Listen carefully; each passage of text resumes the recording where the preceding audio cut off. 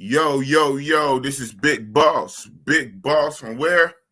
Oakland, California.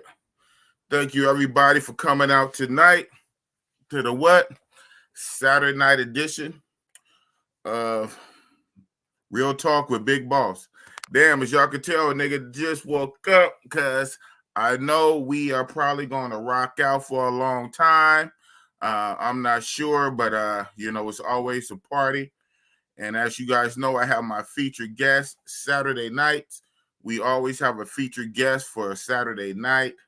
And the guest normally rocks out for at least the first hour or so.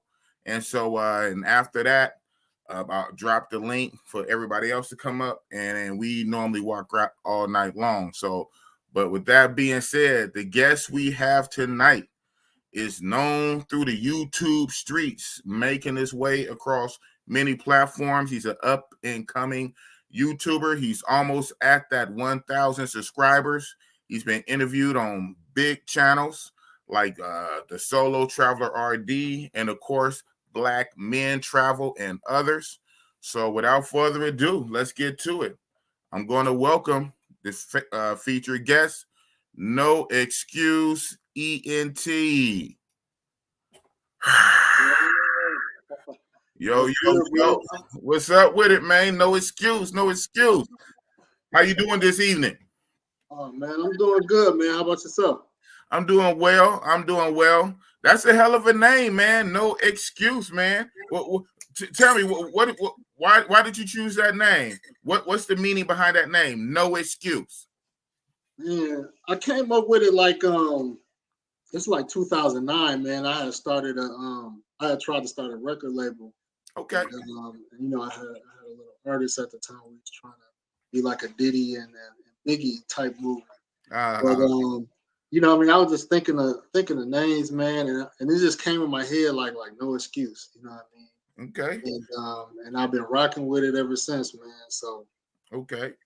So wow, since 2009, and in your mind, you mostly started for a record label. That's what's up. That name, it fits. It can go with so many things.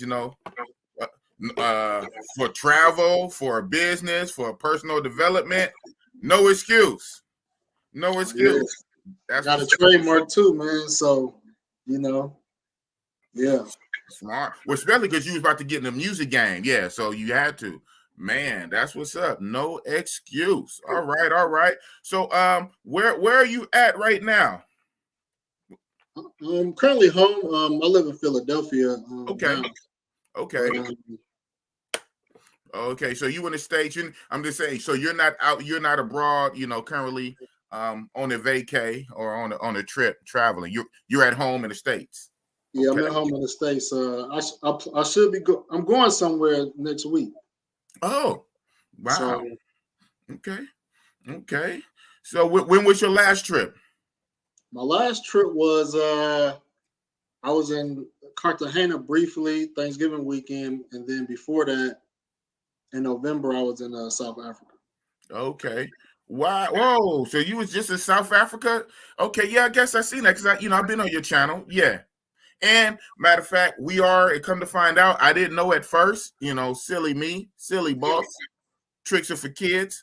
I didn't know that we were actually in one of the same WhatsApp groups. Yeah. Shout out to the Travel Brotherhood. Yeah. The Travel Brotherhood. I didn't even trip that was you. I was like, oh, snap.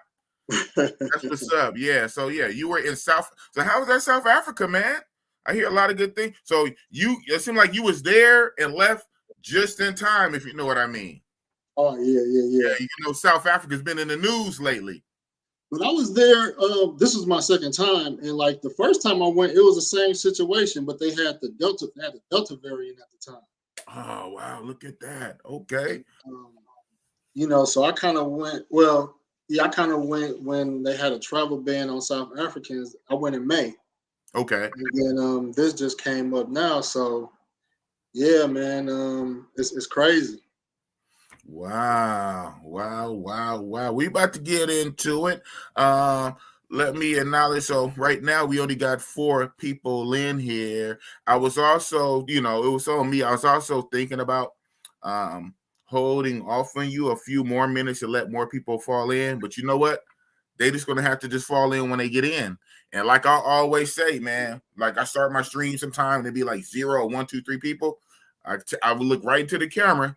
I say, regardless of how many people is in the room right now for a live, once you know this, once I hit end broadcast, guess what? It's a video on YouTube.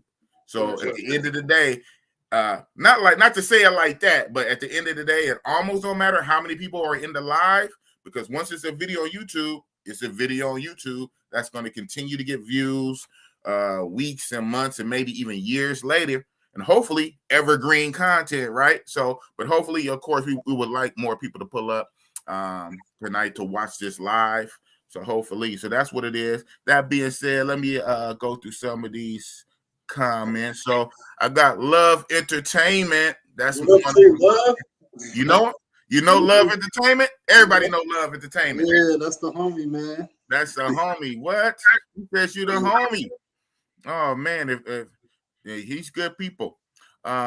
He says nice. Shout out to Brian Bourne, B dot. That's B dot B dot B dot. Yeah, he's in Japan, and he actually pulled up on the panel last night. You know, on Friday nights, I normally have an open panel, and I just drop the link and I just let the homies come up and talk their shit. And I know Brian Bourne, I think I know B dot from B-more. From where? From Baltimore. Ooh. Is that you, Brian? Are you from Baltimore? I know that he's from Atlanta, Georgia. He's from Atlanta, I believe. Okay. And then he lived in Florida for the most part. And then from Florida, he's been working in Japan for like 17 months. Shout out to B Dot, love. They're same people. OG Bobby Johnson. OG Bobby Johnson in the house with Real Big Boss. Welcome to the guest in the house. Let's get this party started. That's what it is. HD chilling with the beam and eyes. Yo. Okay, man. Okay. We have No Excuse ENT Entertainment. That makes sense. So that's where the entertainment. I was wondering where the entertainment come from, for travel. I said, okay, but hey, on our travels, sometimes we have entertainment. Snap. Oh, snap. So with that being said, so you about in 2009, you were trying to start your hip hop label and stuff like that. But but how long when did you start your YouTube channel? I started. Because we know what I gotta always say, we all have YouTube channels, right? If you the way you think about it, if you have YouTube on your phone, technically that's a channel. But you know what I mean? Like I first got on YouTube in 2011. I didn't have a YouTube channel, but when have you started your channel far as being a content creator and uploading content? Uploading content, I would say earlier this year. Because I've been really I would say a lot of people know me through the Facebook space. So okay. You know what I mean? So I got probably, I would say one of the larger Black travel Facebook groups. And and I'm in pretty much all the popular ones too. So a lot of people know me in the Facebook space. And then obviously, I've been in a lot of major WhatsApp groups, so a lot of people know me there. But YouTube was something I just kind of held off on because I liked the more personal interactions. But I was like, you know what? Let me put some of the knowledge I put in these groups and put it on YouTube. Yes, sir. And of course, with YouTube, you can get monetized eventually at some point, right? Even though I hear you can get monetized on Facebook too, and technically Instagram. So that's interesting. Yeah, okay. And I see, man, Mr. No Excuse Entertainment YouTube, you almost got that 1,000 subscribers, man. You almost there. You're on your way. I'm almost there, man. You're almost there. Yeah, man. That's what's up. How are you about your watch time? About the same? You almost there with your watch time? You have it? I'm about halfway there with the watch time. Okay. Okay.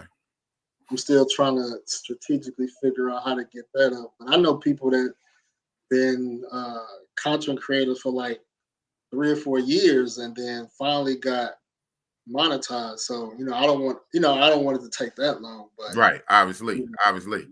Well, you obviously got the subscribers in the bag. It's a matter of time. You know, you have over 800 subscribers. You working towards 900 subscribers.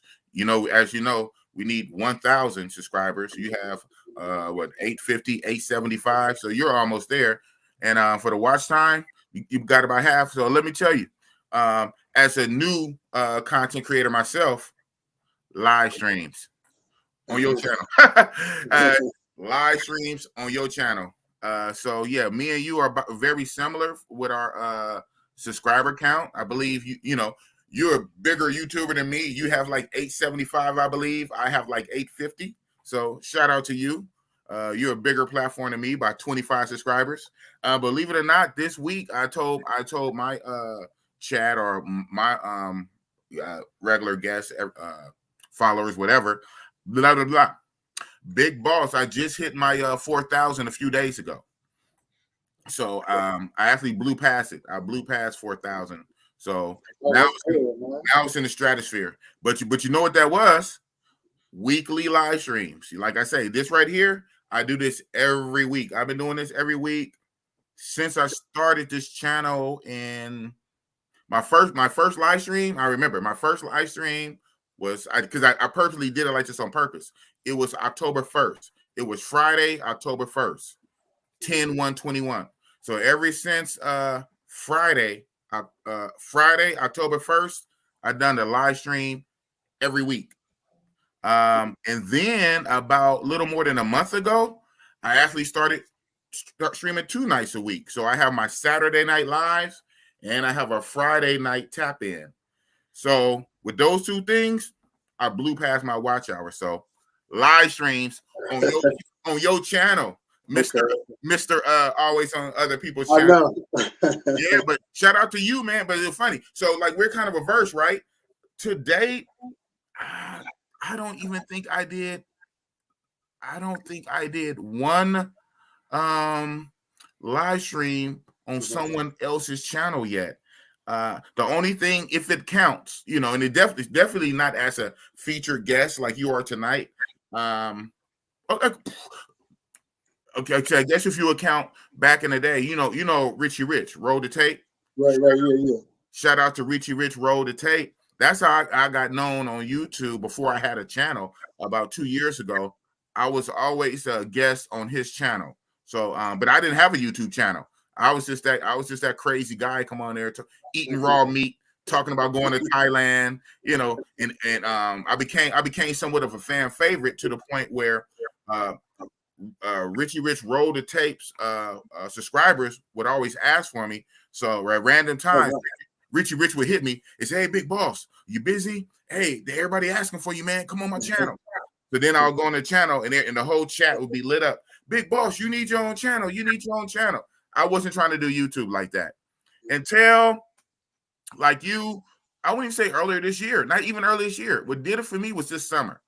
The summer really something clicked in my head and said, you know what? Let me fire up and start a channel. So I want to say maybe June, July-ish. So I started researching and looking at everybody's how to and helpful tips. And so I finally pulled the trigger in September. Yeah, about September. I uploaded my very first video was about you remember the R. Kelly situation when the verdict finally came down? Yeah.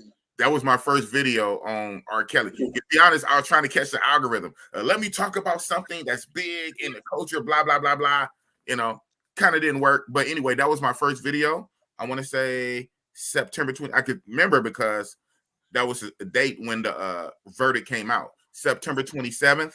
So the last few days of September, I put out something. And then that Friday, at the end of the week, that Friday, October 1st, was my very first live stream with Richie Rich. I said, you know what?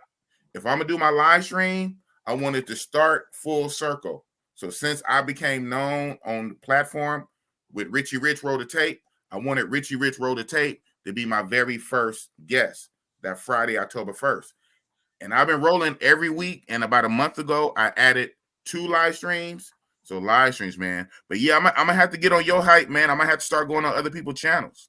With that being said, so How is that, man? Working with bigger YouTubers, like I seen you, man. You working with Aaron, Black Man Travels. Shout out to Aaron, Black Man Travels. How was that? And the Solo RD. How is that working with bigger YouTubers? I mean, that's good. I mean, I know Solo RD, aka Steve. You know what I mean? Because we cross paths a lot. You know, we were heavy Colombia travelers. Oh man. And then, Aaron, we talked a few times. He just said he likes our chemistry on a platform. You know, so we might even do a podcast. You know. Yeah. You know, I was gonna say that. I'm glad you said that because of course, I've been lurking. Well, I'm a subscriber. I'm subscribed to you. But watching some of your content, ghosting through your content, I noticed that, and I'm sure if I noticed that, I'm sure that obviously Aaron and his followers and your followers, you guys have a good chemistry. You two kind of remind me of me and Razor Rays. Me and Razor Rays have a great online chemistry, and that was just by accident that happened. You know, I invited him. He was like my second featured guest. That particular week, I did 2 back-to-back. I knew I was going to do a Saturday Night Live. At the time, I wasn't going to do a Friday thing. I did. The only reason I squeezed and did that Friday, something in my mind, I wanted to start on the first of the month. So it just so happened, like whatever the first of the month would have been, that would have been my live. That's just kind of how my weird mind worked. So the first of the month was a Friday. So that's why I did that. The Friday, October 1st with Rich. But then for the first Saturday, Razor Rays was my first guest for my first Saturday show. And me and Razor Ray had excellent chemistry.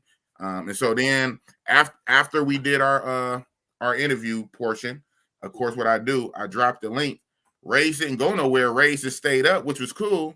So now as I'm bringing up other people, we're talking, me and Rays was like co-hosts. So then the next week, every week I had a featured guest. I think the very next week after that, if I went from Road to Take Richie Rich, I went to Jedi, Drees TV. Obviously, Drees TV.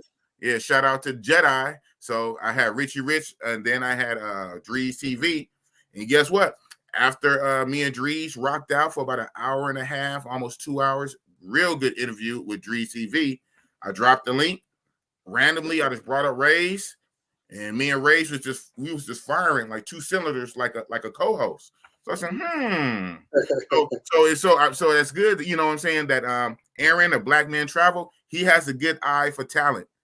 So it looked like you guys got your Biggie P Diddy after all. So I guess Aaron would be P Diddy, and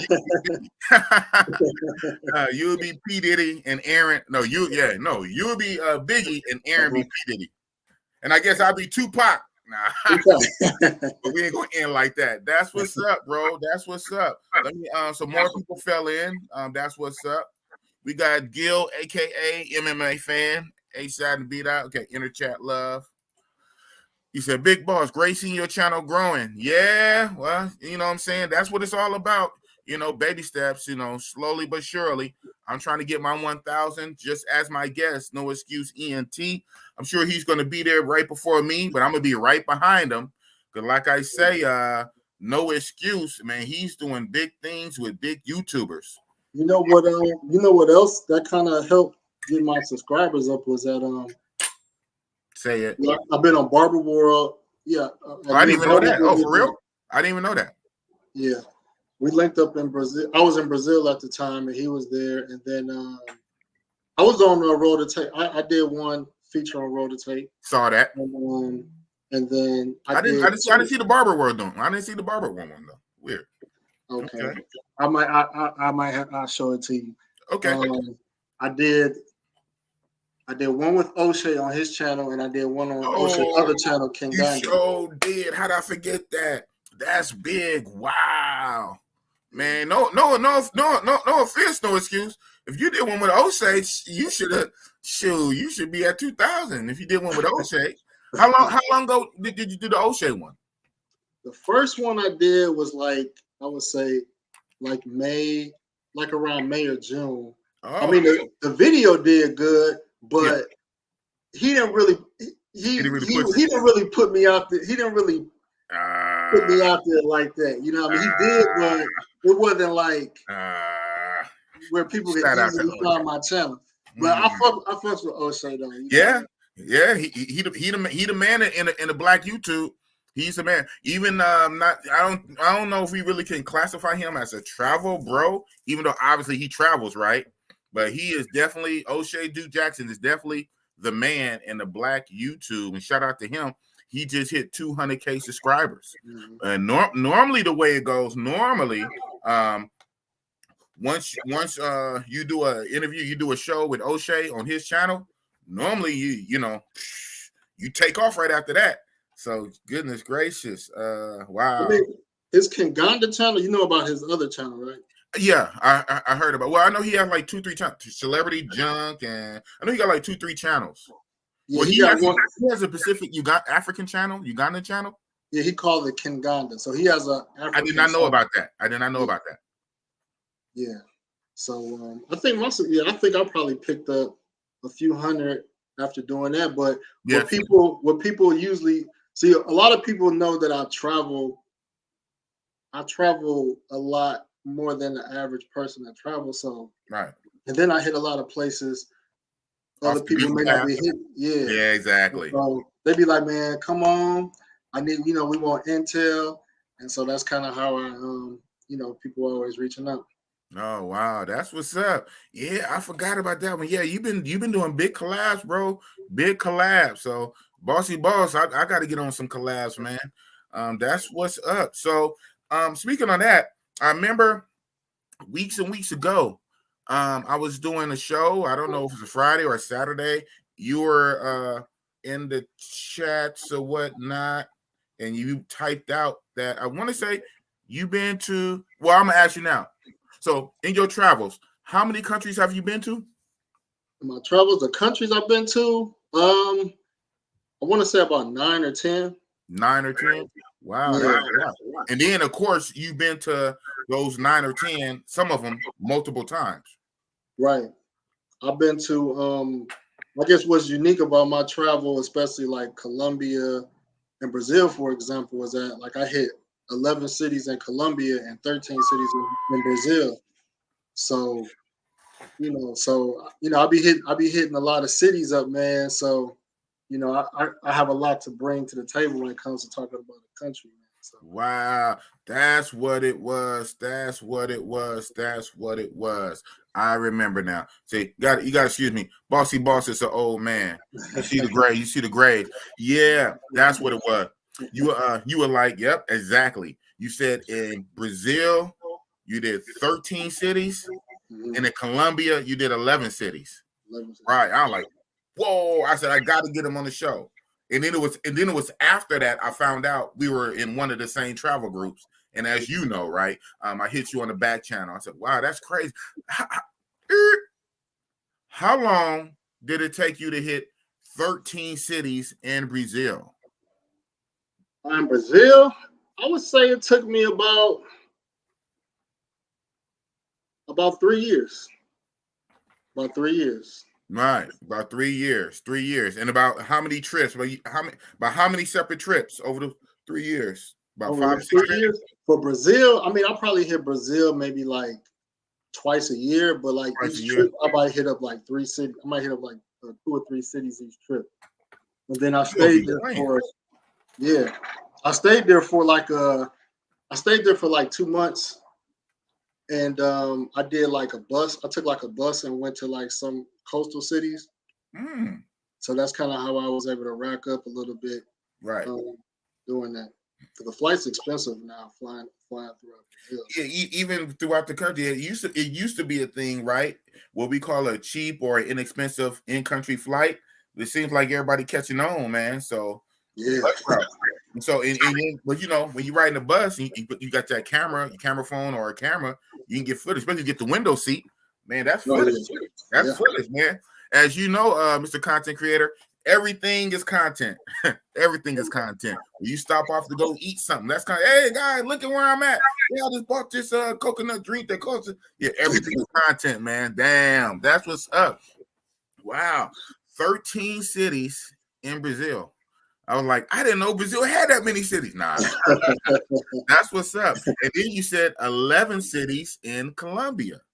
Wow, that is crazy. That's what's up. So, out of your 9 countries you've been to, which one have you been to the most? Which one have you hit the most times repeatedly? Most stamps I probably got in is Colombia for sure. Colombia, yeah, you the Colombia. So obviously, Colombia, Brazil. It must be Colombia for you, huh? Oh, definitely Colombia. What? Oh, snap. The blasphemy. The blasphemy on my channel. All right, guys, this interview is over. This interview, 25 minutes. I'm about to kick him off my channel. Yo. It was good having him on. Boop, delete. Nah. Wow, Colombia, huh? Goodness gracious, have mercy. I get eat up when I talk about Brazil, man. Man, the blasphemy. The blasphemy. I have to. I go scrub my ears now. Shout out to black man travel, not black men travel, Aaron, but Cano, black man travel. He's been to 30 countries, and he's been to South Africa, and he said he's been to Brazil a lot. He's been to Brazil more than South Africa, and he says South Africa over Brazil. And I had the same exact thing, you know. He triggered me. I got triggered. Triggered boss. I was about to kick him off my stream, but you know. I saw him last night. Y'all did that yesterday, right? Yeah. He came on last night. A shout out. Thank you for checking me out last night. Yeah, but no, that's not the first time he said it. That's not when he really said it. He came on. It was weeks ago. And he was just going on and on about South Africa. With shout out, I need to check it out, man. Matter of fact, I need to get to Africa, period. And he just started going on a rant about how South Africa is better than Brazil. I said, man, the blasphemy. I said, do my ears deceive me? What is going on? So you say Colombia over Brazil. So why is that, sir? Let's unpack that. Man, I mean, guys that love Brazil, they just can't understand where I'm coming from, man. But Colombian women on average look better. You know what I mean? Now you can start comparing the finest chick in Colombia to the finest chick in Brazil. You know, they could go neck and neck, but like the average looking chicks, like 7 out of 10 chicks in Colombia are attractive. Brazil got a lot of ugly women mixed in with some good looking women. You know, so. Man, I'm gonna have to put some drink in my coffee, man. Oh, it's gonna be a long night. Man, no excuse entertainment in the building. Because when you go to Brazil, or the stereotype about Brazil is that when you just land, like you're just gonna see beautiful women everywhere, just exotic, and like I was surprised to see women that made my face turn like, ugh. Yeah. Well, you know, it's okay. It's devil advocate, you know, it's an actual country. It's a real country where people live, old people, little kids, you know, whatever. It's an actual real country. So yeah, you're gonna see a lot of the regular population. It's not like a perfect utopia society where everyone is geo-engineered, everyone is young and pretty. It's just a regular city with old folks, little kids, homeless people, police, you know, overweight. Yeah.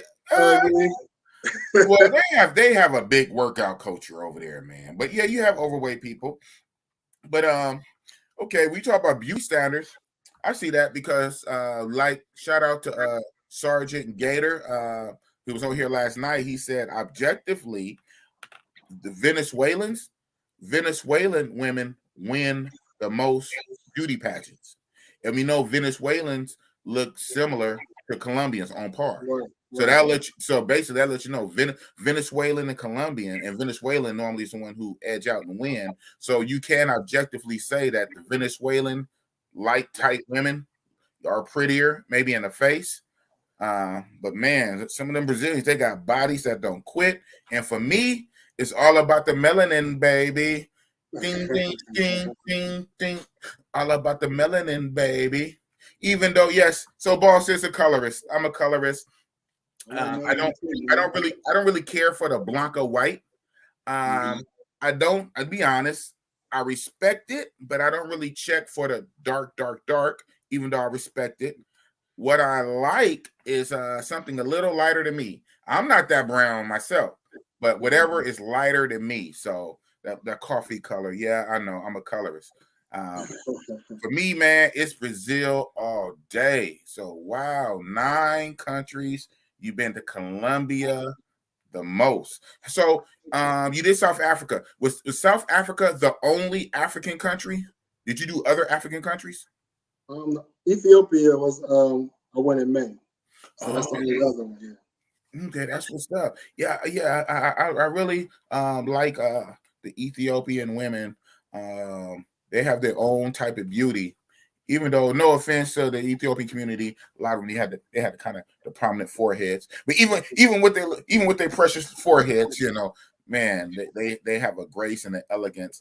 I hear there's always a lot of warring and fighting back and forth between Ethiopia and Eritrea, and so some people you hear all kind of stuff, right? And not even from people that have boots on the ground. Sometimes you just a lot of chatter. So some of the chatter is nowadays it might not be as safe to go because there's always some kind of hostility between Ethiopia and Eritrea. Did you notice any of that when you were there back in May this year?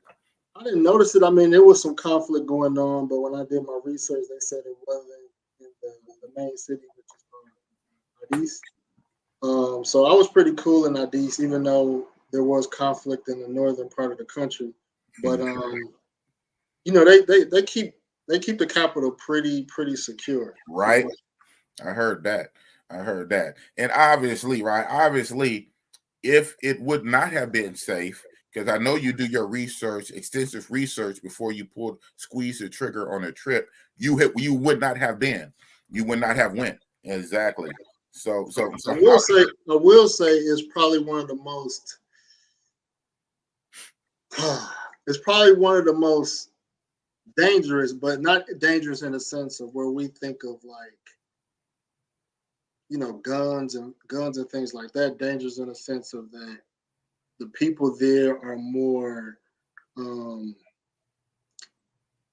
third world, so to speak. So I'm trying to find the right words, but they're more like rebels out there, like fearless. Like I've been to a lot of countries. Okay. And I'm a tall guy. I know. I see. But you about 6'4"? Were you about 6'4", 6'5"? 6'3". You 6'3"? Okay. Yeah. I'm 6'1". I say 6'2", but technically I'm 6'1". 6'3", huh? Okay, that's what's up. 6'3". But I got pickpocketed, like young men ran up on me, and like one distracted me and one went in my pockets. Like I got ran up on in Brazil before, but it wasn't as aggressive as they did in Brazil. I mean, in Ethiopia. And they got me for my phone in broad daylight. Like I got ran up. Like where were you at? Like where were you at? Restaurant, hotel, the street. Where were you at? Tourist area, like walking down the street. Like imagine if you're walking down Copacabana. Okay, yeah. In the daytime. And somebody run up on you and go in your and go in your pockets. You know what I mean? With no gun. Right. You know? Wow. And it was just like these little they not scared. You know what I mean? And they got Chinese. They got Chinese people there too. Mm-hmm. And like the way they interact with the Chinese is different than the way the other Africans interact with them. They're not scared of them. They talk. You know what I mean? Like they just it's just a fearless culture, man. Reminding me of like I never been to like Afghanistan, but when you hear about how resilient the people are and fearless they are, I felt like I was in the Middle East. That's how Ethiopia feels like in the Middle East. Ethiopia feels like the Middle East, fearless. And so, like, what were the ages and like sizes of these? Even like what 12? You didn't know for sure, but what did they appear like? 12-year-old, 15-year-old, 18-year-old, like 8, 9-year-old. What was the age range and size that you would think? I would say maybe like 17, 18. That's what. Okay. Skinny, slender, little Africans. Yeah, right. And you said it was 2 or 3. I think it was like 3 because one distracted me. Right. One like grab my arm like this. So I was concentrating on my arm, and then I didn't feel somebody going in my other pocket to pull my phone out. Right. So, but they said it's common. They said it's very common out there. So very common. Literally to grab your arm, like, hold on, bro. That would make anybody trip. Like, you know, that would throw anybody off where their brain has to recompute. Y'all know me from Oakland. I'm like, hold on. First, you know, Oakland guys, we go through a check because when we finally get to that last part, it's going to be some shit. So before we get there, you know, and all this happens in seconds. It happens in seconds. Before we get there, we double, triple check in seconds. Hold on. Am I tripping? Am I tripping? Do my eyes deceive me? Did this MF really just grab me, step on my shoes? Is he looking at me crazy? Let me double check right fast. Right. And then let me test it. You know, we go through all this stuff. Let me test the energy. Let me test the energy and see, like, do he really mean it, or whatever, or he really like serious, or he playing? Hold on. And then when we finally get to that point, DEFCON.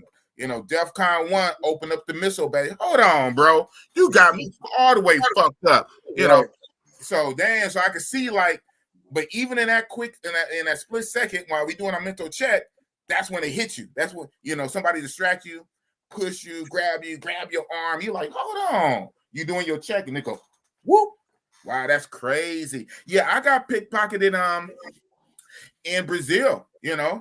Yeah, I'm gonna say it. I said it before. I don't say that much. I don't repeat it much, but this is not the very first time I said it. I said it maybe once or twice before. I did.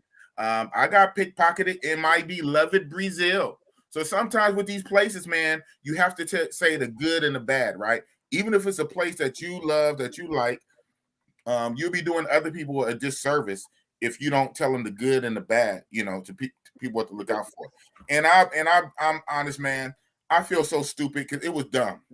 It was dumb the way Boss got pickpocketed. Me and a brother, he's one of my moderators. I don't know if he's in here tonight. I'm not going to out him. I think one of the times I said it before, I'm not just going to say his name right now, but me and him together, he even got hit. And I feel bad because it's my fault, because I'm the one that invited it on. So I'll tell you my story. So me and my travel brother, we walk in Copacabana, and we walk in, not even on the beach side, we're across the street from the beach side, you know, where Dos Vita and stuff is, on this building side. And we're walking way down, like from Posto, like 4 all the way down like to 2. We were going to this restaurant, I think Eclipse, and it was long, and it was so long that after we took the Uber back, especially after we got pickpocket going. So, blah, blah, blah. It was 2 chicks hanging out with some guys, and I started flirting with one of the chicks. Big, thick, light-skinned chick. Well, they all pretty much light-skinned. I started flirting, and she came up on me, and this is stupid, right? I don't know why I let this happen. She basically started twerking on me. Like this is like, where does that happen, right? Where do you get instant twerkers like fall off the sky? But hey, it's Brazil. Viva Brazil. So she come up and she's twerking on me, and then the other girl had a little drink, and this was very stupid of me, right? This could have been worse. So while she's twerking on me, her friend has a drink. Her friend basically grabbed my arm. Her friend grabs my arm and kind of put my arm on her drink and wanted me to take a sip of her drink, which is stupid.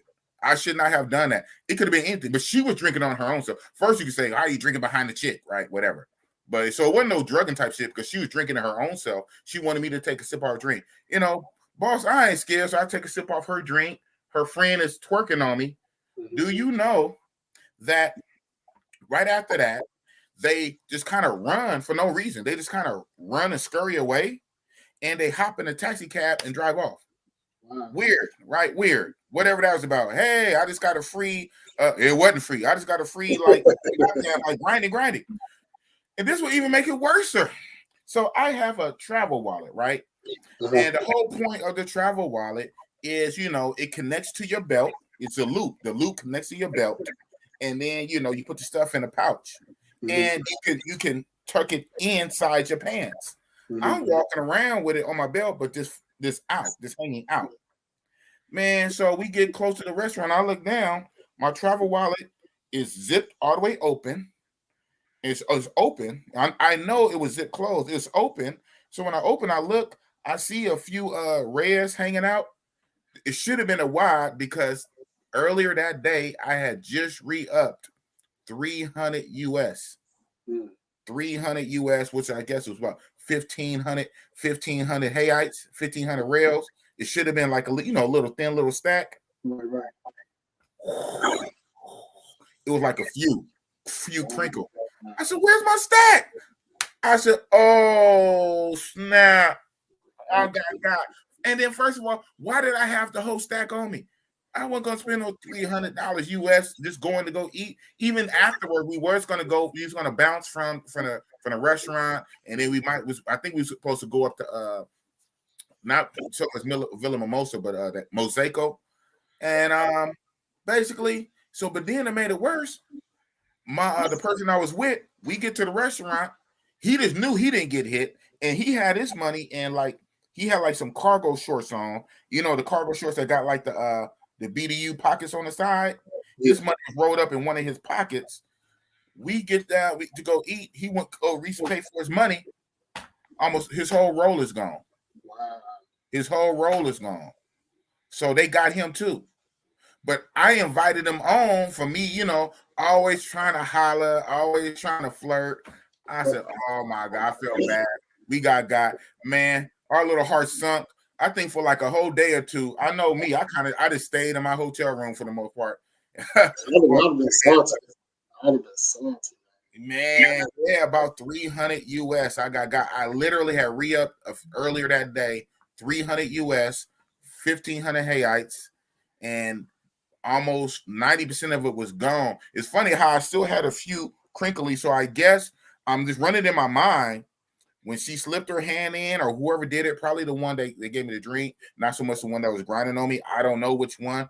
When they whatever, like she could take. Whoop. So she took like most of it. I had a few crinkle left in there. Yeah, so anybody can get got, man. So you said, hold on. So let me go through this. I know with that story, I know the chat's lit up and more people came in. Shout out to everybody coming in. As you see, I have no excuse entertainment in the building. Well-traveled brother. YouTube growing, YouTube popping. He's making his way through the YouTube streets, being interviewed by the greats. Black Men Travel. O'Shea Duke Jackson, Solo RD. Now he's being interviewed by a smaller channel, Big Boss Real Talk. That's what's up, man. It's just good that you're giving love to the small channel. So you say I went from O'Shea Duke Jackson to Big Boss. Damn. You doing your thing, man. You're doing your thing, man. Shout out to T Love, man, because that's how I came across your channel, man. I'm just putting it in the groups, man. So. Oh, look at that. Look at that. Shout out everybody giving T love. Shout out to HD Chillin saying love ENT. Yeah, see my channel growing. So who we got up in here? All right. So like I said, we on this channel we be interactive, and plus it helps give us content and give us ideas to keep it going and keep it flowing, cooking with gasoline. Shout out to Buck Travel. He says South Africa versus West African women. Any difference? Man, I haven't been to West Africa, but just from my interactions from like those in the US and just kind of seeing like what guys post, there is a difference physically, and I think there's a cultural difference as well. I would say Southern African women, specifically South Africa, women are voluptuous. They're lighter. They're lighter in tone too. So you won't see a lot of dark people in South Africa. And I'm dark, so I would say people like my complexion is probably in a minority in South Africa. Okay. Versus West Africa, people my complexion is in the majority. I would say Southern African women are more, I would say, more sexual liberal. Okay. Then I would say West African women, from what I've known, Boom. which is something I like. Yes. West African are a little bit more conservative, like American women. It's like the U.S. got a subtle freakness, but it's like I'm gonna present myself as, as sexual, but you can't touch me or you can't talk to me. Right. You know what I mean? We got a tease culture. So, what's another difference? I would say Americanized in both. I mean, there's some crossover. You see a lot of South African women, like I mentioned on another channel. They have a Real Housewives of Durban in South Africa. Oh wow, for real? Yeah. Wow, that's what's up. So they pick up a lot of American culture. Yeah. So yeah, that's what's up in a good and bad way. As I thought, as soon as it escaped my mouth, my mind, sometimes you guys probably can't tell, but a lot of times my mouth moves faster than my brain. So yeah, maybe that's not such the best thing, It's funny. It probably good in some ways and good in other ways. Good in a sexually liberated sense, but maybe not so good if they take on a lot of our bad traits we have over here. So it seems like right now they haven't got hit with full toxic femininity, toxic feminism yet. Wow. Not yet. But it says it's coming, huh? It's only a matter of time. It's different because we live in a political system where you have politicians, because men have to agree with those changes, right? So exactly. You got men are empowered. Men are the one in power making the laws. Exactly. So what you have happen, like in the U.S. and Western society, is you have men that say, you know what, I want to be a politician. I need votes. I'm gonna start catering to women. And that's how women, that's how men sold us. I say sold us out. Sold us out long time ago to be in political power. And so Africa, and I would say even the Latin countries, like the men haven't got to the point where they say, you know what, I want political power. I'm going to start catering to women. But once that happens, then that's how you get the U.S. Once you get men to start pandering for women. I have my own theory on that because, like, I don't know if this is going to sound ignorant or sound away, but what I tend to think that some of these, especially the South American countries, the Latin countries, may be a little corrupt-ish, and so saying that the votes almost kind of don't count. So, well, whoever's going to be in power is going to be in power, regardless of what the people say. Right. And so if there's a good thing, oh man, this is getting worse and worse, right? Maybe I should stop talking while I'm ahead, but I said my mouth moved faster than my brain, right? So they're like, we don't really have to cater to you because we're gonna do what we're gonna do.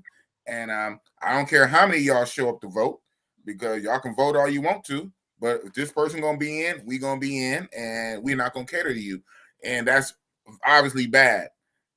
The only good part of that is that on that aspect, they don't have to cater and pander to the women, because we have an agenda, we have a program. It's going to ride the way we fucking say it's going to ride.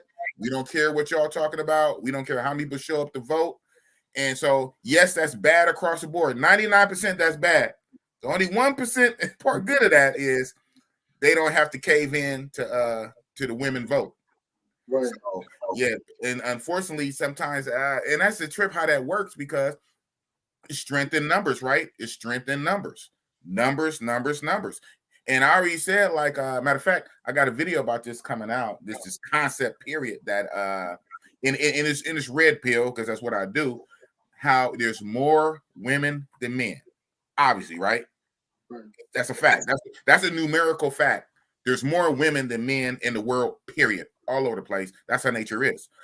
So since you have more women, then technically, since they're in a majority, when you start voting, There's more, they're going to be represented because there's more of them. And like you said, if a politician in a Western society that still at least halfway honors the vote, if they halfway honor the vote, and they know they depend on numbers, then they're going to cater to the largest group.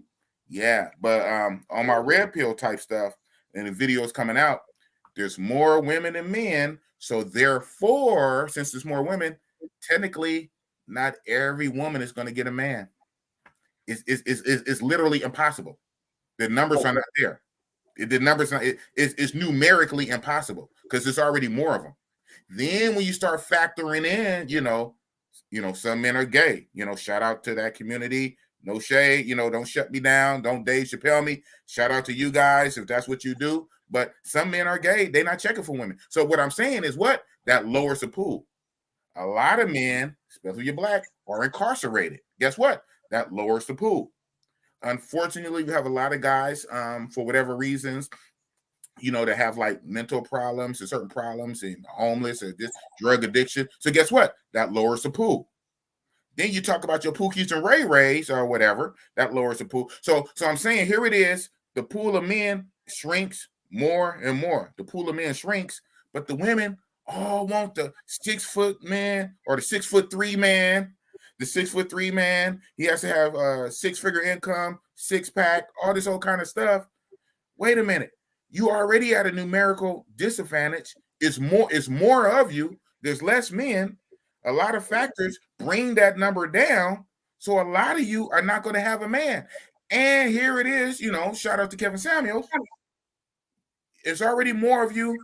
It's less of us. You have high standards and you don't want to come down and settle. So guess what? A lot of them are going to be alone.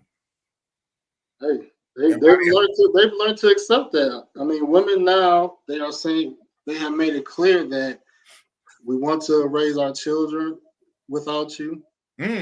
We only want to be in a relationship if we get what we want. If we don't, then we'll be okay being single. Okay. So, not to cut you off, but a lot of people, especially women and some guys too, let's be honest, a lot of people talk big willy. They talk big willy stuff. Well, I don't care. I can blah, blah, blah, blah. Okay.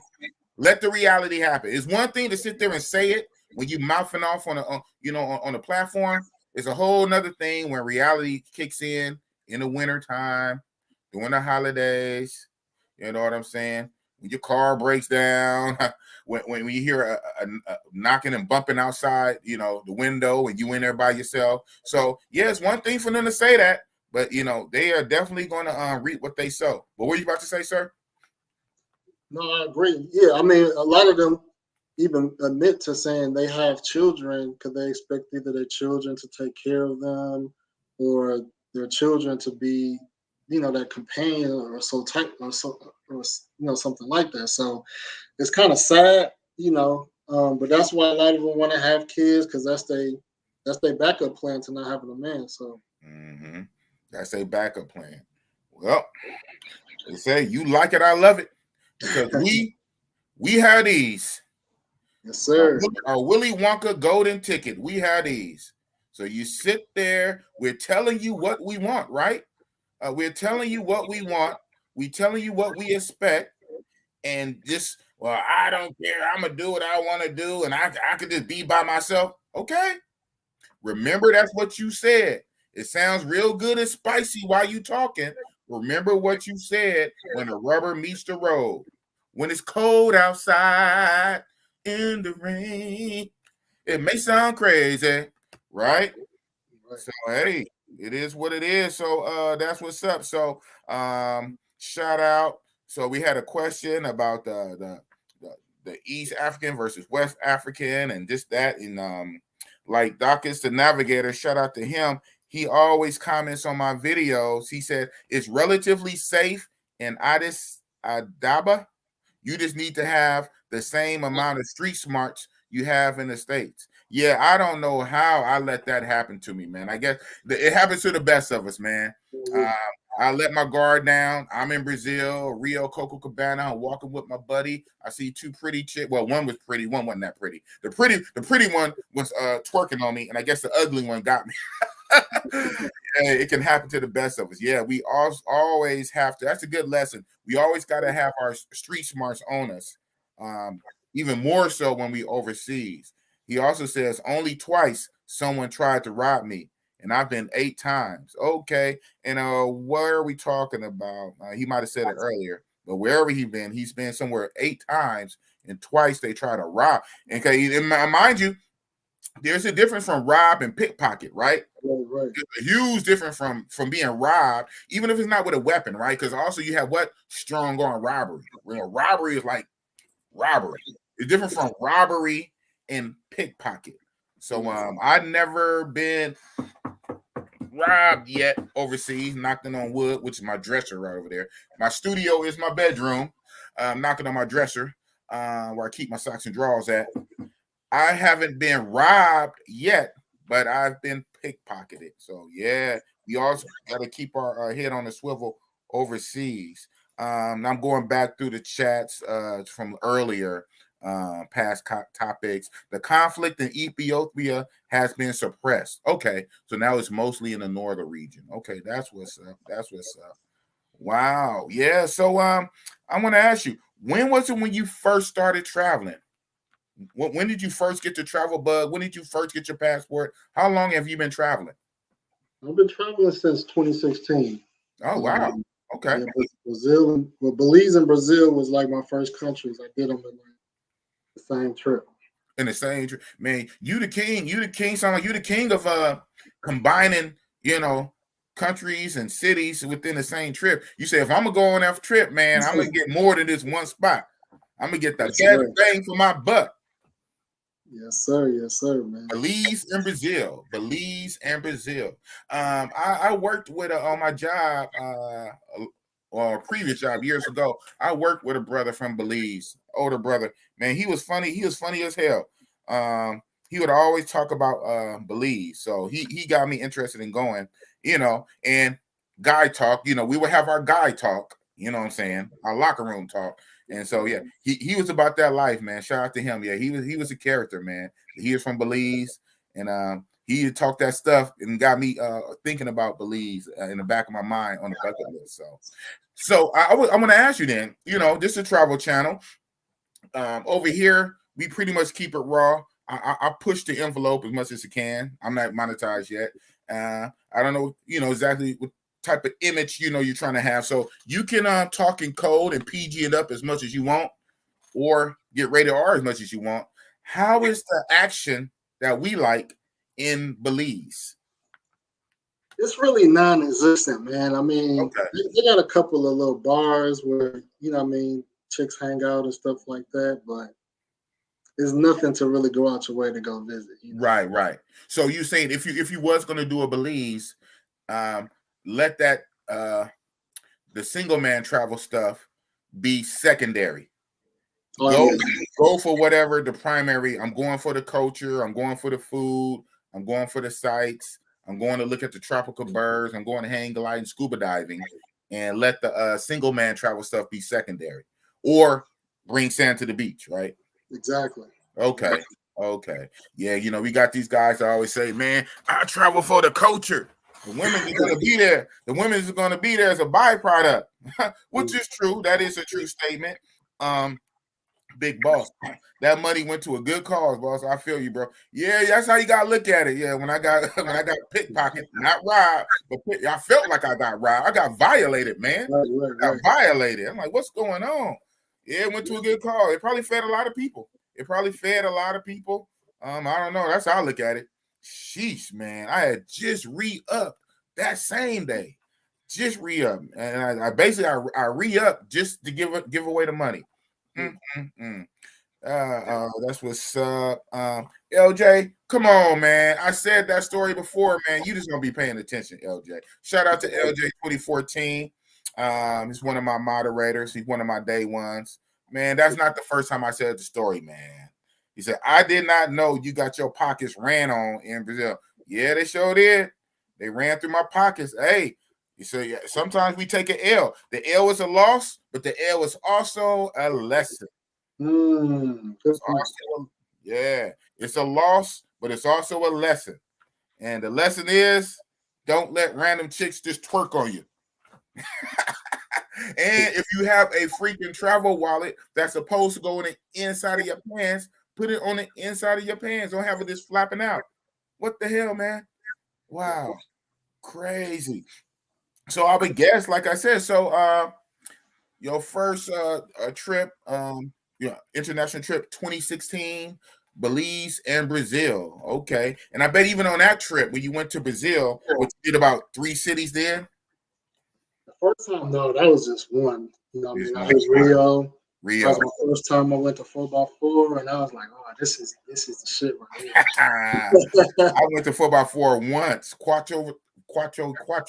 Actually, well, technically twice. The first time we went, shout out to my buddy JJ. He's also a moderator. He was out there with me. I was live. I was mobile live out there, and we went. I guess it was a Friday night or a Saturday night or a Friday night or Saturday, one of the nights, and it was closed. It was like, that's crazy. A Friday or Saturday, can't remember which, and it was closed. But we caught it later that week, like a Tuesday or Wednesday in the daytime. That was weird, whatever that was about.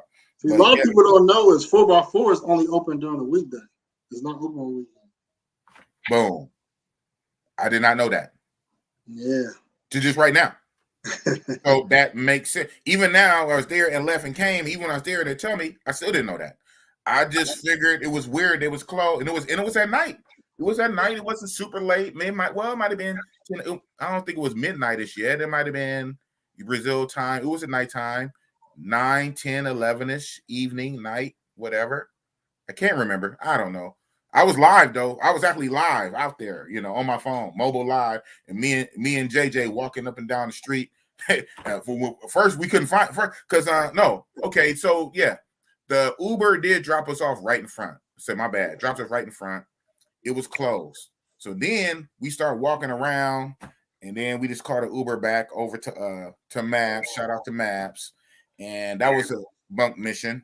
And I don't know what we did, but it was all on the live. But you say 4x4 is closed on the weekend. What sense does that make? Why is 4x4 closed on the weekend? Well, those spas were technically supposed to be for business hours. Guys is like working class guys in the downtown area in the corporate.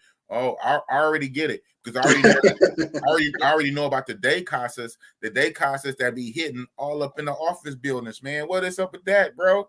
That was the most crazy. I heard about it before I went on my first trip, like a year or two ago. I heard about it, but again, once you there, boots on the ground, it's just the weirdest thing. Inside a real regular office building with the little suites, so you'll have a dentist office, you have a law firm, you have an office building, but inside that office building on one of the floors, one of those places, it's a massage parlor, right? It's a spa. I'm like, wow. I said, man, the guys who work in this building is lucky, bro. They take their lunch break, and just go down to the 4th floor and knock on the door, go in there for like 30 minutes, get a massage. Wow, crazy. And then, as you know, in the downtown area, in the business district, downtown area, or El Centro, there's a ton of them. So now you have your downtown business district with all these high-rise buildings. You have casas inside of some of them. Wow. So you say basically the 4x4 services that type of crowd. All spas close on the weekend. All spas close on the weekend. Termas. Okay, and so all right. So is that why you go in? That's why you get the white robe. Is that why you get the white robe? When you go in, you put your stuff in a locker. You get a key, and you put a robe on. You get your because it's a spa. Okay, all right. Look at that. In Brazil, prostitution is legal if women are independent. So that's kind of how they play the spa massage type. And I heard it's the same like that in the Dominican Republic. they say prostitution is legal. It's the pimping. Pimping is illegal. Yeah. A third party can't be making money off of it. If the woman, if she's doing a sex act for herself to feed her family, she can work and she decide if she wants to sell a sex act for herself, a one-on-one. A third party can't be involved. That third party or pimping is illegal. That's what I heard. Yeah, you know what? We should have similar laws in the U.S., right? Especially here, especially with the way the Democrats say that, you know, all this freedom, like the woman's choice to choose and the woman's choice. Hey, if she chooses to sell it, let her sell it. That's between two adults.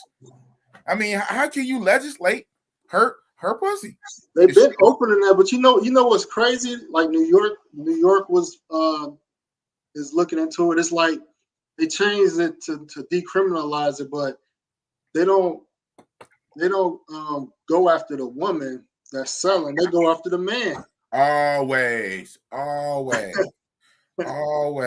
That makes no sense. Either it's legal or it's not, or whatever. She's the one selling it, but you get in trouble for buying it. That is crazy. So, you know, even in that, you know, we talk about, and it's a reason why we talk about it, right? We have some basis in truth. We talk about the unfair laws in the Western matrix society that, you know, is gynocentric and feminized. You know, the women basically can get away with murder, and the man always has to pay the bill. So it's weird, right? But still, think about it. Even in that weird situation, it's the man at fault. Oh yeah, you can't make this up. Shout out to KS. You can't make this up. Even in that, it's the man at fault, and she the one selling it. Goodness gracious, we cannot catch a break. So you know what? Get that passport, man. Wow, that is crazy. So I guess I'd ask you, out of all your travels, 9 countries, the best one for you is Colombia. You've been to what? I'm gonna say South Africa. South Africa. Oh my goodness. Oh, so you've been to Colombia the most time, but your best country experience so far is South Africa? Now, yeah, South Africa replaced Colombia. Oh man. Okay, we got another black man travel. Not black men travel, black man travel. He says the same thing. He said it has to be South. You know what? And that's 2 for 2. You said it. No Excuse ENT said it, and Black Man Travels said it. So you say No Excuse ENT says South Africa replaced Colombia as his best country. Black Man Travel says South Africa is better than Brazil. Oh my goodness. So I guess you know what? I got to be the tiebreaker. That's it. Boss has to be the tiebreaker. So that's what no excuse ENT say. Black Man Travel says. Now boss has to be the tiebreaker to go in like Thanos. Guess I'm gonna have to use one of my stones, the space stone, and just warp my way over there. I have arrived. Now I will see for myself. Because man, so what makes it better, man? What makes it better?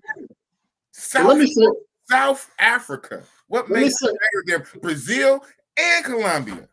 Hold on. Y'all hear that, chat? Do y'all hear that, chat? South Africa is better than Brazil and Colombia. Wow. Yeah. I got chewed up when I said it was better than Brazil too. And people was on my head, man. But this is what it is. Like, people thought that I was like on some Africa agenda or Pan-African agenda. Like, when I went to Africa for the first time, I had no expectations. I really didn't want to go. I was like, man, let me just go and get it out the way. And you know what I mean? I didn't want to see nothing that would make me think, that would make me look at Colombia differently. I didn't want my perfect mind to be changed. So I went in there with just to not like it. Just to report back and say, See, you know what I mean? I told you. Yeah, just focus. Let's just focus on our Colombia's, DR, Brazil, Africa. There's nothing to see there. There's nothing to see there. Nothing to see.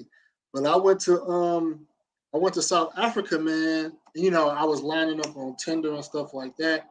When I went there, I just seen like the bodies was just banging. I was like, man. I was like, Brazil, and this is the thing, guys, that like I said, like Brazilian women, they have. Choose your words carefully, sir. Your next words will determine if I cut you with this sword. Choose your words carefully. Tread carefully. Nah, I'm playing. Nah, Brazil. All right, Brazil women, they have, you know, they I would say they have the most perfect bodies, like the ones that work out and work on their bodies. Like you have like a perfect body on paper, right? On paper, right. But a lot of times is that if you're a bootyologist like me, you notice Brazilian women don't really have big butts. They have big glutes. They have muscle butts, right? They don't have a lot of the fat on it. Yeah, they don't have it where it's poking out on the sides, the top. Really. Like they don't have that all the time. You're right. Rump. They don't have that rump. True. So in a lot of cases, that is true. I give you that. All right. When I went to South Africa, I seen that. I was like, man, these natural bodies. And then what really blew me off the top was how modernized it was. Like the cities, the infrastructure was on par with the US and even better in like some cities. And I was just like, I was just kind of blown away. I was like, this is like, these places are nice. You know what I mean? Better than Brazil, better than Colombia as far as infrastructure. It's definitely a first world country. Okay. Wow. First world. I mean, credit to the white people that, you know, helped build it. Right? But that blew me off, man. But the women, they're soft spoken. They don't have that they don't have that aggressive tone. You know.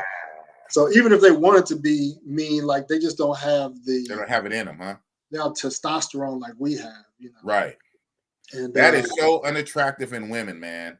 Yeah. That is so unattractive. And some Brazilian women have that a little bit in them too. I think that may come from steroid use. I don't know. I didn't say that, but yeah, Brazil have a lot of testosterone. You can see the men are big, the women, you can see women are taller.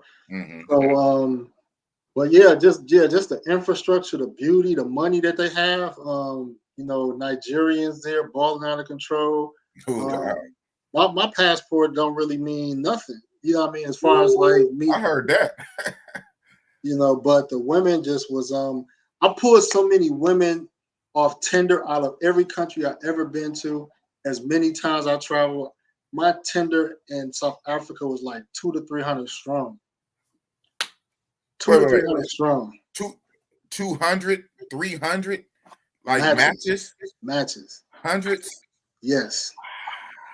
Tinder popping like that in South Africa? Yeah. What? And these was just like, and they ain't no working girls either, you know. Right. Well, yeah, I figured that off the Tinder. I figured that.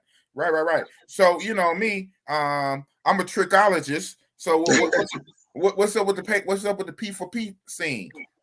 I like to pay for it because that way you can get up out of there. Because a lot of times, man, when you don't pay for it, man, they want to. You're gonna pay one way or another, and normally you're gonna pay for time. You're gonna pay with time, attention, validation, dinners, dancing, just staring in your face. How you doing today? What we doing today? Oh man, what we doing today? Here, take this, and you gonna leave. That's what you're gonna do. And let me call you Uber. Let me call you Uber. Thank you for your time. Thank you for your time and service. Leave. What I'm doing today, I'm doing another chica. What you doing today? You leaving. Shout out to Big Boss Real Talk. What I'm doing today, I'm doing another chica. What you doing today, you leaving. Uber, here's some money for your time. You are not going to soak up my whole trip, especially when I'm only a 10-day warrior. I'm not there for 30 days and 60 days and 90 days. I'm only there for 10 days. I think this is 10. And I'm there to bust it up. I'm there to bust it up for 10 days. So, so you said the Tinder is popping regular girls. So how is the P4P scene? I mean, it's there. I didn't engage in it, but You didn't engage.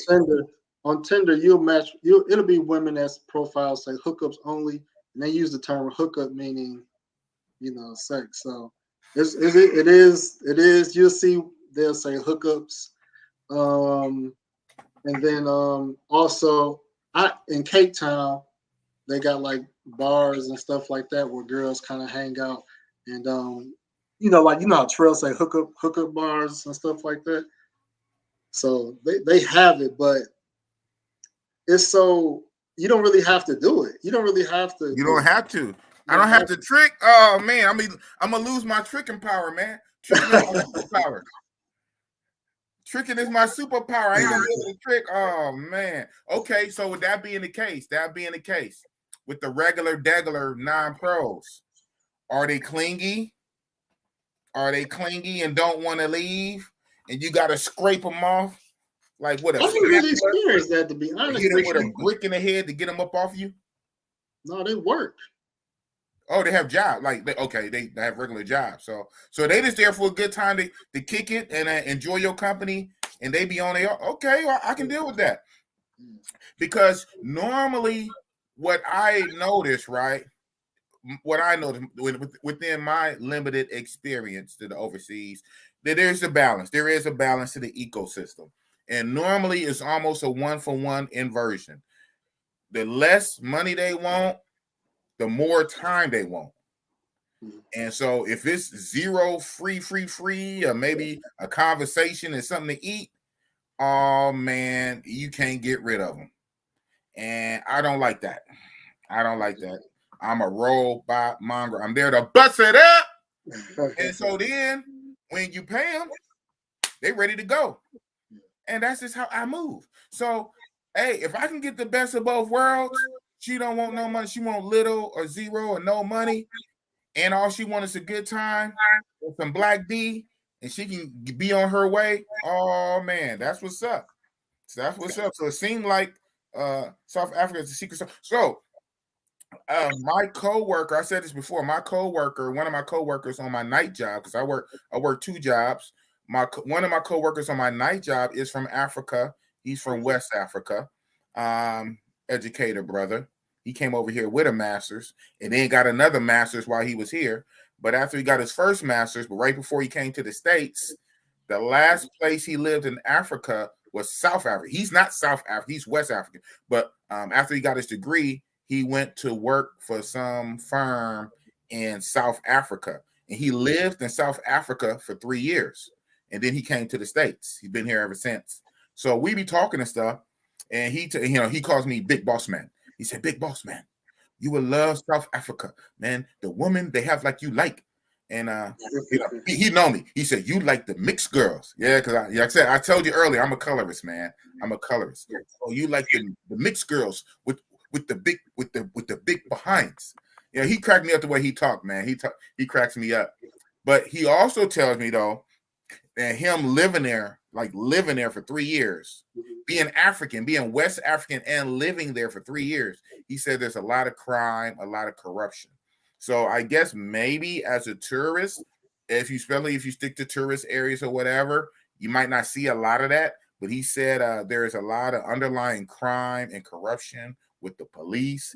He said even with the taxis, there's organized crime within the taxis, the police, a lot of criminal elements, the port city or whatever. There's a lot of stuff going on, a lot of unsavory stuff going on. But I was telling him, as far as these damn WhatsApp groups, the guys who've been to South Africa, like you and Black Man Travel, the guys who've been to South Africa, you sing his praises. And he said, yeah, man, but there's very much crime. There's very much crime. You have to be very careful. So have you noticed any of that crime or just like seediness? Obviously, like you didn't get robbed and nothing like that. But have you noticed any of the bad dark element in South Africa? Or maybe it depends on the city, man, because they have 3 main cities. Okay. And Johannesburg is probably the most traveled. Okay. Because that's the entry city. Johannesburg is dangerous. I mean, even when I was in Johannesburg, it was very it was areas that was real sketchy. A lot of men, you'll see a lot of men out. So you live on the West Coast, so if you go somewhere and you see at night men just hanging out on the streets, walking around, it's not a safe place. All right, what the hell y'all doing out here? Yeah, that's right. So, but I went to I've been to the three major cities in South Africa, and I would say Durban felt the safest. Okay. Cape Town, there was some parts where I seen some women walking, and they was like nice jacket, homie. But I'm just like, when you in a hood and somebody compliments you, you don't take that as a compliment. You take it as they're sizing you up. Okay, so you said some women said nice jacket, homie. Yeah. Well, we in New York or something? What up, homie? What up, homie? What up, Holmes? Wow, that sounds kind of random. Nice jacket, homie. Wow. Yeah, South African women. Okay. All right. But yeah, I had a homie that went after me. He got robbed for his phone in Johannesburg. And then I think it was a popular YouTuber that got robbed too. And again, not to cut you off. And again, like I just said earlier about our pickpocketing situation, yours in Ethiopia, mine in Brazil, there's a difference from pickpocket and rob. There's a difference from rob and pickpocket. So you said your homie who went after you, he got robbed or pickpocketed? Somebody pulled out a gun. Whoa! Pulled out a gun in South Africa. Robbed for his. Wow. Okay. So far, let me knock on my dresser again. Haven't got robbed yet in no country. I got damn pickpocket. I got pickpocket in Brazil, but I got extorted by the police in the Dominican Republic. Okay, Sasua, whatever. But I haven't got robbed. Robbed with a gun in South Africa. Wow. Well, I don't like to use the term a country because one city don't paint a whole country. Right. That is true. That is true. One city does not mean a whole country. That is true. That's a true statement, period, in the sentence. But when we book, or when we in America, we at work or we at home and we on a phone or on a laptop or tablet, and we book a trip for a city, we book a trip for a city in a country. Because on this side, before we actually pay, or pull out our credit card and we book the flight, we on this side, as an Americans, right, we have a myriad of countries we can go to. Do I want to go to DR in this trip? Do I want to go to Brazil? Do I want to go to Colombia? I wish I can go to Thailand. So on this side, we putting in a country and then a city in a country. So I hear what you're saying. Yes, technically it is a city. It happened in a city. But on this side, an American side, before we even purchase the ticket, before we even get the ticket to fly on a plane, we're flying to a what? A country. When they stamp it, they stamp in what? A country. The rules to enter for COVID regulation or the embassy is in a what? A country. But yeah, I get it. Once we're in the country, then we have to kind of look at it as city based. So I think both are true. But I get that. A lot of people like to say, well, man, don't beat up a whole country. Don't down talk and downplay a whole country behind an experience in one city. Of course, some cities are better than others. Even within the same cities, you have different areas. If you want to go slumming around because you want to be cheap and you don't want to spend no money, you want to slum around in the bad areas and not stay in the good areas, blah, blah, blah. And all of that is true. All of that is true. So, damn, that is crazy. So your buddy who went after you, he went to South Africa after you. Was he solo? What was his? Matter of fact, when you went to South Africa, were you solo? Yeah, I was solo. Solo dolo. Do you do most of your trips solo? Yep. Solo dolo. Okay. And so your buddy, when your buddy went to South Africa after you, was he solo? Yep, he was solo. Oh, wow. And what city did he get robbed in with a gun? What city was that? Johannesburg. Johannesburg. Wow. Wow. So they robbed him with a gun. They took his phone, and what else? He told me they got him for his phone. I don't remember if they got What him else? for Yeah. something else. But Starts from there, right? Oh, goodness gracious. Yeah. Shout out to a brother in my group. He's in my group. I won't say his name because I don't know if he wanted to say his name, but the name kind of don't matter. He had a story. He had a crazy story for South Africa, man. His story almost didn't sound right. His story sounded like some action movie stuff. So let me see if I can get the gist of the story. South Africa, Johannesburg, late night after the club, bar, whatever. It was an Uber, not a taxi. It was an Uber. He's in the Uber. The Uber driver was on some funny stuff. He highly believed it was a setup. The Uber driver didn't go where he was supposed to go, even on the little route. He was doing his own thing to the point where this guy in my group were like, "Yo, hold on, you're going off the beaten path. I'm supposed to go here. Oh, I know where I'm going. Blah blah blah blah blah." So anyway, the Uber driver goes his own way, ends up somewhere dark alley-ish type. Two guys jump in the car. Uber driver is acting stupid and dumb and like, he's acting goofy and stupid. And I think the Uber driver, I think he jumps out the car or whatever, and just leaves my buddy in a car with these two guys. And one guy put a gun to him in South Africa, Johannesburg. A guy jumps in the Uber, put a gun to his head. Other guy's choking him. Well, my guy said he fought them both off, even with the gun. He said he fought them both off. He got him up out of them, and they did take his phone. I believe they took his phone, some money.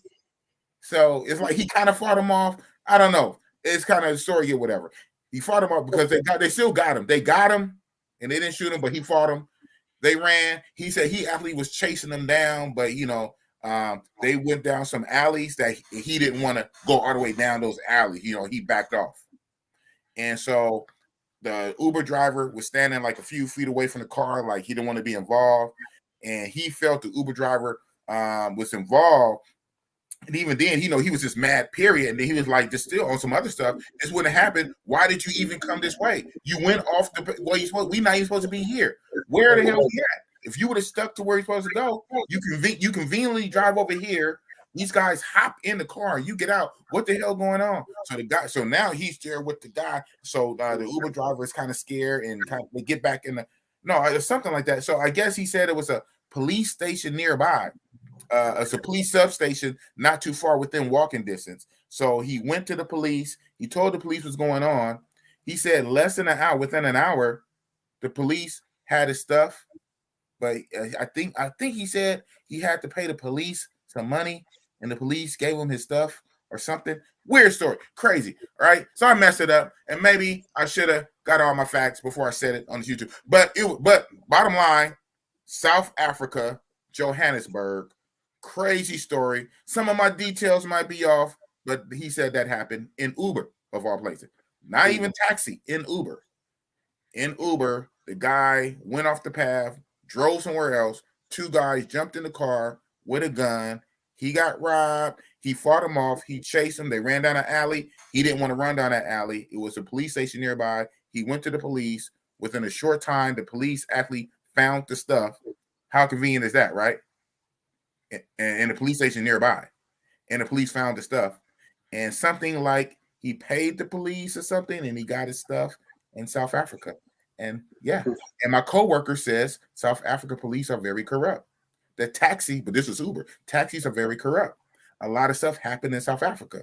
You say that a gun was pulled on the guy in South Africa. So a lot of guys, oh man, South Africa is lit, man. South Africa. I heard that it could be so dangerous in South Africa to the point like you really got to watch it. And like in a lot of countries, right? The most dangerous part, as we know, when you first get to the airport to your first hotel, because that's when you have everything on you, right? You're loaded down. You have your passport, you have your money, you have everything on you. You're the most vulnerable when you come out that airport. And I've heard it's some BS that be happening in South Africa at that airport between getting from the airport to your hotel Airbnb.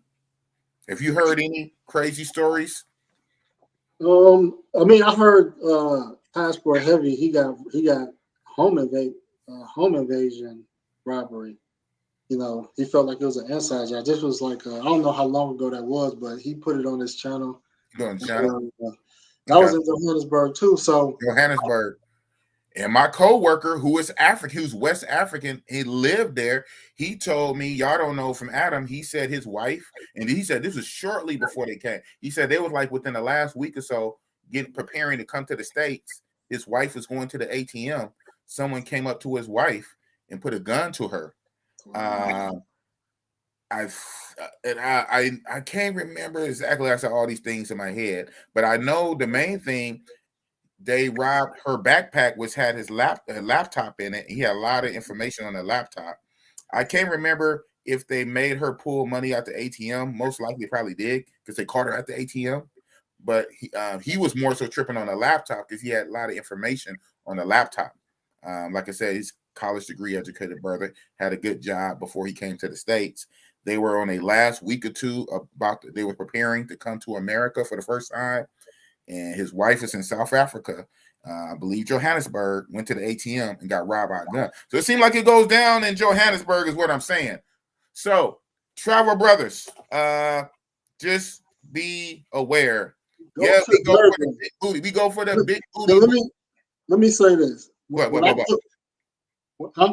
push South Africa, when I promote South Africa, I'm promoting a specific city. Most of my travels is in Durban. You know, so when you do travel to South Africa, you have to, the international airports are in Johannesburg and Cape Town. So Durban is an extra, you know, another flight you gotta take. But I don't push Johannesburg. I don't really care for Cape Town, even though it's a nice city. Okay. I push Durban because that reflects most of the places that we love to travel. Oh, okay, that reflects. Okay, so Durban is more similar to the places that's in our chicken circuit so much.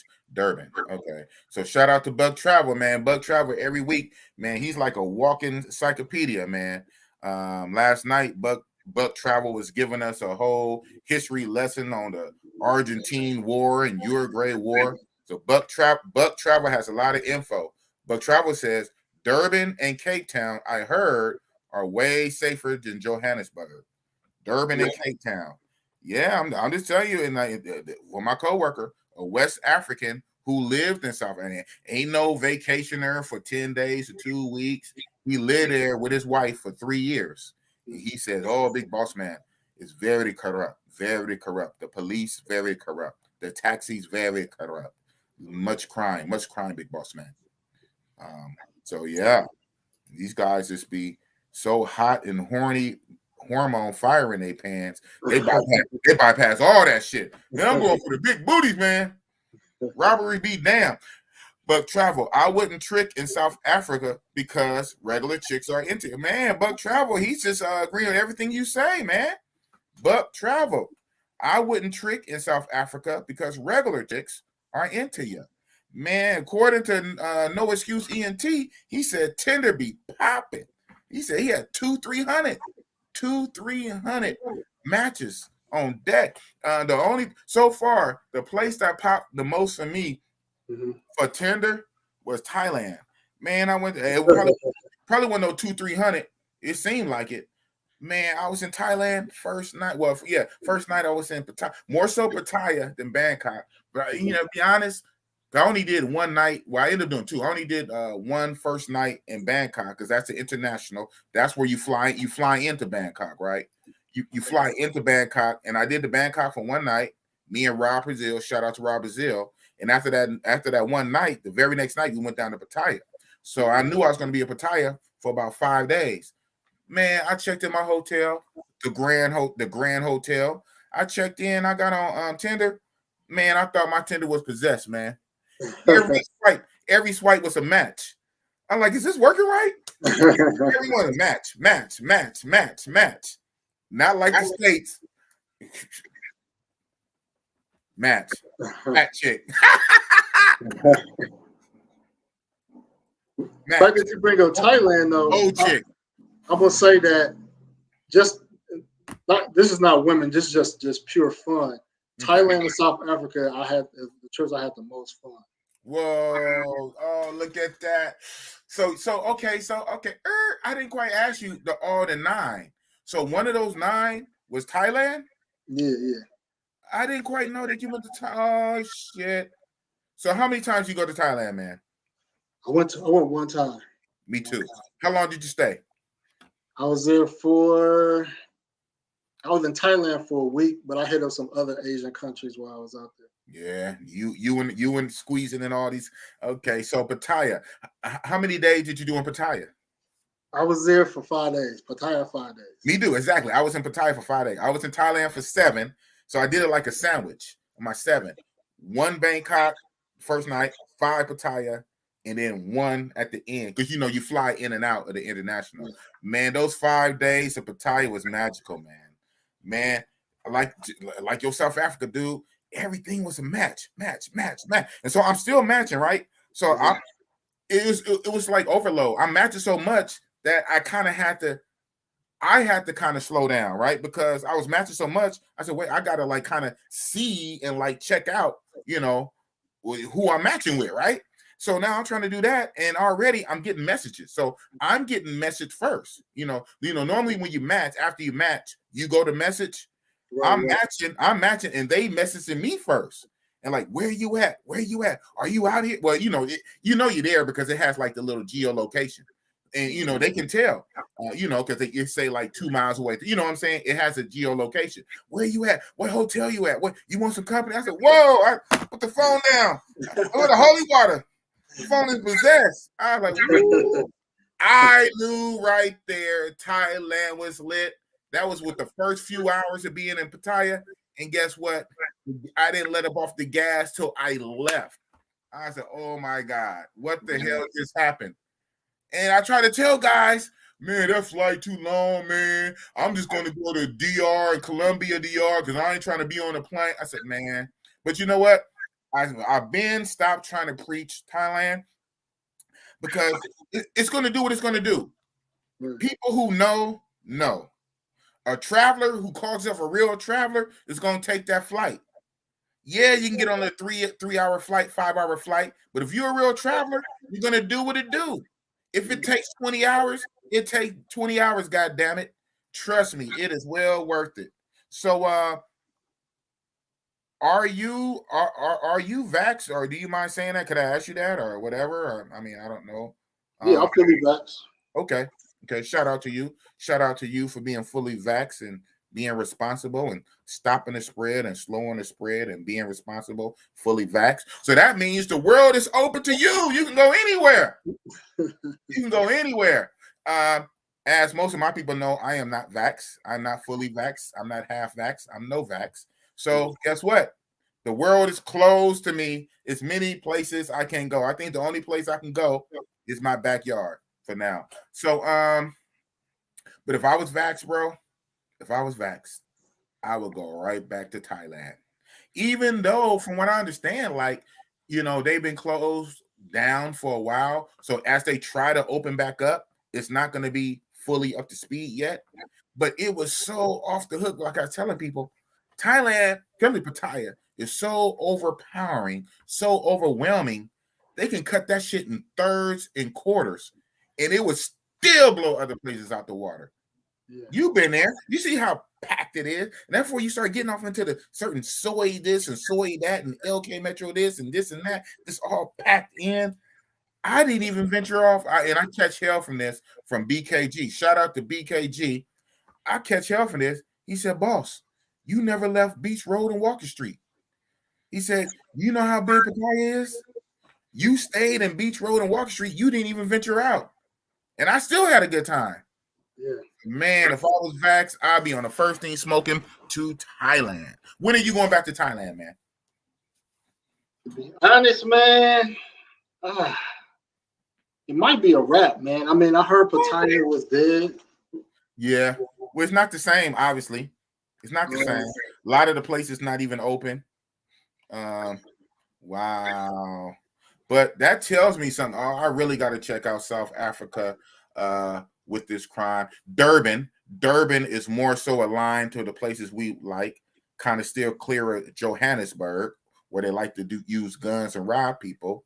And per my co-worker who's African who lived there, okay, I might have to skirt past Johannesburg and try out Durban, man, because I'm hearing is where it's at. And so you've been to Thailand, Pattaya, and you've been to South Africa, and you saying they're kind of like on par, like with the entertainment. For entertainment. Oh, well, goodness gracious. Wow. Well, shit. Okay, so what is your least favorite, not to say bad, but what is the bottom of the list? What would be the bottom of the list? What is your least favorite country you visited out of the 9? And why? Least favorite? The least favorite at the bottom of the list. I mean, we talked about Belize. That would probably be at the bottom. At the bottom. Okay. What's before Belize? Above Belize? Probably Ethiopia. Okay, that makes sense. Japan. Okay. So, all right. So you've been to Japan, DR, Dominican Republic. Like it, love it, the same. What's going on, DR? Where's Dominican Republic in your ranking? It's been up and down. I shitted on DR a lot once I started falling in love with Colombia. Okay. And Brazil. That's common. That's common. But DR has moved back up because even though there's a lot of things I loved about Colombia, like DR is just more black, the people more black. And I just got tired of, being in Brazil and Colombia. I just got tired of being around. I just got tired of feeling like the minority as far as my skin color is concerned. Right. When you go to DR, especially on the Puerto Plata side, those Dominicans are a little bit, they're darker. They make our food. A lot of our foods are in the DR. The vibe, the beach. The beach, the beach and the vibe. The music too. Yeah. Well, you know what? As an unvaxxed, as a dirty, unclean, hillbilly hick, unvaxxed guy, the only place I really probably can go now is Mexico and DR. Yeah. So, unfortunately, it looked like DR. I might have to blow the dust off DR. They say, hey, I'm back. Boss is back. DR, do you miss me? $100 poppy, $150 poppy, $200 poppy. Oh, my goodness. Where the Haitians at, man? Where the Haitians? Give me some black love. Where the Haitians at? I love black now. Getting it the cheaper price. Have mercy. Have mercy, man. This has been a great interview, bro. It's so much to unpack and so much that I gotta have you back on my show. Obviously, man, you can have me on your show too, bro. Let's be on each other's shows. I want to come on your show. I need to let's make it happen whenever. Because to date, especially since I've launched my YouTube channel back in September and call myself a content creator, I have not been on anyone's live show yet. So I say right here, you could be the first. You could be the first to have Big Boss. And eventually I want to work my way up to O'Shea Duke Jackson.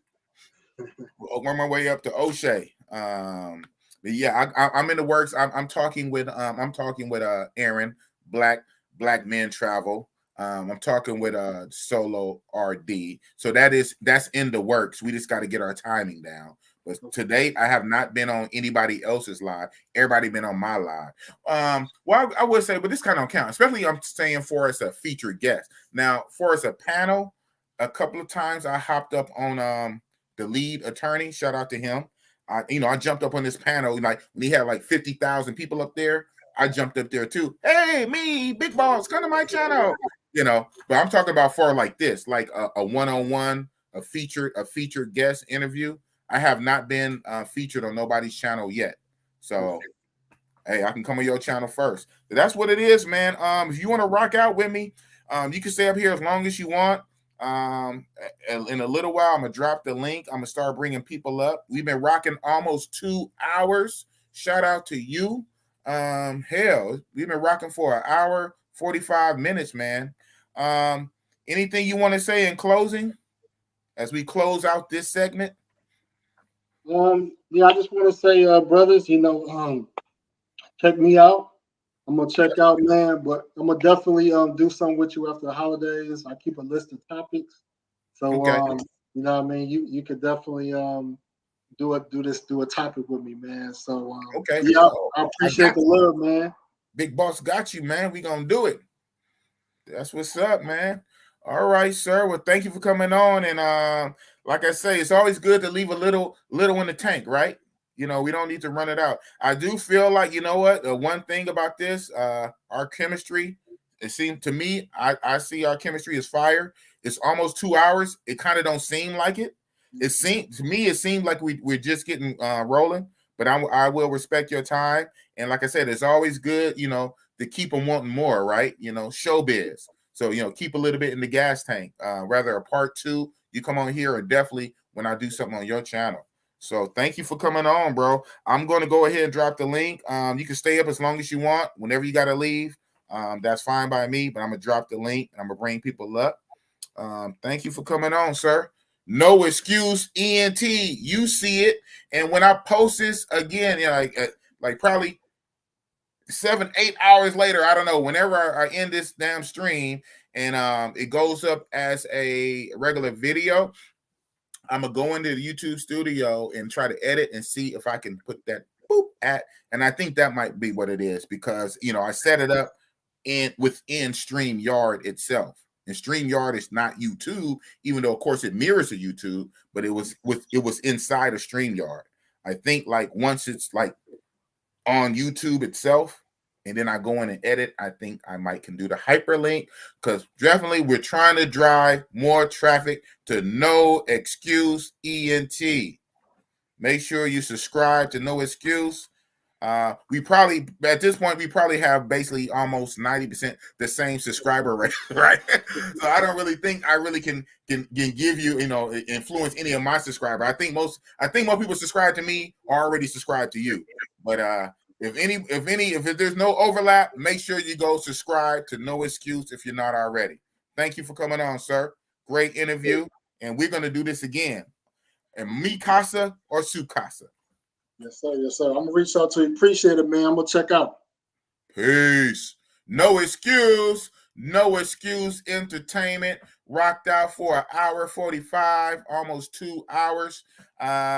You know, me and Even, I could have stretched it out for another 10, 15 minutes, blah, blah, blah, to make it an even 2 hours. But I felt that was a good segue point to end it right there, to leave you guys wanting more. Definitely, I'm going to do something with No Excuse in the future, either on his channel or have him back on my channel. Great interview. Look at that. I didn't even drop the link yet, and I got somebody pulling up. You got to respect it, man. You got to respect the hustle.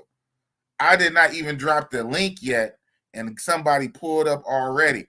You must have said, okay, because my moderators dropped the link. All right. I see you back there. I see you. I'm gonna let you cook for 1 minute, huh? But I already got somebody in the back channel already.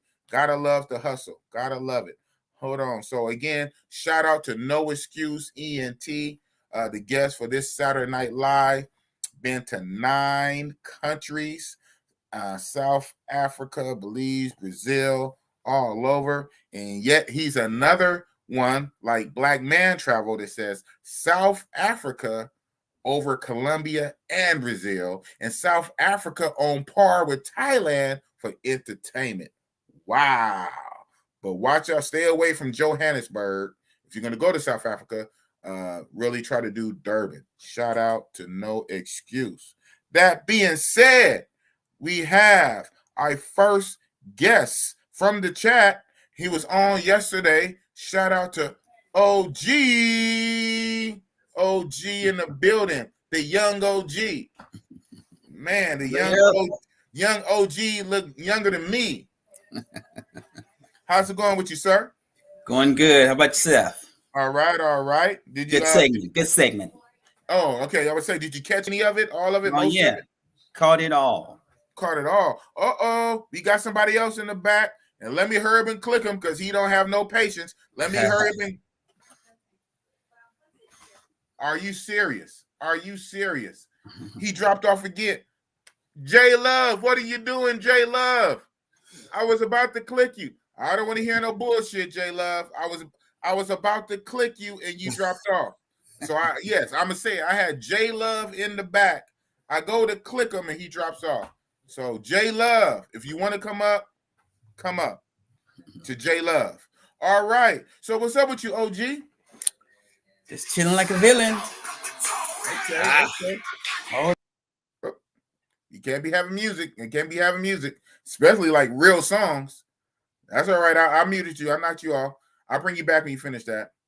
Yeah, so guys, just kind of being cautious and mindful of that. Certain things can kill my whole stream. All this hard work I just did with guests, and I've dropped the link and bring random regular people on, and you have copyrighted songs as ringtones or whatever pop up, that can actually kill my whole stream. Don't blame me, it's YouTube. YouTube is real stickler with a copyright.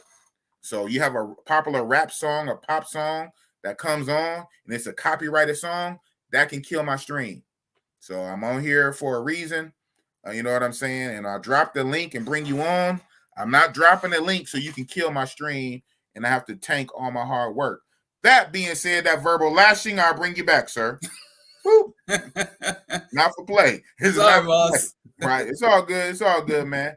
So you say you chilling like a villain, huh? You getting ready for your trip? You say you leaving next year? Next year. Damn. I'm gonna try to get the stick probably the first of the year, and try to get all that shit out of the way. Yeah. Get the stick. Because you gotta have both. You gotta have 2 sticks. You gotta have both. You gotta be fully. Yeah. Gotta be fully. All right, man. Hey, man. Razor Ray had a show on the day at the beach, but his video is blurry. Yeah. I know. I hopped on it for a minute. I gave him a little super chat, and he said, matter of fact, he said, let me send him the link. I'm glad you reminded me. After I gave him the super chat, he said he might pull up tonight. Yeah, I just saw him on the chat saying something that he was hollering at you in the chat. Oh, for real? Yeah, he's there. Okay. Well, you know what? I was about to just scroll through when I saw you popping in the background, so I'm gonna let you cool out for a second. Let me try to catch up. Okay. Let me try to catch up.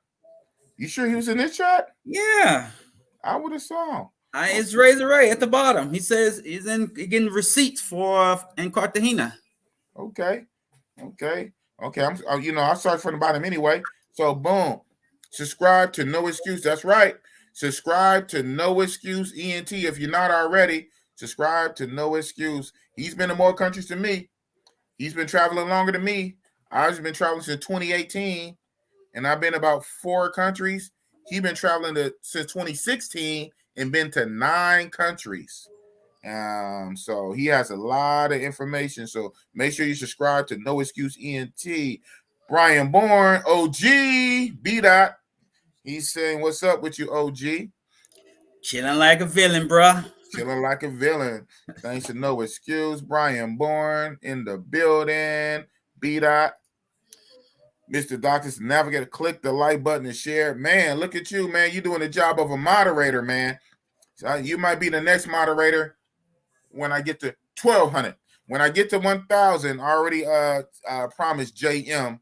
JM will become a moderator when I get to 1,000. He asked me back when I was in Brazil, and I told him then, when I hit 1,000, you'll be my moderator. So, but you could be one after him because you put in work. You always go to all my videos. You like and comment on my videos, and you're doing the work of a moderator, right? That's what's up. Appreciate it. Okay, T Love dropping the link. Okay, that's where you got the link from. T Love dropping the link. The moderator. Great interview, good brother, right? Shout out to Brian Bourne, B. Dot. Yeah. Hey, some guys make the interview process easy, right? Especially when you working, with good people, well-traveled people, well-spoken people. So shout out again to No Excuse. Okay, there he is. There's that rascal. Yes, sir. Razor Ray on the top rope. At Mr. Docket. Salute, bro. Okay, where you at, Razor, man? Where you at? Even if I don't send you the link, Love is dropping a link right here, man. Love Entertainment. Okay, double R. I'm out here getting receipts from Manga Cartagena. And that's what you said, right? Yes, sir. He's out there getting receipts, man. I feel you, man. Right on, Big Boss. Salute to the chat. Thank you, everybody that's here, the 25 people. Okay, and I'm working my way back up. So JM, who's going to be my moderator when I hit 1,000, JM says, did you watch the news about your boy Flo La movie passing away in a plane crash in the DR? No. Okay, what's going on? Okay, I missed this in the chat. Yeah, it's a plane crash. 7 people died in that plane crash in the DR. What, today? Yesterday? Yesterday. Yeah. 7 people. From a big airline? What airline was it? No, it was a small plane. A small plane. They on the runway. They never even took off? No, they were landing. Took off, but there they hit the runway. Oh my goodness. Couldn't make it. Didn't make it. Yeah. Wow. That is that's always one of the risks when traveling, man. Them airplanes, man. That's always a risk. That's a risk we take. Yeah. The risk we take, man. R.I.P. to them, man. So who was on it? You say your boy Flo La movie? Who is that? I don't know who that is. I don't know exactly who he's a YouTuber? No, he's the singer. A singer? Artist. Yeah. Flo La. Yeah. No, I didn't hear about it at all, and I don't know him. But man, my heart goes out. Prayers to the family in the DR. He lost his son also. Oh my goodness gracious! Have mercy, bro. And that fact, let me look that up, man. I didn't know about it. I'm surprised, and normally in these groups, right? That would have came out in the group. We didn't really talk about it in my group. No. I'm in like 3 or 4 groups. But I wasn't really active in a lot of the WhatsApp groups today. So, that's crazy. What are you about to say, sir? No, I was just saying, his son, he lost his son also. Sorry to hear that, man. Wow. I'm trying to just look it up on Google, any extra information. If anybody have more specific information, detail, want to talk about it, that's something to talk about. Okay, you say he's a producer. He's a music producer. Okay. Yeah. Shout out to Jay Edwards. Okay. Yeah. Wow. Yeah, well, there's the link. The link is there. More people want to come up, make the conversation more lively. We about to switch gears. We're only 2 hours in, and something tells me we're gonna go for a while. So just dig in, and I made sure I took a nap before I literally, right? I'm just telling y'all, I took a nap before I did this one because I said this Saturday night, y'all don't want to be letting boss go. And so shoot, man, we gonna do what we're gonna do. Plane crash in the DR. Oh, and last night, and I guess y'all knew, y'all called it. And yes, I did went to the burrito truck last night. And I got a super burrito about this, off the screen, about this, really bigger than this. And I ate half of it, so I got the other half. So that's gonna be my dinner for tonight when I get off this. Yeah. Okay. Oh, okay. Well, come on, man. What am I thinking? Boop. Yeah. Boop. All right. Share my screen, right? Share my screen. All right. Then if I do this, I don't know if y'all see that. Okay. Plane. Oh, I don't know how to spell plane. Oh, because I did it on my phone. It's a trip when it's connected. You type something on your phone. It's also on your computer. Right. Okay. Florida-bound jet crashes in Dominican Republic. Yep, that's it. Music producer among Americans killed. Got a little video with it. Probably play that. No, I'm not going to sign up. Dismiss.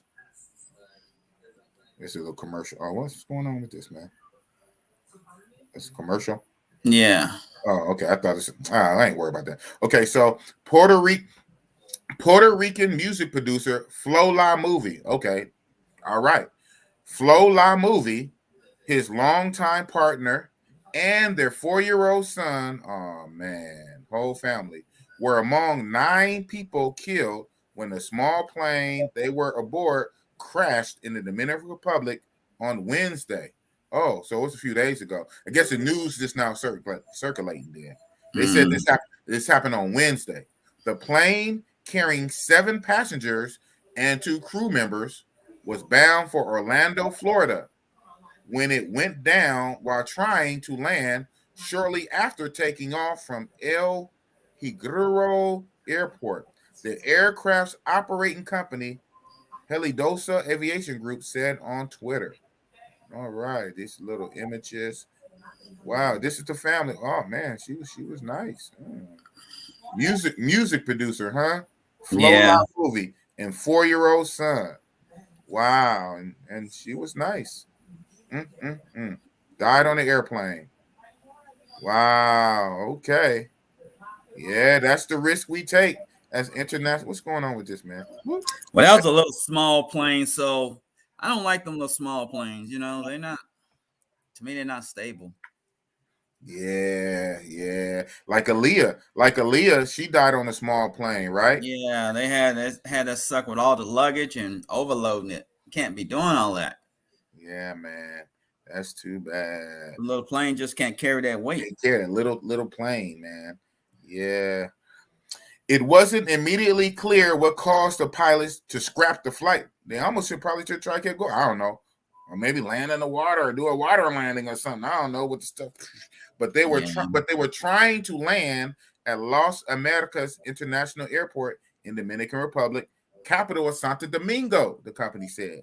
The music producer, whose real name was Jose Angel Hernandez, was aboard the flight with 6 relatives. Oh, his family. Oh my goodness. Aboard the flight with 6 relatives, according to the whole family. One of the other victims was Debbie Von Marie Jimenez Garcia, 31, identified by people as Flo's partner of 7 years. Oh man. So authorities patrol Las American International Airport, Santo Domingo, Dominican Republic, where a flight bound for Miami crashed. Real life stuff. And they're dead. Jaden Hernandez, the couple's 4-year-old son, was also killed. Helidosa Aviation identified the other deceased relatives as Kaylin Hernandez, Yolanis. Oh man, these names, man. Shout out to them. The 2 dead crew members were Luis Alberto El Jurley and Victor Emilio Herrera, the company said. The Flo was known for its production of urban Latin songs such as T-Bote, I Threw You Away. Okay. So this, like him on the set. So this is him right here. It looked like from the picture. Music producer, huh? That's too bad, man. You never know, man. You never know. I guess God needed some more angels. Right? Oh, man. Sorry to hear that, man. Sorry to hear that. Let me close this out. Boop. He's a producer. Yeah. Not a singer, a producer. His wife, well, not a partner, right? You know, and son and the whole crew. Have mercy. Have mercy. J Love, what up, soldiers? I will be back in the Bay January 5th, 2022. That's what's up, J Love. We got to link up, man. We got to link up. J Love, born in Colombia, raised in Oakland. He said you will be back in the Bay in January 5th. Yeah, we got to link up. Most definitely. Mr. Doc, what's the topic for tonight? I might pull up for a short time. Say less, man. The topic is what you make it is, man. We ain't got no topic. The topic was my featured guest. That was the topic. After the featured guest, I dropped the link and we chop it up, man. We chop it up. Bro time, man. bro time. You know, we bond, man. We bond as a community, man. Fully vac. If a 2-shot vac, 9 only. And he was talking on vac only, whatever. Yeah, you know, you've been drinking T Love, man. I know it's Saturday night, man. Shout out to my moderator. You know, Saturday night, you know, chill. He hit the 9 instead of the O. Yeah. You know, just chill out and cool out, and have your little drinks, and rock out with the bossy boss. Yeah, man, that's the link. The link is right there, man. I'm dropping it. T Love is dropping it. We dropping the link. Pull up with Boss and OG. Oh, my stuff is still tripping. That's not cool, man. My stuff is still tripping. Tell them to hit on T Love's app, and it'll pop up. Yeah, hit on, because T Love keep dropping the link. I really can't drop it for some reason. I don't know what's up with that. So good thing I got moderators. Yeah, man. So shoot. So since I got you up here, man. Yes, sir. So how long have you been traveling? Same as you. I started in 18. You started 18? Yeah. I had my passport, but okay. You know what? I take that back. Let me see. I went to I think the 16th, because I went to Grand Cayman Islands, stayed out there for like 7-8 days. Had a great time out there as well. The Grand Cayman Islands. Okay. Yes, that's right about an hour from Miami. Oh, wow. Flight. Okay. Yeah. Quick flight. You need a passport for that? Yes. Yeah. Anything outside of U.S., huh? Yes. The only thing about Grand Cayman, man, the money out there is good, but U.S., it's like if you got 50, you down to 40. They take 10 right off the top. Oh, wow. Yeah, their money out there strong. Okay. 100%. Oh, man. It sounds like Panama then. Panama's kind of like that, right? I don't know. Never Well, been to Panama. I know Panama uses my. Okay, so do they use U.S. dollars or not? Do they use U.S. dollars? They'll take them. They'll exchange it, but then they're gonna give you their coins, because their coins is more powerful than your coins. Are you serious? That's what I'm saying. It must be under the European, under one of them European countries. Then it's 80-20. 80-20. Yeah. It might be based off 20 cents on a dollar. Whoa, yeah, that sounds like the euro. The euro is something like that. Yeah, it's similar to that. Yeah. Wow. Okay. I didn't know that. Shocked me when I went out there and I was buying something at the store, because I had a hotel where you can cook and all that. And I don't like them odds, man. I don't like them odds. Yeah, that's what I'm saying. That kind of take away my superpower. If I'm going out there and my mighty U.S. dollar can't get me 5 of your dollars, that takes away my superpower. Don't work like that. It don't work like that. All right. Well, hold on. That's the only bad thing about it. But you can go out there and work. Okay. So we have Mr. Dawkins, the Navigator. I see you got some disco lights going on. Hope you ain't got no music going on before I click you. There's no music going on, is it? All right. That's what I'm shake his head. Boom. Yeah, you got some disco stuff going on. I'm like, what's going on? Yeah. Okay. Hold on. Well, we about to have a full panel of the Justice League. Hold on. Also in the background, B-Dot. What up, B-Dot? Gang. DYB lifestyle. Oh man, the flat Earth itself. I don't know if we ready for you tonight, DYB, man. I don't know, man. I don't know. But the link is dropped, man. How you think they got on here? How you think B-Dot got on here? How you think Mr. Dawkins got on here, man? The link is dropped. That's the link. I don't know if we can deal with DYB, man. Oh my goodness. So hold on one second, B-Dot. Mr. Dawkins, the Navigator. This is the first time you ever pulled up. What's up, sir? Yeah, I had to chop in with you to see how you doing, because I did give you a little bit of props. Thanks for giving me some support, and I'm gonna give you some support at any time. That's how it goes. That's how it goes. So where are you from, Mr. Dawkins? I'm from Delaware. Delaware. That's what's up. So how long you been traveling? I remember on one of my video, I think the hostel video on the hostel, you typed under there, you said you guys having too much fun. I can't wait. So you traveled before. Have you been traveling? I started traveling back in like 05, 06. You're old here. Yeah, but from that comment you left, he's like, you travel guys or something having too much fun overseas. I can't wait till I start something or something like that. You said, okay. Yeah, because I've been traveling a lot, but then I had to pull back. And then obviously I had to cancel my because speaking about Ethiopia, I was trying to go this year, but I had to cancel my flight because of the issues that they had. They're not, the embassy's not issuing any visas. So I had to cancel I had to get my money back.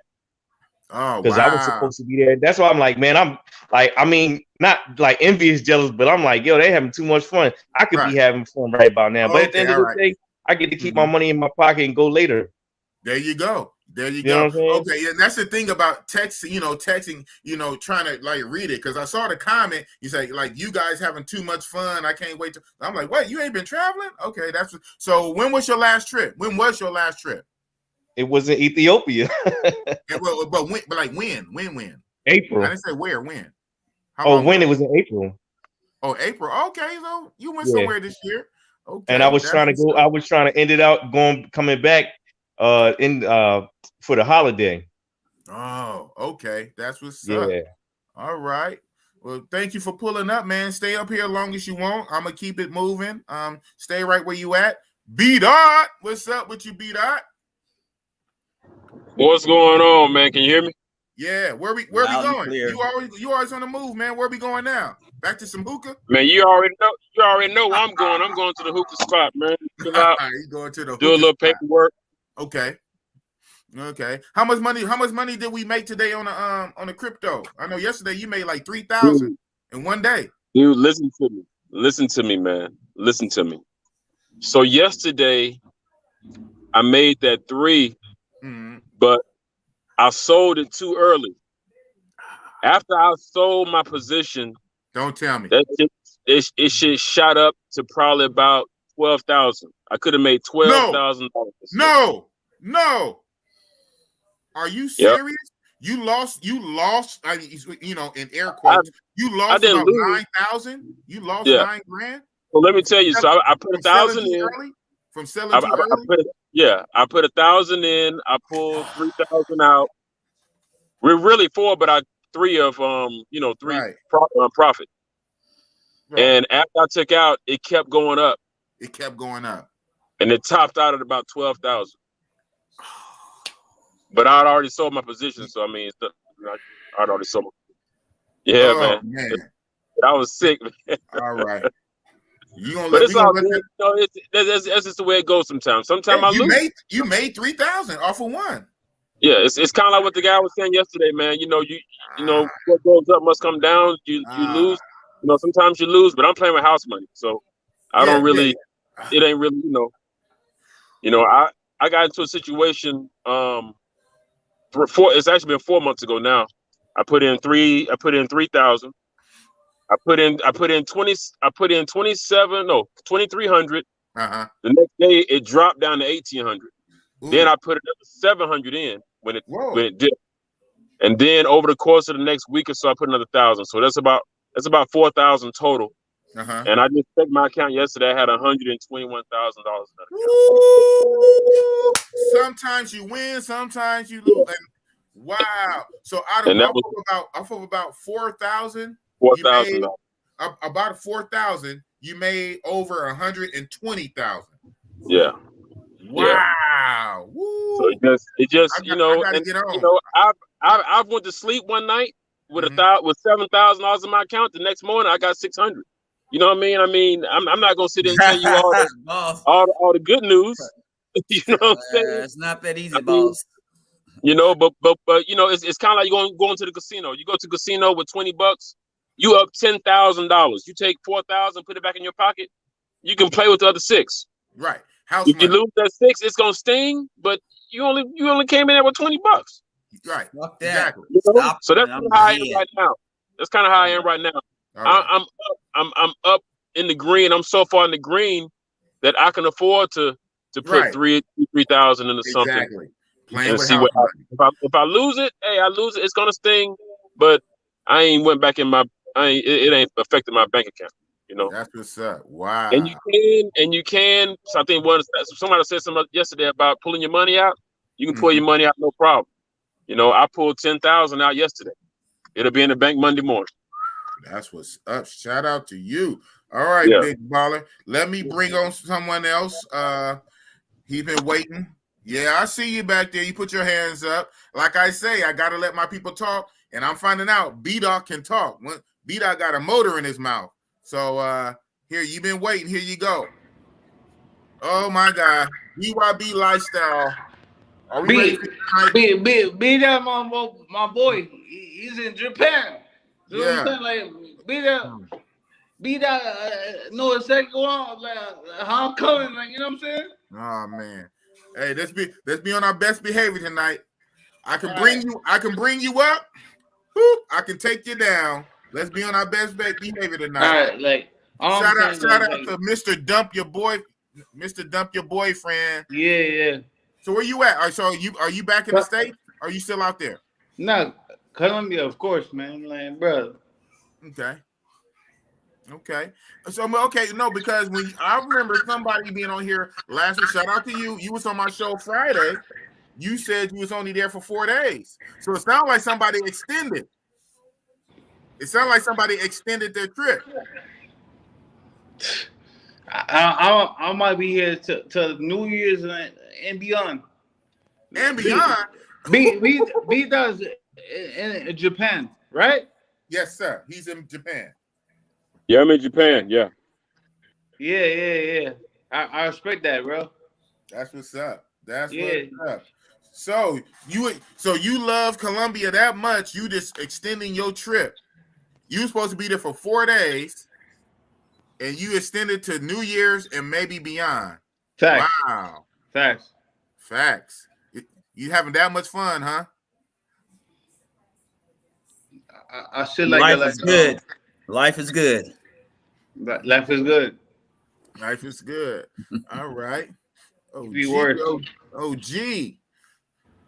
So, as being the ranking person on the panel, Mr. OG, what are we going to talk about, OG? Talk about whatever we want to talk about. There you go. I like that answer. Mr. Doc is the navigator, and this is you being the first time on the panel. Technically, this is B-Dot's second time. This is B-Dot's second time. Shout out to B-Dot. He came on here last night. Mr. Dumpy, he comes on all the time, doing what he do. This is your first time on the channel, though. So when Mr. Doc is, when will be your next trip? So when is the very next trip? Do you know yet? When and where? I mean, I would like to go back to Ethiopia, maybe like when things calm down. But if not, I probably will end up going to a place like Jamaica, somewhere closer. Okay. All right. Yeah. A little off the beaten path. Okay, now I want to ask you.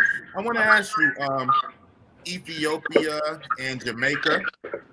Have you been to Brazil? Have you been to Colombia? Nah. Have you been to DR? No. Have you been in the No, I've been to just to one place. I just been to DR just one time. DR one time. Yeah. Okay. I never really had a desire to go to Colombia. Okay. And what about Brazil? You don't have a desire to go see Brazil? Nah. Wow. Nah, I like going to African countries, to be honest with you. Okay. Yeah. African countries. And yeah. Your next one, if it's not back to Ethiopia, then at least you want to try Jamaica. Okay. Yeah, that'll be my second time in Jamaica too. Your second time in Jamaica. Yeah. You're just gonna bypass Brazil. You have no interest in Colombia. You've been to DR one time. Wow. Yeah. Okay. It takes all types, man. It takes all types. That's what's up. You been to Grand Cayman? Nah. Check it out. I certainly will. See, the thing is, I will say this, two things, and I want to justify myself. When I did at one time have an interest in going to Brazil, but then I noticed that a lot of people were going, so I was like, nah, let me do something different. But a lot of people go everywhere. A lot of people go everywhere. Yeah. Airports are full all over the world every day with hundreds of flights. People go everywhere. So because a lot of people go to Brazil, a lot of people go everywhere. So that's hey, it's all good, bro. It's all good. Okay. Yeah. Other thing I want to say is like the one place that has been consuming my time traveling was London. I've been going to London. I've been to London more than any other country. I mean, yeah, I've been to London, England. I've been there like 10 times. Wow. Help me out, chat. Okay. Hey. Okay, so right on, man. So no wonder why you type under my video, you guys are having too much fun. Mr. Doc is okay. Do you know why we having fun? I see why y'all having fun. It's like I'm going through it. Yeah, I see why. So London, Ethiopia, Jamaica, no interest in Colombia. You bypassing Brazil, DR one time. You guys are having fun. I want to have fun like you guys. Because we stay on the chitlin circuit, man. Yeah, I feel you. Oh my God, what beat out? What's going on? What's going on with this guy, man? Man, I like London. London is nice, but it's. But for what we trying to do to have fun, man, not just go see the Uncle Ben clock tower. Is it called? Oh, I was Uncle Ben. I was Big Ben. I've been having a lot of fun out there in London, though. Okay. I was Big Ben. Okay. Maybe jump on something, man. It's a little pricey. Is it still? Because I haven't been to London in several years. It's still pricey out there. Yeah, your dollar go far, but at the time, money wasn't an issue for me. I heard that. Yeah. Hey, man, you sound like B-Dot now. Yeah, I mean, that's what I'm saying. When you got an American accent, you're a black man. That alone ain't for me. Okay. Yeah, well, when you a black man with an American accent in the UK, let's just say. So when I say y'all having too much fun, it's just like I'm reminiscing about my own fun that I used to have. You know what I'm saying? Now I'm just trying to clamp down and save my my cash. You know, I understand the kind of fun that y'all have in the deal because I've been there before and I know what it's about. But you know what I'm saying? I'm just trying to get my bread up. Yeah, you know what I'm saying? Right on. That's what it's about. Right now, it's just mostly discipline. Yes, and that's what OG be preaching on here. Yeah, focus on the basics and the fundamentals. Get your paper right first. Get your weight up. Stack your chips. Yeah, my grandpa used to told me a long time ago, put your purse first and that ass last. Right. Yeah, I heard when you said that, and I agree with that. He said that the other night. That's what's up. Yeah, so I'm gonna go through the chats while we get our minds combobulated. Buck Travel says Ecuador uses US dollars. Okay. Look it up. Okay, so Tim Howard say, when it comes, I will be going to Ethiopia. So I'm hearing mixed things. So we all have that perception. That's why I was saying with my guest tonight. Shout out to No Excuse. He said that it is calm now. He said that we are kind of going off old information. He said the updated information, and he was there. It is mostly calm now in Ethiopia. So they really don't have that smoke like they was having with Ethiopia versus Eritrea. He said it is mostly calm in Ethiopia now. So, okay.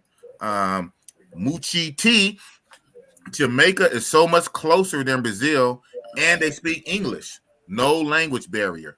Okay. There's no language barrier, and it's closer. Some of them Jamaican women be thick, boy, and they know how to dance and move. Saying no to Brazil and yes to Jamaica, got me. Hey, language barrier. Yeah, he said no Colombia. He not even worried about Brazil. No. Just want to do the Ethiopia and Jamaica. Okay. Hey, like you say, you want to do your own thing. You don't want to go somewhere just because other guys are going. So you want to march to your own drum. So Buck Travel says, guys need to travel outside of the triangle countries. DR, Colombia, Brazil. Yeah, that's one name for the triangle. I call it the Chitlin Circuit. Guys need to travel outside of the triangle, the DR, Colombia. Well, definitely, Mr. Dacus, the navigator. You be navigating your own way. You say you want to do Jamaica, So so what's going on? So Tim Howard, Moochie T, which is why it's not a vacation. And then so it seemed like y'all got something going on between y'all in the chat. How is it not a vacation? Not gone to Jamaica. It is beautiful country with a lot of nice places to visit. A bonus if you love reggae music, right? Man, go right to the source. That Reggaetron, man. Okay. America got that too. Okay, you guys are wilding in the chat. Wow, that's what's up, man. That's what's up. So are we made it? We made it there? Yeah, we're there, B-Dot. We there at the hookah spot? Yeah, yes, sir. I'm getting everything set up. I got to do a little trading. So I'm getting everything set up. Man, watch this. Within the same live stream, B-Dot about to make thousands. Yeah, nah, man, I'm doing some recon right now. I'm trying to search some stuff out to see if I can get in on some pre-sales. So I'm just looking up for stuff. That's what's up, man. Yeah, you got to do the research and set it all up right. That's what's up, man. Shoot. Yes, sir. So Mr. OG, yes, sir. What are some of the other countries you've been to so far? So that's just been it? Just Colombia and yeah, Colombia and Grand Cayman Island. Yes, only two. The only two. You haven't even went to Brazil yet, man. Man, no, because like I say, I was working hard. I was working hard to get my paper up, dog. I was working hard. Working hard. Yeah. But you got to check out Brazil at least once, man. You got to check it out, man. Will do. Yeah. So now everybody got boss really thinking hard about South Africa, man. Durban though. Durban and not Johannesburg. I'm not trying to get robbed with a gun. But you got to get the stick. As I keep hearing over and over, that's like the third or fourth time I done heard about some robbery with a gun in South Africa. I don't travel for that, okay? I live in, y'all probably don't know where I live, right? Y'all don't know what city I live in. I never talk about it. I never talk about where I live. You don't know where I live. We got a lot of that here. I don't need to get on an international flight to get a gun stuck in my face in South Africa. But boss, man, South Africa is lit. Yeah, I bet it is. It's lit with that stick. Yes, sir. Oh, man. Moochie T. So what is your... Okay, y'all going back and forth, man. Whatever y'all... Okay, let's entertain y'all little beef y'all got. So what is your point? I visit countries for experiences. Oh, here we go. No one country is better than another. I travel on 4 continents, multiple countries. Shout out to you. It seemed like y'all got some contention going on between Moochie T and Tim Howard 5. I guess, man. Yeah, when you bring people together, right? You got to rumble in the chat. Dang, man. So I guess on the panel, I'm the only one not Mr. Dawkins, the Navigator. Are you vax, sir? You don't mind me asking that? Are you my answer? Yes, sir. Okay. Oh man. It's like boss is being this minority report. Yeah, boss. It's coming around. Come to the dark side, huh? Who said that? Oh, yeah, that was Clifton. Clifton in the chat yesterday said, boss, come to the dark side. He put the vax emojis. Boss, come to the dark side. And y'all trying to get me vax, man. Invasions of the body snatchers. Invasion of the body snatchers, man. That was always a scary movie. Anyone been to Chile? Not me. No. Been to Chile. It's your opinion. I had some chili. Right? Man, yeah. No, like I said, since I've been traveling though, since 2018, that DR Sasua, my first trip, DR, Colombia, Thailand, and Brazil. And man, so far, Thailand has been the best experience for its entertainment, like just pure raw high octane entertainment. Was that one trip in Thailand? Overall, I would for everything, I probably would have to say Brazil is a more well-rounded. That's where I can see myself living if I was to expat it out. Colombia is a bunch of fun, especially where I go. Bogota, and DR. You know, DR is what it is, man. The main thing about DR is that good weather, that beach, the food, and I really like about DR is the camaraderie because because it is so close. And a lot of guys just go there all the time. Even if you don't set it up, it can be on some random stuff. You always going to bump in to either people you know or friends of friends and groups. And the camaraderie is real dope in the DR. You guys are hanging out on the beach, you know, the beers, you know what I'm saying? So I really like DR for that. But yeah, so that's for me, those 4 countries. I want to add in Africa. I was going to do, as you guys know, I repeat myself again. I was going to do Kenya and Uganda next month. And technically I still could, but I just feel away. You know, I feel away. And because the COVID stuff they instituted, but then they pulled it back. But even in that, it made me skittish. I was like, nah, I don't like that kind of stuff, man. You need to be one way. You need to be one way. I ain't got time to get way out there, and you guys are like, you know, schizophrenic, and you don't know what you enforce and ain't doing. So I have to wait till all this go away. So that means that basically my backyard, Mexico, and DR. So I'm gonna have to fall in love with DR again. But hell, I might use this time to do Haiti because I said if I'm gonna go back to the DR, I want to try Haiti. Shout out to Check and Effect. Check and Effect went to Haiti either early this year or late last year. I know Ace Live did Haiti a few months ago, right? Yeah. So, you know, we hear these horror stories, and they do be kidnapping, obviously. Because then they kidnap like those Christian missionary people in Haiti. They got the Christian missionary people got kidnapped in Haiti. So, you know, they be having a lot of stuff going on. But, you know, I don't know. Well, the president got killed over there from those people from Colombia went over there and snuffed him. Yeah, that was crazy, right? When the last time you even heard of that?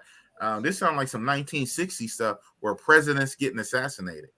Something you just don't hear about. Not a whole ass president getting knocked off. A president of a whole country getting assassinated. That sounds like some 1960 stuff. So that's crazy. Wow. Yeah. So it looked like it might be the DR, man. The mighty, mighty DR. I'm hearing, and I'm a double, triple check. I'm hearing Lima, Peru is not pressing for vax. You know, of course, they want the negative PCR and all that.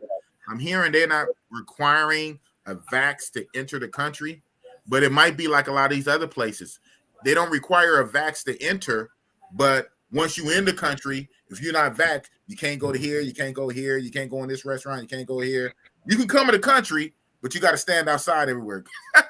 What the hell? You got to eat at street vendors. You got to eat. Yeah, that's how it was in Colombia. In Colombia, a lot of places I went to, not everywhere, of course, but a lot of places I went to, mainly like bars and clubs, they wanted to see your vaccination card. Whoa! And a few places we went to, man, my homie, we just couldn't go in because my homie, he wasn't vaccinated. You wasn't vaccinated. Yeah, so we just couldn't. We just went somewhere else. And when was this? This was in October. I went October into November. Oh wow! Yeah, I went out in October, came back November the 6th. Oh, okay. Okay, y'all sound like me. So I did my Brazil around that time. I did my Brazil October 26 or 7 to November 7. Yeah, I think we did it around the same time. Same time. Yeah. I think you was out there with Jay, right? JJ?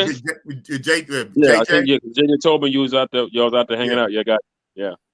Jay get bigger every time I see him in real life. You know, we be talking to each other on these chats and stuff, but we bump into each other in real life on trips. I seen Jay. I said, "Damn, boy, they like big old muscle bound swole." Yeah, so I felt safe. I'm not too little myself, but shit, me and Jay together. Yeah, I was out there with Jay. That was his first time. So shout out to JJ. JJ went to Brazil. And he loves it. He wants to go back faster than me. So Panama is open. Okay, come on, Melvin Riddle. Panama is open for unvac traveler. Okay, but I got to go to places I want to go. So yeah, they open, but I ain't open to going to them. They use US dollars and they mangoes are kind of pricey to begin with. They mangoes are pricey and on US dollar. Hell, I could stay here for that. Minus the airfare and you know what I'm saying? So damn. But I hear they got some baddies out there, and because they're centrally located, you get some of everything to go there. You know, you got the Venezuelan joint, the Colombian joint, some DR joints. Yeah. So I don't have my weight up. When I get that beat out money, I'll go. Right now, DR. Book travel will be going to Lima. Okay. Oh shit, for real? Okay, hold on. So Buck Travel will be going to Lima, Peru, and have boots on the ground in 2 weeks. Oh shit. Are you serious? See, shit like that make boss pull triggers, man. How can you didn't say that before? Now, Buck Travel, you be on my show all the time with no damn mic. Don't come up. You must have just pulled the trigger on it, huh? See, shit like that make me do about yeah, that's a little too soon. My job already killed me. They already mad I took this week off. Man, but yeah, but see, that's my thing. I like safety in numbers. I like going with people who've been somewhere before and this and that. So sometimes that makes the difference of me when I actually book a trip and pull a trigger. Like if I know that, and that's like the beauty of being in these travel groups, right? Normally we have a heads up of a month or something like, oh, I plan to go here. I'm going to go these days. Okay. Well, because you going, I'm going to go. But hell, that's the whole reason. That was the basis, like literally, that was the basis of my Africa trip because of Jordan. Because Jordan is already out there. Jordan, he's in Tanzania. Now he's in Kenya. And in a week or two, Jordan should be in Uganda. Because Jordan is out there, I was going to go link up with Jordan. That was the whole reason. So a lot of times, being in these travel groups with the Travel Brotherhood, if one, especially 2 or 3, and it becomes a party now. If a group of guys are saying they're going, even if I wasn't going to go at first, because they're going to go, I'll jump on a hype train. So, man, I wish you would have told me that a few weeks ago, Buck Travel. He'll be there in 2 weeks, but you might have just pulled the trigger yourself. Yeah, that'd be a little too tight. I just, well, he'll be out there New Year's, seem like. Yeah. New Year's. Yeah, good. 2 weeks is New Year's. Yeah, but it's still a little cool. Because even my Kenya I would have done was going to be around January 15th, 16th. So it was like a month from now. Like a month. And that still is a little tight for my job. So 2 weeks, they'd kill me. I wouldn't have a job. So, and then catch 22, right? Because I'm not doing the Africa trip, then that means I'm not going to do a trip in January.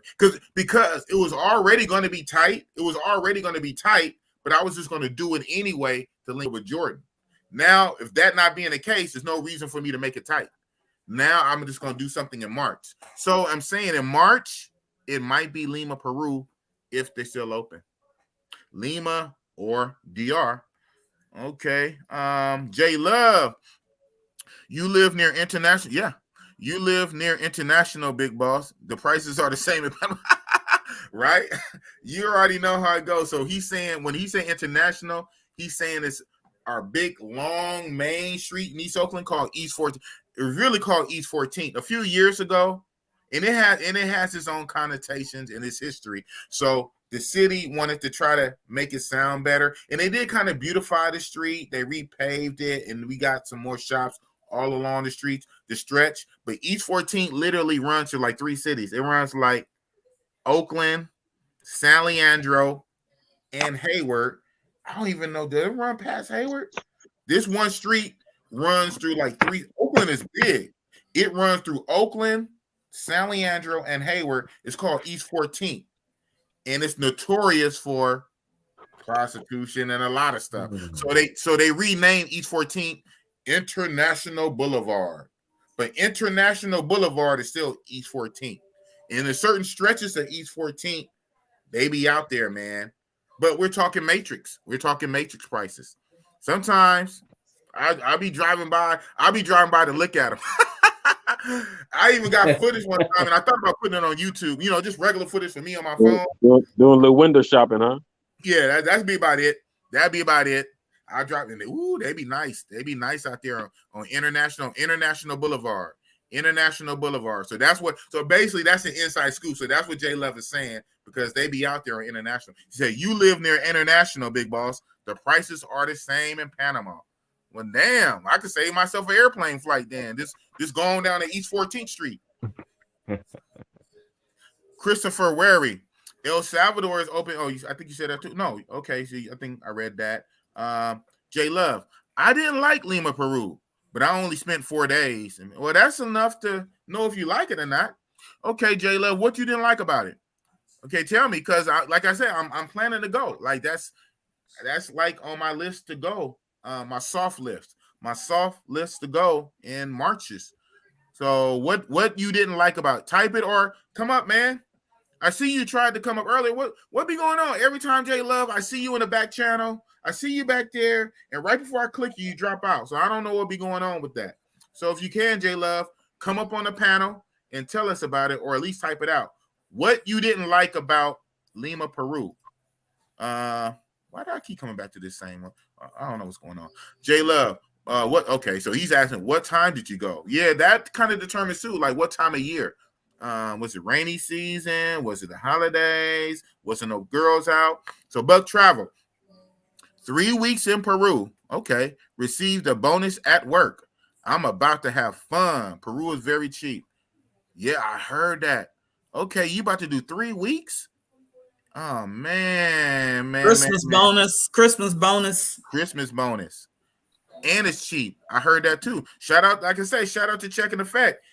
And you know how some of the YouTubers do it, right? And I get it. Like I even did this in a way. By the time you upload the footage, you edit and put it up, you might not be in that country no more. You know you there if they go live. They go live from there. But the edited videos, by the time you see the edited video on their page, they had moved on to another country. So I don't know if he's still in Lima, Peru. But right now, all his videos on Checking Effect, he has at least about 5 or 6 videos about Lima, Peru. So either he's literally still there or he might have just left. So he's just in Lima, Peru. So it's really on my radar. And he says it's cheap, So I'm really trying to do Lima. But J Love said he didn't like it. What you didn't like about Lima, man? You didn't like the weather? You didn't like the food? What you didn't like? Shoot, man. I got to go somewhere, man. Yeah, a lot of my friends, man, that I spoke with, they didn't really like Peru. A lot of my friends that's been there. I got a few white friends that I know. They love it. They love it. Yeah. They love it. But a lot of your brother, the black guys, didn't tend to like it. No. Okay. Are they racist? There? It's near Argentina. So you just said your white friends love it. Your black friends didn't like it. What's going on here? Yeah.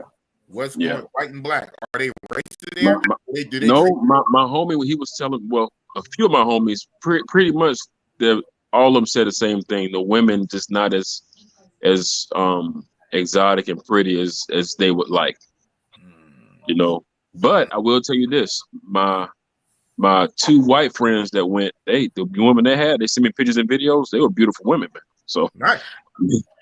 And so I don't know. I give you a hard time, B-Dot. I give you a hard time, but you have quality. You and JJ, especially y'all have quality women. So if you say they look good, and I know they look good. Yeah. So the guys we used to be in groups together, and you used to show your receipts. I'm just telling y'all, B-Dot have them. Most of y'all know that. B-Dot be having them. So if you say they look good, then I mean they look good. Yeah, the black guys I know that went, they didn't send me no pictures of the girls. They just said that they didn't like them. They thought it's pretty. But the white guys that went, they sent me pictures and some pretty XXX type videos. Man, these girls, they was on point. Right. Yeah, and shout out to Checking Effect. I'm looking at his video. You can't get more raw in real life than 4K footage on the what's the name. From what he's showing, they look good to me. Now maybe I don't have the highest standards. I don't have the highest standards. You can throw me anything, just throw me a bone. But even on Check's videos, they look good to me. He's panning it around. I'm looking at it. What's not to like? I mean, what do you expect? What do you expect? You Miss America? What you want? This all nines and dimes. She has to be 5'7", 5'8", and this and that. I mean, what? Come on, man. I don't know. Yeah, Peru. That's actually on my. What'd you say, Mr. Navigator? Yeah, I was just saying that's actually on my bucket list. What? To go to Peru. Yeah, I didn't believe it, man. Mr. Jamaica, you finally want to go somewhere else? Yeah, it's actually a couple of countries in South America that I'm trying to go to. I'm trying to also go to Suriname, Peru. Okay, but it's not Brazil or Colombia. I mean, I bet I'll go to I'm Brazil. just trying to wrap my mind around that, man. Yeah, I mean, eventually I'll go. But no Brazil, no Brazil for you. No Rio, Copacabana, no Christ Redeemer statue. No Rio, Brazil for you. I'll go. Yeah. Peru and Ecuador and Belize and Salvador and wow. Okay. Yeah, I mean, eventually I'll go to Brazil. It takes all types, man. Hey. Yeah. It takes all types. Gotta love it. That's what makes us so diverse. Kinda. Yeah. And Padmore. Okay. So Ken Padmore is kind of saying what the brothers be checking for. The brothers want them tan women with big ass. Brazil. Or even Colombia. Okay. Yeah. But like I say, maybe, and shout out to what my guest No Excuse say, and a lot of people say, right? A country is bigger than one city. You know, there's still countries with states and cities. So like Colombia, like in Colombia, different parts of Colombia got different women. Like so, the Cartagena, the Cali, near the water, near the coast, tend to have the darker melanated Colombians. You know, versus the mountains. So maybe if you move about the country to different areas, different regions, you'll have different flavors of women. Like I say, the ones in the video that I seen to check, even if I just went from that, knowing nothing from nothing, going from Check's YouTube videos, what he shows good enough for me. God damn, what do you want? You want Miss America?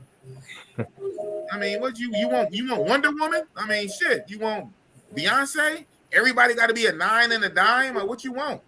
God damn. Can I add something to that? It also depends on how long you be there. Because if you're there for like a week or like 7 days, you know, you're not going to be able to dig into to the full scope of where you at. Right. You know what I'm saying? You got to travel around. Just like Colombia. Right. You know, Bogota got a different flavor than Medellin.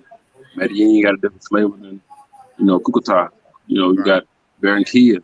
You got, Cartagena. You know what I mean? So Bogota is more of a melting pot. You got everybody there. It's like New York. Right. You go like to Barranquilla, you go to Cartagena, you got girls that's near the coast. So girls are a little more brown, more brown skin. Medellin is a lot of lighter skinned girls that are from there. So it just depends on, like you said, move around the country a little bit, and you get a little bit more flavor, get a little more temperature of what's going on out there. Right. So look like J Love answered. He typed it out. Buck Travel. I went 10 years ago. Oh, come on, man. We need updated information. But right on, I went 0 years ago. But we kind of need updated information. Look how much DR has changed in 3 years, from 2018 to now.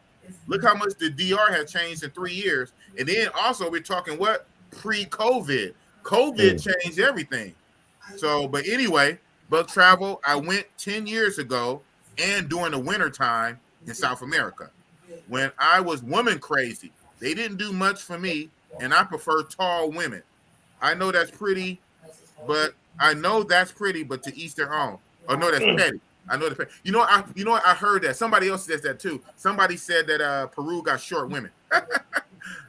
and now that I think about it, the ones in even Check's video, they all tend to be kind of short. That's gonna be. And somebody else said that too on my panel. Somebody said that they got dang.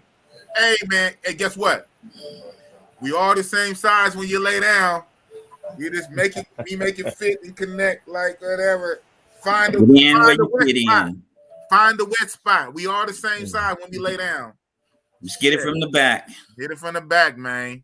Shit. Damn, that is crazy. Okay, right on. Thanks for answering, though. Thanks for answering.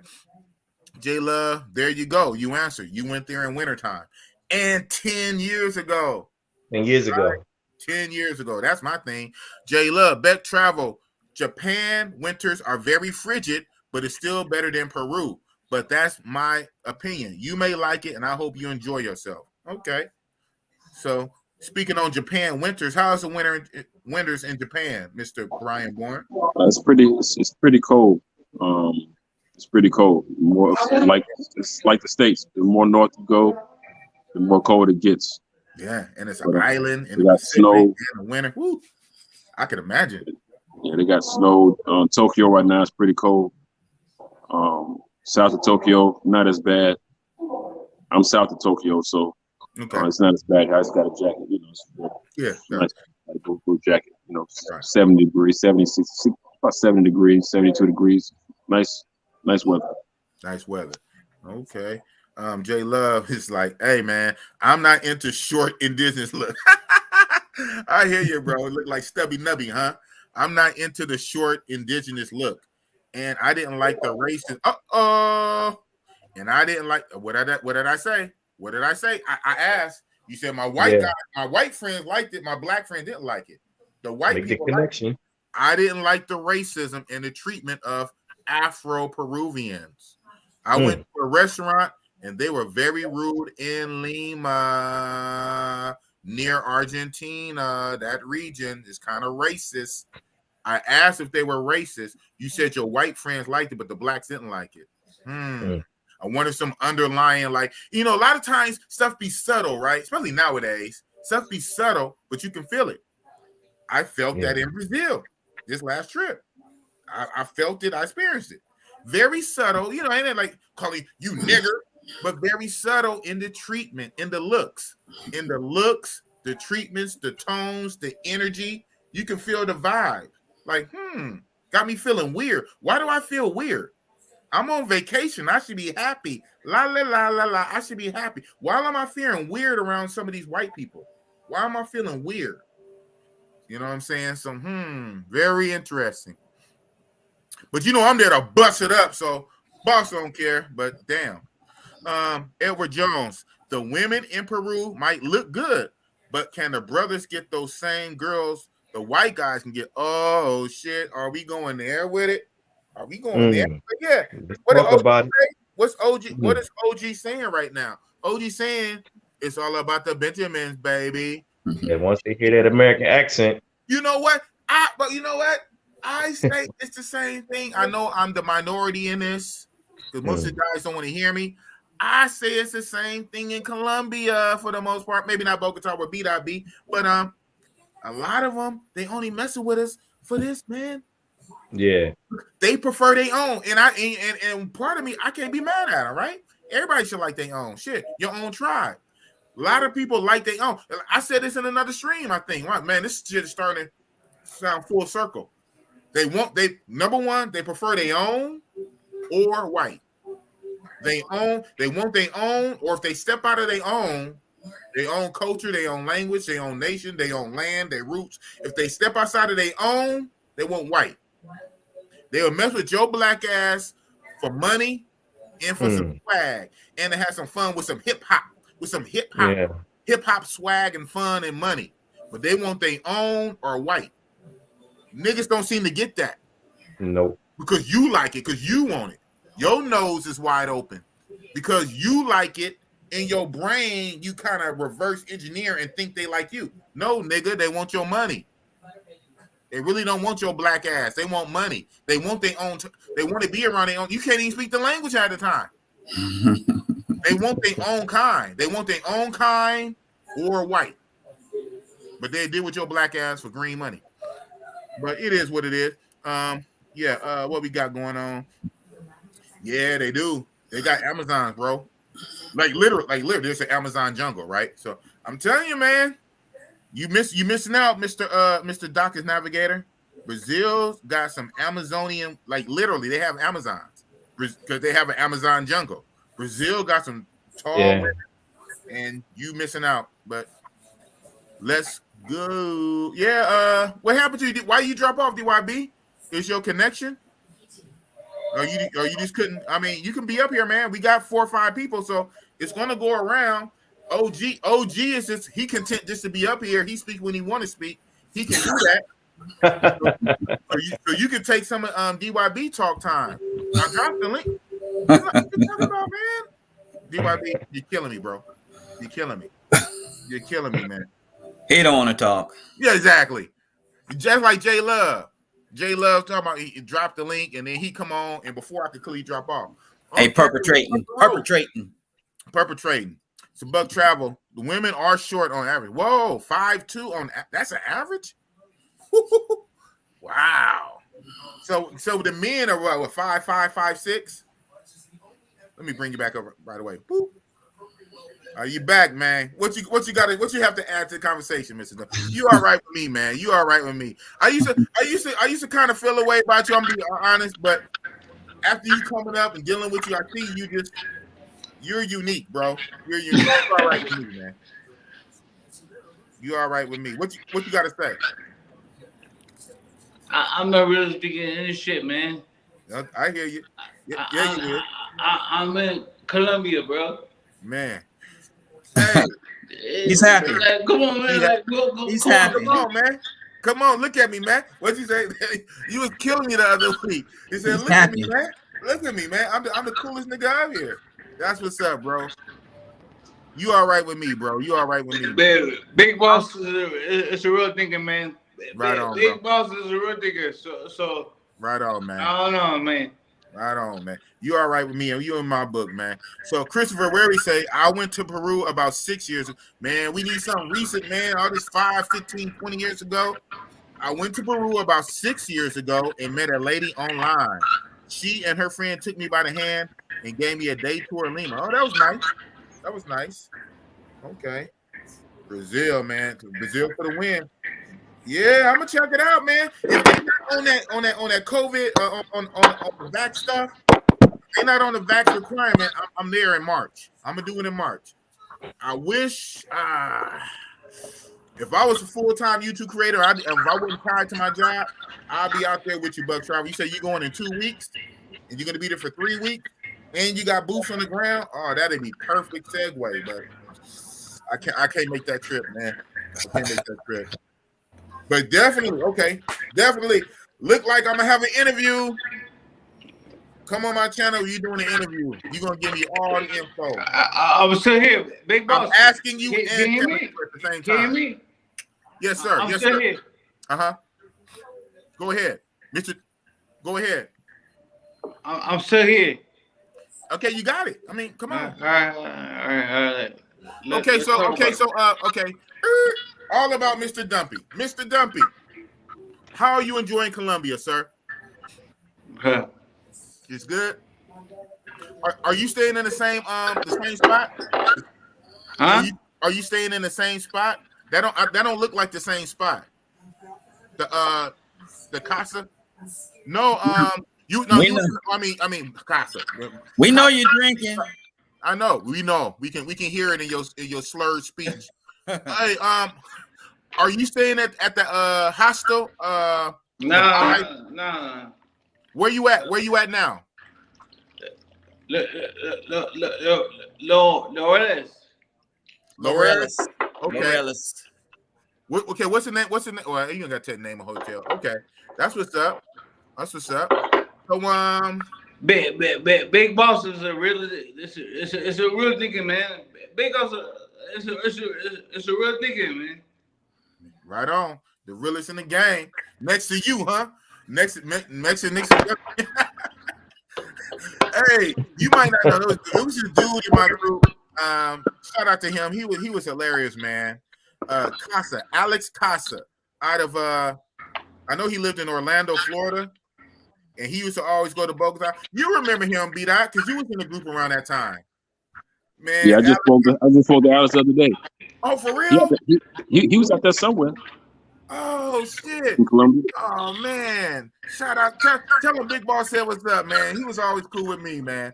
Alex, but you know what? Mr. Dumpy right now is reminding me how Alex Costa, because Alex Costa used to be on one sometime, bro. You know that. It's 205, nigga. Till I die, nigga. 205 till I die. Miami. I'm a real Miami nigga, man. Got you. These are facts, man. I got you, man. Till I die, bro. What is it about you? Well, he was Orlando. Yeah. Alex Costa was Orlando, wasn't he? He was Orlando, and he would always go from Orlando to Bogota, and he would kill me. Big boss. I got 2 bitches in the bed, big boss. I got 2 bitches on the bed, and I got lunch on the couch. Something like that he used to say. I said, man, you too lit, Alex. You reminding me of Alex Costa right now. Oh, you talking about the other Alex? My fault. I thought you were talking about Alex from New York. You talking about Alex from Florida? I know you're talking about. I haven't talked to him in a long time. I know you're talking about. Okay. Oh man. Him. He was super. Matter of fact, we was talking about him today. He's a trip, man. He comes up like the ghost in our group every now and again. Somebody bring him up. He was too funny, man. He'd get on whatever his choice of party favorites was. You can tell he'd be on one. He'd just get on. Big boss, where you at, big boss? He said, I got 2 bitches in the bed, big boss. I'm on the couch, man. I said, Alex, what's up? Hey, big boss, what's going on? He was too funny, man. Shout out to Alex Costa. So yeah, Alex was a funny dude, man. Giving me Alex Costa vibes, Dumpy. Oh shit. Okay, so J Love, I told you in the previous chat, big boss, someone is trolling using my name. Oh wow, you did say that. Hey, so J Love, why don't you do this, J Love? No, for real, because Razor Ray gave a good suggestion. Why don't you put an avatar, a picture instead of that big old generic J? You know, it don't have to be your face, right? Put it of something. Or like what Razor Ray said, what would be dope, have like a heart since J Love, have a heart with a J in it. So that way I can kind of notice. So kind of personalize your logo. Put an image in there instead of that J. Yeah, so if somebody is trolling you and they're using a fake account saying they J Love, put an image in there. It's just an idea. Because now you told me that, I probably really won't click the link then. You don't know who you're gonna get. Right. You know what? Thinking on the fly, like a battlefield commander, thinking on the fly. Matter of fact, J Love, since you told me that, I'm gonna tell you now in front of everybody. Then even if you want to come on, I probably won't click now. But look at that. So the other person probably gonna do this. Damn, maybe start telling the back channel. I probably won't click it until you kind of change that. This shit, man. I'm listening to this shit, bro. Yeah, you will. Yeah, you is. You the realest nigga in this shit, man. Shout out. Hey, okay. So you've been there about a week, man. So what's your body count up? What's your body count up now? Last time you was on here, you had 2. What's your body count? It's the same thing. It's the same thing. It better not be 2, and you've been there a whole week. Yeah, it's like, bro, I'm not doing that. Like the same thing you doing. I'm not doing this shit, bro. Okay. You had 2 last week on Friday. On Friday, you had 2. No. That's been 8 days. That's been 8 days ago. That was last Friday. Now it's the Saturday. In 8 days, you had 0 in 8 days. I got 5. Oh, okay. Woo. Tell me something. All right, man. All right. I don't know. Pussy means nothing to me, bro. That pussy, right. I get it, but even then, and 5 is still kind of low, right? So that's cool. So 5 in 8 days. That tells me you just been kind of, yeah. If you would have said 0 in 8 days, bro, I was like, what's going on? Okay, that's cool. Yeah, so 5 in 8 days. That means you just taking your time. Like every other day, you see a joint. Cool. That's natural male hormone, testosterone, natural. I mean, zero in 8 days on vacation. That's different if it's 0 in a week or two. This is not a vacation. In the Matrix while you at work. This is not a vacation, bro. This is it's beyond a vacation, bro. Like this is like what we didn't do, man. Like I'm a rich nigga and it's not a vacation, bro. I'm a real nigga, man. I'm setting shit up, like stock market, crypto. Like I'm setting shit up for us, man. They think we don't have to like the you know what I'm saying? He's making moves. Yeah, I'm making moves. Hold on. So OG is gonna be your interpreter. So you talk your shit, and OG is gonna be your interpreter. Yeah. What the hell did he just say? So you making moves. Got it. You making moves. And you the realest nigga out here, yo. Man, yeah. Yeah. He the realest niggas out here. He the realest in the game, y'all. Y'all heard that? He's the realest in the game. God damn. Real talk bring everybody out. God damn it. Shit. Have mercy. But thank you for coming through. What's going on with the chat, man? Ain't nobody talking? Nobody talking in the chat? So we was on that Lima, Peru. So shoot, man, I'm trying to go there, man. I'm trying to go there in March. I'm trying to go to Lima in March. Buck Travel going to be there in 2 weeks for 3 weeks. And then Jay Love said he don't want to go there because they got short women. The average height is 5'2". Well, that might not be Jay Love, though. It might be that imposter. Oh, my goodness, right? Man. Jay Love might not even be on here. Right. Look at that. How are we going to figure that out? I don't know. Ken Palmore said the brothers just want the tan women with a big ass. Ain't that about nothing? Tim Howard said they want a Happy Meal. Yeah, man. Shit, I can bust it up. I should have hollered at. I'm sure it'll be all right, but I should have hollered at. Hey, Big Boss. Yes, sir. You know when every time you try to bring Dre Love up, they pop off. They do. Yeah. So what's up with that? That's what it is. That's what it is. Because they're not Jay Love. They're not Jay Love. Wow. He probably won't even get this. Let me ask. So hold on. Text it somebody. About Drew. Probably should have asked him on my channel. Let's see if he even get this. Yeah, man. Shoot. So we got the panel. What's the newest comment? Okay. So Buck Travel. I'm having success. Oh, so you doing pre-gaming. Okay. I need to pre-game. Like even when I went to Thailand, I didn't do the tender. In most of these countries, especially tender, I don't do it till I get there. I'm just not the biggest pipeliner. And I know some countries that's probably, better than not, but you say I'm having success in tender in Peru. So far, so good. I just need to put boots on the ground. Check said massage costs, $10 an hour and $5 for extra. Is that sound like a sweet deal? Woo, $5 for extras.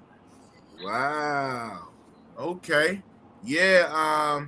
I'll be messaging Check on the side too. So before I go, I guess you message heavy. Before I go, I'm really gonna message him and bug him to get all the information out of J Love.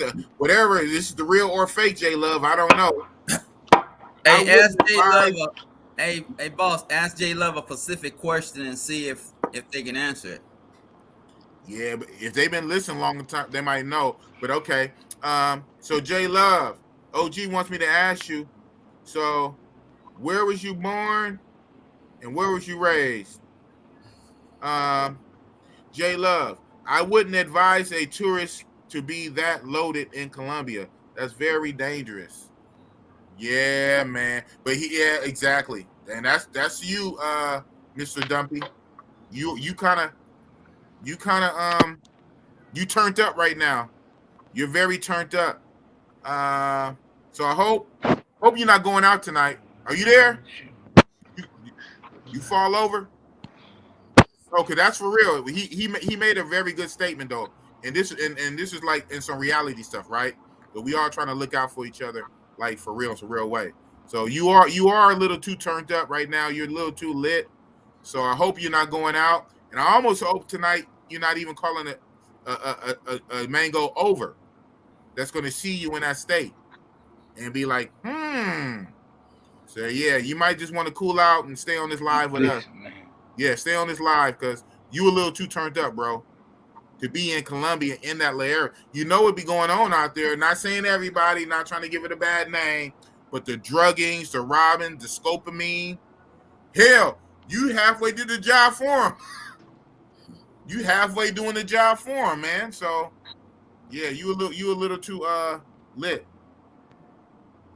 You still there? What's going on with you, man? What's going on with you, Mr. Dumpy? Yeah. So shoot. Oh, and he fell off. Okay. All right, man. Shout out to Mr. Dumpy, DYB Lifestyle. Hope you're all right, bro. The message in the chat, at least. If you don't come back on here, message in the chat. Yep, but that's him. Bello, outside of Medellin, Wade, raised in West and North Oakland. Okay, man. Yeah, you might want to go ahead and put the change your icon, bro. Change your icon to something for you. It don't got to be your face. Hell, put the sign of Oakland or something up or something. But yeah, personalize your logo, bro. So I know it's you. Like put a heart in the J or something. All right. But travel. Guys getting drugged. Yeah, for the most part. The guys getting drugged in Colombia are always rookies. Yeah, I think for the most part. I don't know if I really heard of any vets getting got like that. Have you, B-Dot? I would say okay, but I've known guys that live there and it's been there for years. They got took. So I think it just depends on your frame of mind and what you got going on. You know, I know a guy, he's been living there for 8 years and he got a little bit too loaded on on drinking and on some broken sugar. And he took two girls home. He woke up the next morning and everything was gone. So he been there a long time. So it should know better. It just depends. It depends on what I would say is depends on your state of mind and what you got going on. If you had a little bit too much to drink that night or you're doing some extracurricular stuff, it might be best to just kind of just chill out, because anybody can get it. Bathroom. All right, gotcha. Anybody can get it out there. But yeah, you're right. Of course, if you have somebody that's an easy mark, the girls are talking to him and he's like, "Oh, this is my first time out here." They're gonna say, "Oh yeah, let's get it." They smell blood. Huh? It can happen to guys at a season. It's actually a guy in one of the groups. He got in the gym. He got in a twist out there, and they had the girl on video and everything. He had a security guard that was at the front of his apartment, everything, and he still got. And still got. Wow. Still got, man. So, how did she get by it? Was security asleep? Did she just walk by him like everything was okay? Yeah. And he took her up. He took her up and went to the crib and started drinking and stuff. And he said he just passed out. And girl just left and got taken. So just gotta love Colombia, Medellin. You gotta know how to move, man, and always pretty much be in your right state of mind. And if you're not, just cool out for the night. Protect yourself. Yeah. It was a guy in one of our groups the other night. He was on with 2 girls, and he put him in the chat, but he was loaded. And I told him in the group, I said, "Look, man," I said, "Dude, kick them girls out." And one girl popped up at his crib like at 3 a.m. when another girl was there. He let her in. And he was loaded, and she actually brought some of that white stuff with her. He put pictures of pink stuff. Yeah, and they was doing their thing, and I said, dude, put them out, and thank God nothing happened. But okay, but that was a possible situation right there, big time. Because he woke up the next morning and one of the girls had locked herself in one of the bedrooms. And all kind of weird stuff, man. So everything ended up being okay. Yeah, okay. Did she do that on purpose? She locked herself in a room on purpose or accident? Yeah, he said he went to the room the next morning. He fell asleep and he went to the room and the door was locked. And he didn't know if the other girl had left. He really put himself out there. He woke up. He woke up. He didn't know what was going on. And coming to find out, everything being okay. I think one of the girls, he had bought the girl some clothes or something. Shit, took them with her or something like that. Other than that, it was okay. But you got to be careful out there, man. You know. All right. When you take these trips, you got to take your common sense with you. You know what I mean? Mm-hmm. A lot of guys that just go out there and think everything is all cool. Like you said, if they're a rookie or they just don't know or they're not in these groups and hear other guys' experiences. I learned off other guys' experiences, man. That's what really helped me out over the years. Right. Hearing all the horror stories and guys that I know personally that went through things, and I moved different, Right. Exactly. That's why the travel groups are very important, man. Even more so, for this sharing pictures and sharing the war stories, sharing the horror stories, actually helps. Like you say, we can learn from other guys' mistakes, like for real. J Love, I would assume the real J Love, but travel. No, that's not true. Even veterans get drugged. Come on now. Even veterans get drugged in Colombia. Even Colombians get drugged, especially in Bogota. So not only veterans, even Colombians. Yeah. But then like say again, both is true, right? If veterans and Colombians get drugged, then rookies really get drugged. I mean, they just like too easy. That's a layup. Well, they got pussy on the brain, so they're not thinking. Big time target. Yeah, that happened in Bogota. It was these two people was in a pretty popular place in Bogota. It's called Gringo Tuesdays. Okay, heard about that. Yeah, and they got for some thousands. USD thousands. Yeah. Took the cell phones, everything. I don't go on a trip to lose thousands. I go just a word of advice, man. If you have a girl that's a little bit too aggressive, you got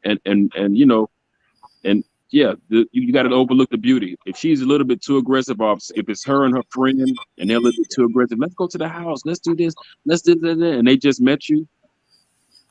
You don't even know red flags. Yeah, you don't even know me. You don't even know me to be wanting to do all that.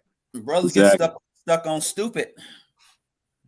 So that happened to them. They met these girls. It was two of them, and they met these two girls, and they talked them into going back to the crib.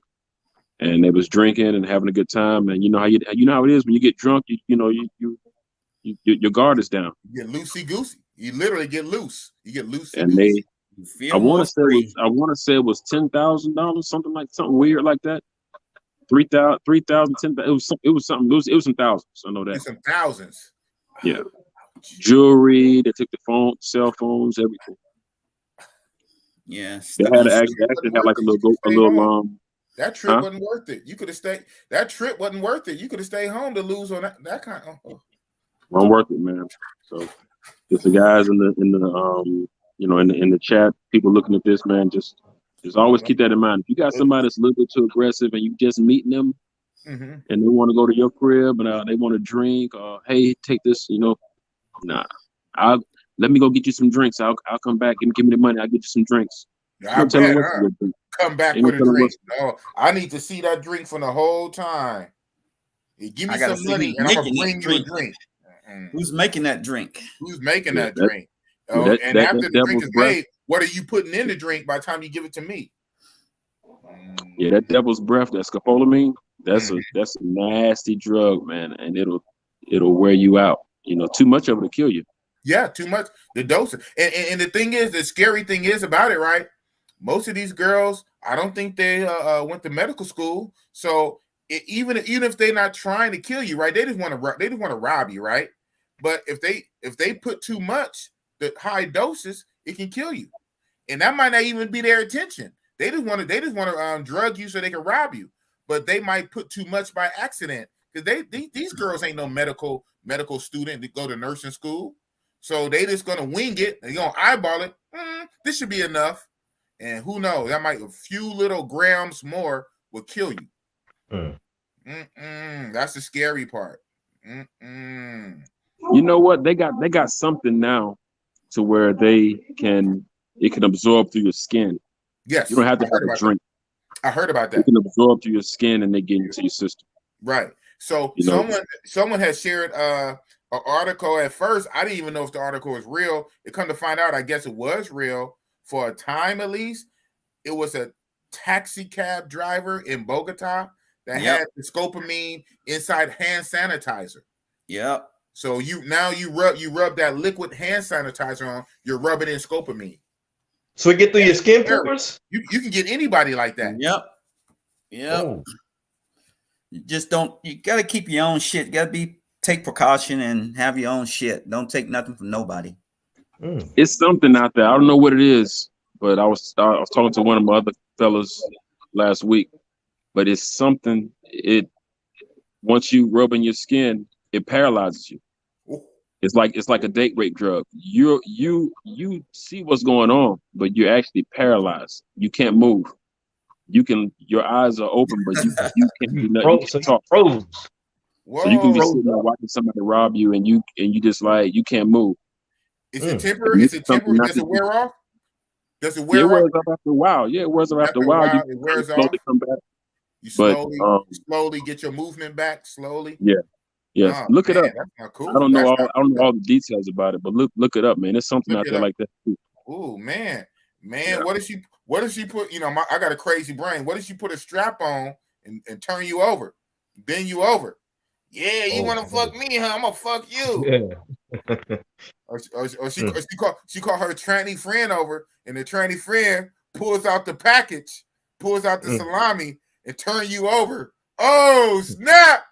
Real talk, big boss. I put that mental image in my. Now I need some drink. I need some drink to wipe that out, right my brain. Oh shit! Yeah, because who won't want to tell that story when they come back? Nobody would tell that nigga. Nobody. If that, hey, I'm real talk. If that happened, nobody will know but me and Jesus till I die. How's your trip? Oh, it's great. You better take that to the grave. Take that to the grave. Hey, you can tell the story, but you can always tell her like, "Hey, man, I know this guy, man, a real good friend of mine, man." But it's you. You tell the story on yourself. Because you got to get it off your chest. You got to tell something. Yeah, you have to tell it. Real close friend of mine, man. A real close friend of mine, man. They got jammed up, man. They tore him up. That'd be the one time that you would pay. We black people really don't pay for psychiatry. That'd be one time you'll pay a psychiatrist. You have to get that off your chest. You might get a psychiatrist in a whole nother state that don't know nobody you know. No. And just tell it. Lay on the couch, doc. That's terrible. That's terrible. It was huge. It was huge.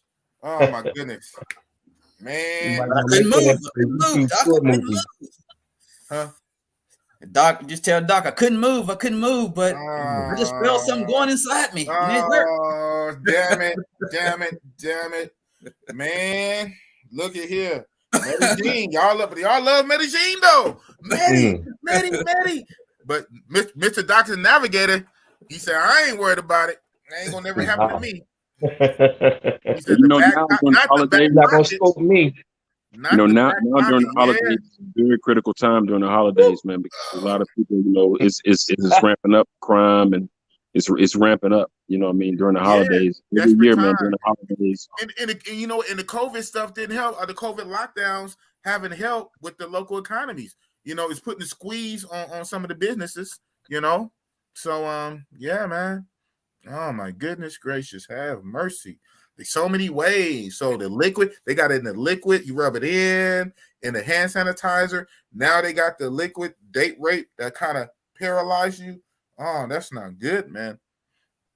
That is not good. Keep your head on a swivel, man, and just move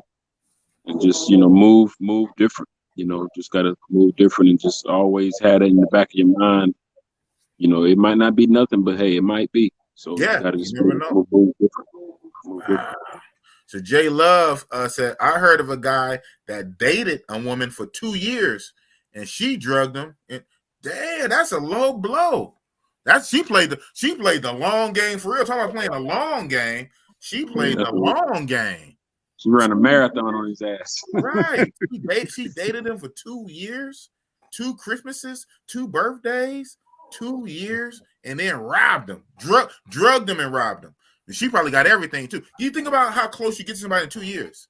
She probably cleaned them out. Damn, that's scandalous. That's a low blow. 2 years in drugging. A lot of Colombians get drugged in Bogota in large numbers. They just drugging each other left and right. Tourists are not the only ones targeted. There are many rich Colombians. Everyone is not poor in this country. We get that. We get that, man. Especially in the capital, especially in Bogota. Yeah, a lot of Colombians get drugged. But travel, yeah, I agree. I'm excellent at learning from other guys' mistakes, right? Shit, Kid Kang, R.I.P. Kid Kango. Who is that? From UTFO. He just passed away. Oh man, sorry to hear that. Oh man, what did he pass away of? He had either prostate cancer or something like that. Older cat, older dude. Yeah, he died at 55. Yeah, 55. I'm sorry to hear that, bro. Yeah. Wow. R.I.P. to him, man. R.I.P. Wow. Buck Travel, Bogota crazy. These 4 guys on moto pull up on this Asian expat. He gave up everything and they still shot. I heard about that. I heard about that when it happened, like a while ago, right? I heard about this situation. Yeah, they robbed the Asian expat. He gave up everything and they shot him anyway. Wow, that's not cool. That's normally supposed to be the trade-off for me to turn empty in my pockets. Here, just leave me alone. You take everything and take my life. That's not cool, man.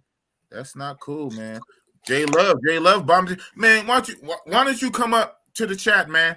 Come up to the chat. Come up to the panel, man. You got so much to say. They're like Buck Travel.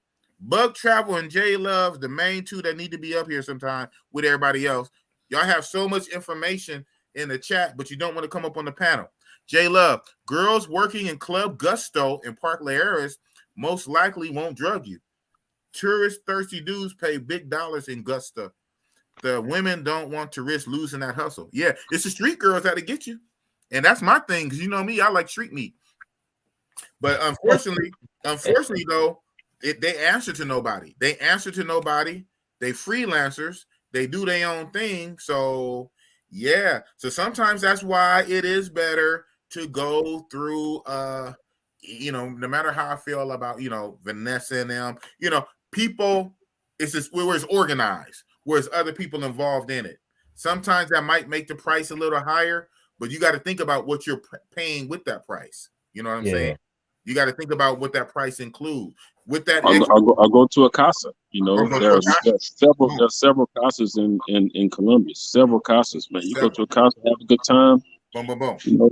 Have your fun and get up out of there. And get their number, right? So if you're a guy like me, I do casas, I do all that, but it's something about having something in your room, in your own hotel bed. So, but what you can do technically when you go to casa, get the number and have the same chick come over. She ain't even she ain't gonna drug you because she know that you met her at her job, so she ain't gonna drug you. So yeah, you can smash her there, and you can get her to come to your place, and you can do it the way you want to do it. Yeah, but the street chicks that's not accountable to nobody, the straight freelancers, they answer to nobody.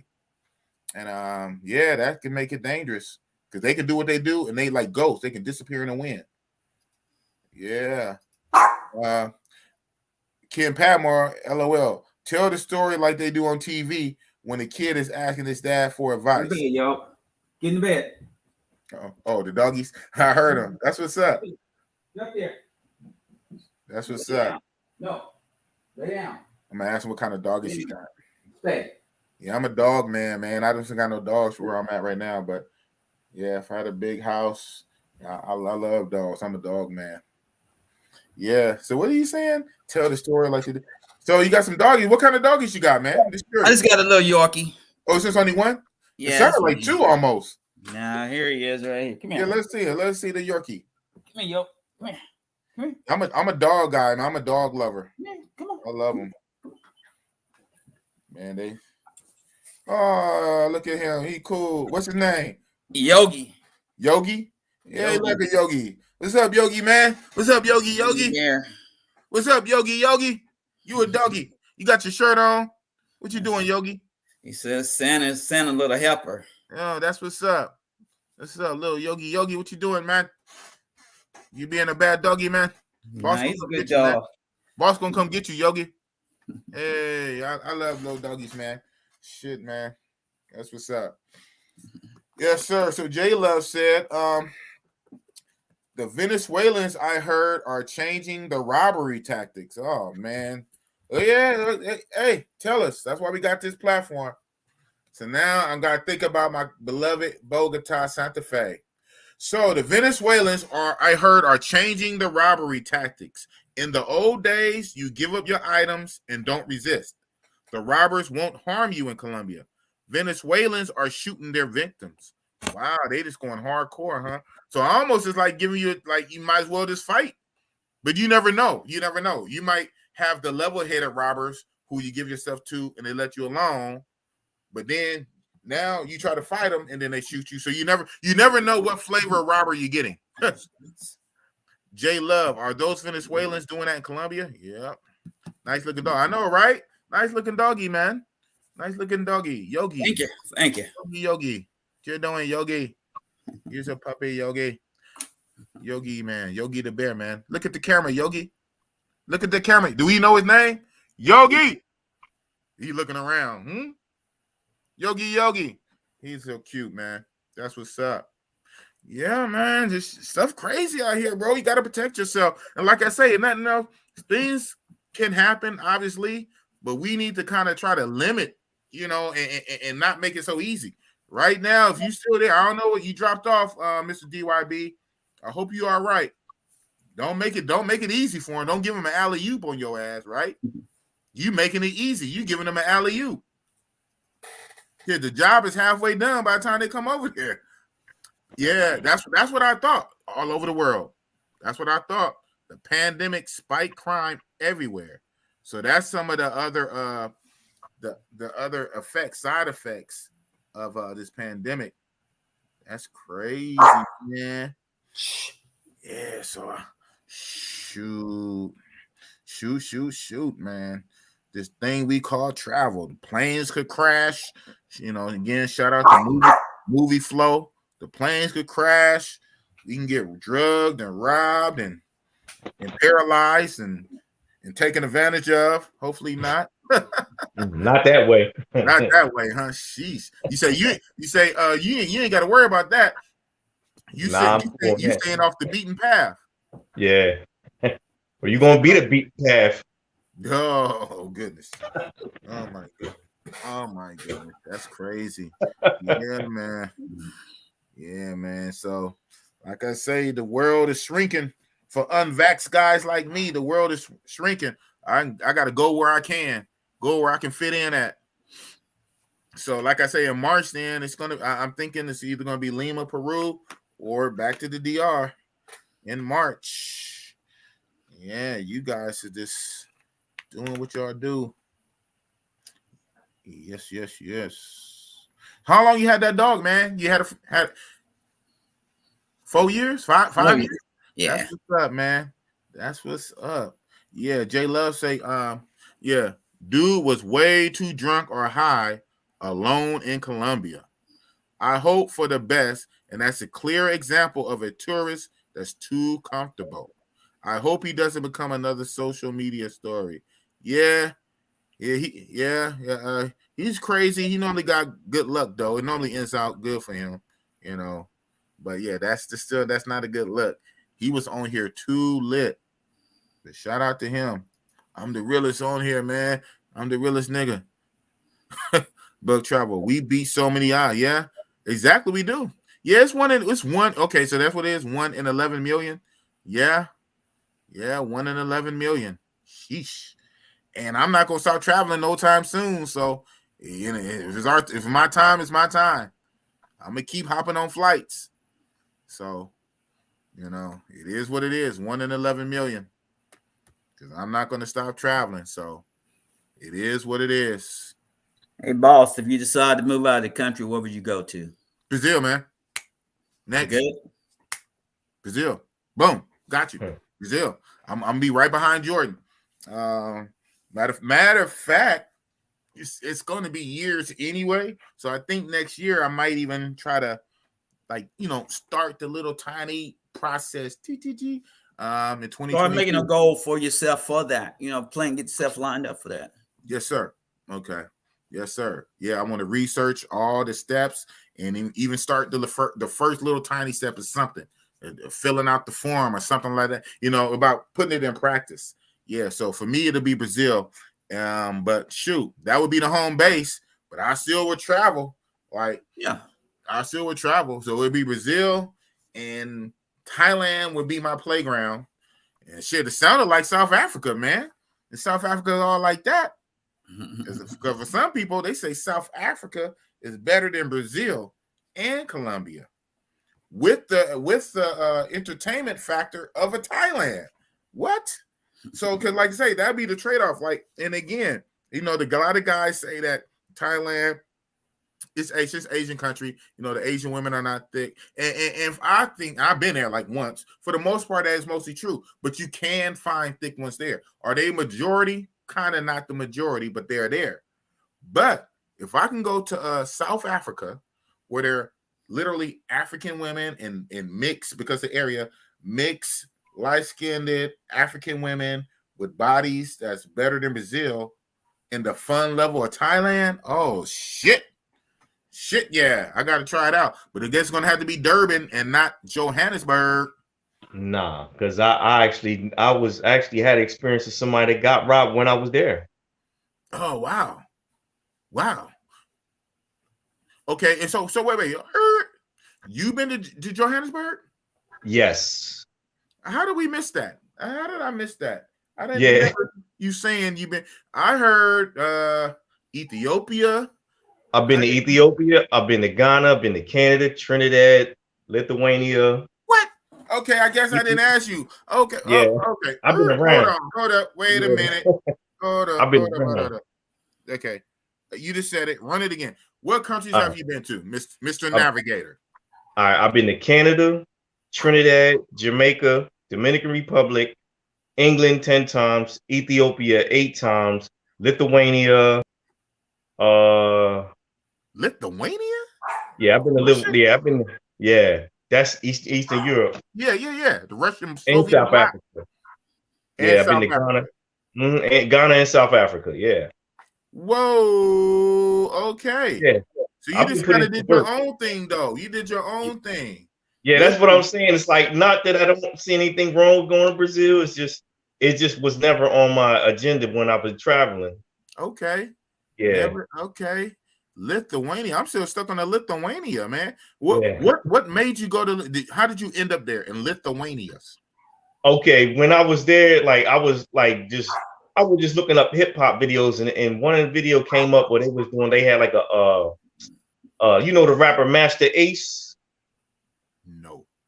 Okay, Master Ace. That's the dude that was with the Juice Crew back in the day. He was, he was in Lithuania. Juice Crew.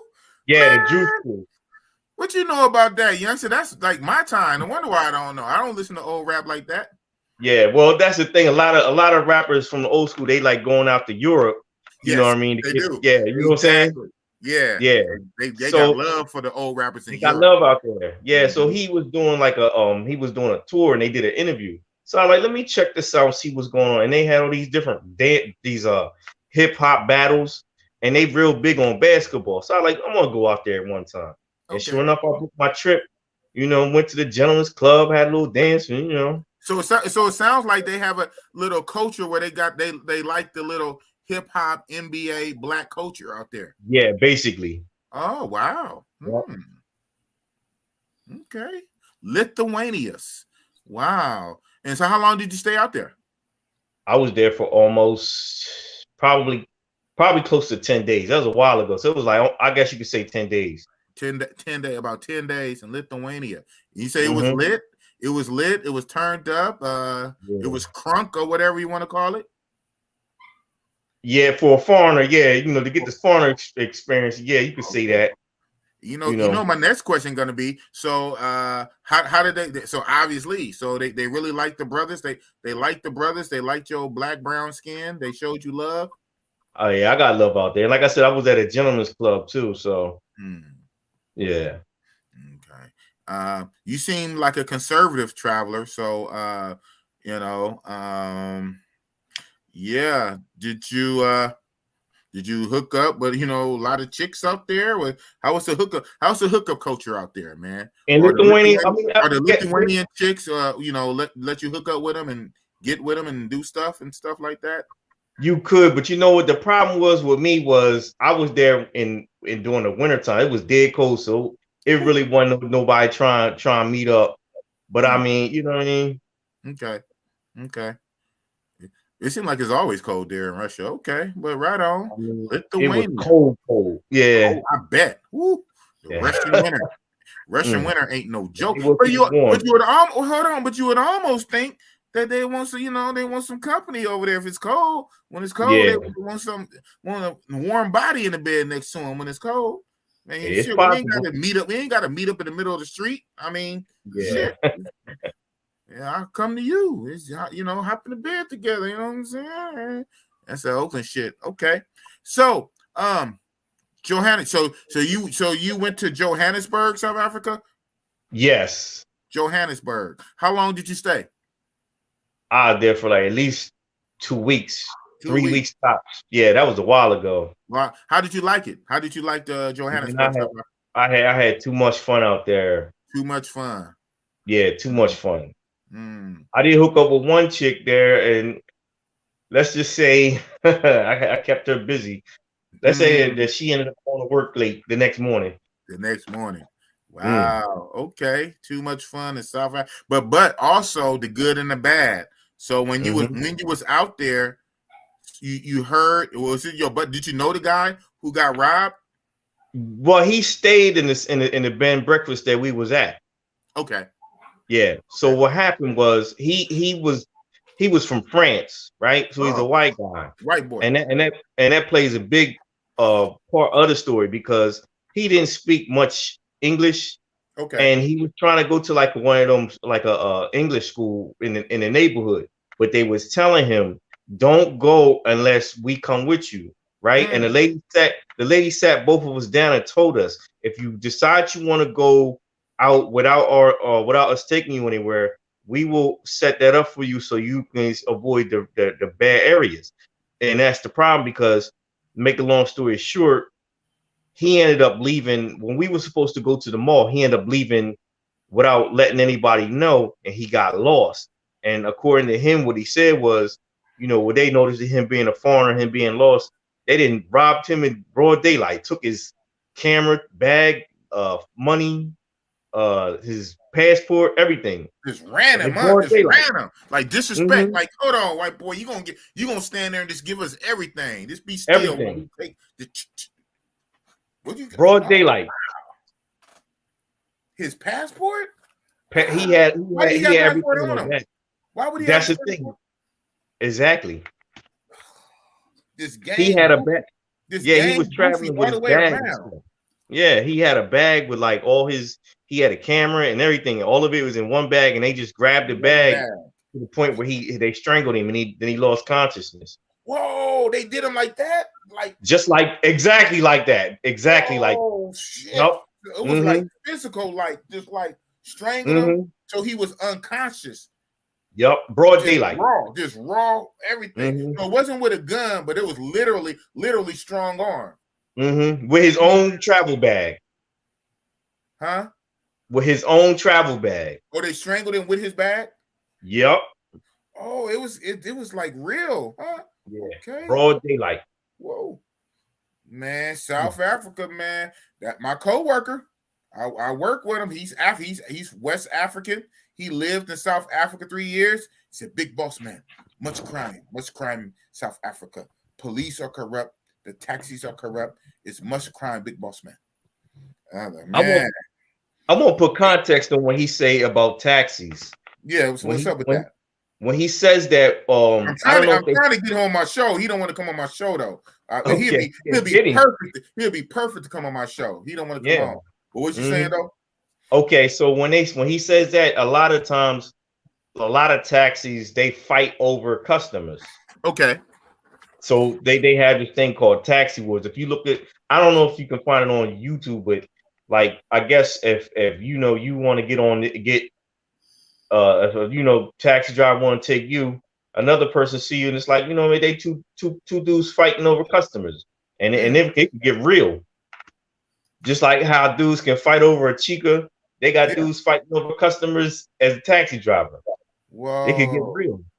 Yeah, he was telling me that the taxi out there kind of form. It's like kind of like a mafia, like. So yeah. I might be saying it wrong. He says something along those lines, that the taxis kind of like turned into like a mafia, a mob, like gangs, like the taxi gangs, this taxi mobs, or something. He was saying. Yeah. Like drug cartel, almost like them. Wow, are you serious? Yup. Is that deep? It's a taxi? Like that. Over a customer. Yellow taxis in South Africa. Boss, you gotta go, man. It's lit, man. We going to South Africa. Man, travelers, boy. Travelers. Some travelers are delusional too. We talk about women, but sometimes some guys, they have pussy on the brain, and that's all they see. That's all. They don't see the drugging. They don't see the scopamine. They don't see the corrupt police. They don't see the people strangling you with your own bag and taking your camera. All they see is this pussy. Boss, we gonna go. You need to go, man. I mean, bro, there's more to it than that, man. What are we doing? What are we doing, man? For pussy, man. Overseas. Safety. Coming back home. Not getting robbed or drugged or paralyzed and strangled. Strangled with your own bag and paralyzed and bent over. Oh my goodness. Why I keep bringing that up? I don't know. That's crazy. Wow. South Africa, man. Johannesburg. It'd be Durban for me. If I want to see about Johannesburg, it's the beauty of Google and TV. I don't have to be everywhere. I don't have to be everywhere. That's why we have television. Wow, that is crazy. Jamil Edwards, damn, you have to make sure the bag or the pack you're carrying isn't used against you. Yeah, strangle them with his own. But even, they just happen to use it. Probably because it probably was already slung over. It was. Yeah. Mm-hmm. Oh, especially right, OG. Especially if it's that tight. That's the cross that's slung across. Yeah, it's already there. Just pulled it up. Mm-hmm. And he lost conscious. Oh my god! Basically. And see why fighting? The scary thing about it, like the drugging, if it's too much high dose, the strangling, if they use too much force, even if they're not trying to, they might not know their strength. They might catch you right there, and they might hold it for a few seconds too long. You can die. Mm-hmm. Forget being robbed, and that's crazy too. Yeah. Forget being robbed, but you might die, even by accident. They just try to strangle you, but they use too much force in too many seconds. You only can hold your breath so many seconds. Too many seconds, too much force, accidentally. Mm-hmm. They drug you. On the ground. They drug you. They use a few too many grams or few extra grams. You can die by accident. That shit not cool. I'm trying to come home. I'm only going there to bust it up. I ain't going there to die or lose $10,000. If I want to lose some thousands, I lose some thousands. Trading crypto like B-Dot. Lose a few thousand and then gain hella thousand. Hell no, that's crazy, man. It's crazy, Big Boss Man. Big Boss Man. It's crazy, Big Boss Man. He cracks me up the way he talked. My co-worker. Big Boss Man. Yeah. If y'all want safety, Just stay home now. If y'all want safety, then go to safe countries. Yeah, exactly. Right. You're right. That is like a thing. Go to safe countries, but you will pay more in price. Keep that in mind. Because sometimes that little element of danger lowers the price. Yeah. And so, wow. Yeah. Yeah. Wow. Sheesh, man. Sheesh. Man, it was good talking to you guys. I'm gonna slide out of here, bro. All right. Y'all be safe, man. How much money do we make today? All right, B-Dot, take care, How much money do we make today? Man, I'm not hitting anything right now. You're not even like doing that. Yeah, you're doing something else. No, I just took some profit yesterday, and I'm gonna chill out, man, probably to the end of the year because it's very volatile right now. Very volatile. Yeah. So real fast, we get out here. One of the guys in my group, he was in the group, and the white guy J Rock, he's really into investing. He says that the Omicron stuff is really throwing a monkey wrench in the trading. I don't know about the crypto, but like the regular stocks, the Omicron is throwing a monkey wrench in the trading. Yeah, and then toward the end of the year, what a lot of people do is toward the end of the year, they they made a lot of money throughout the year. They take profits. They take profits, man.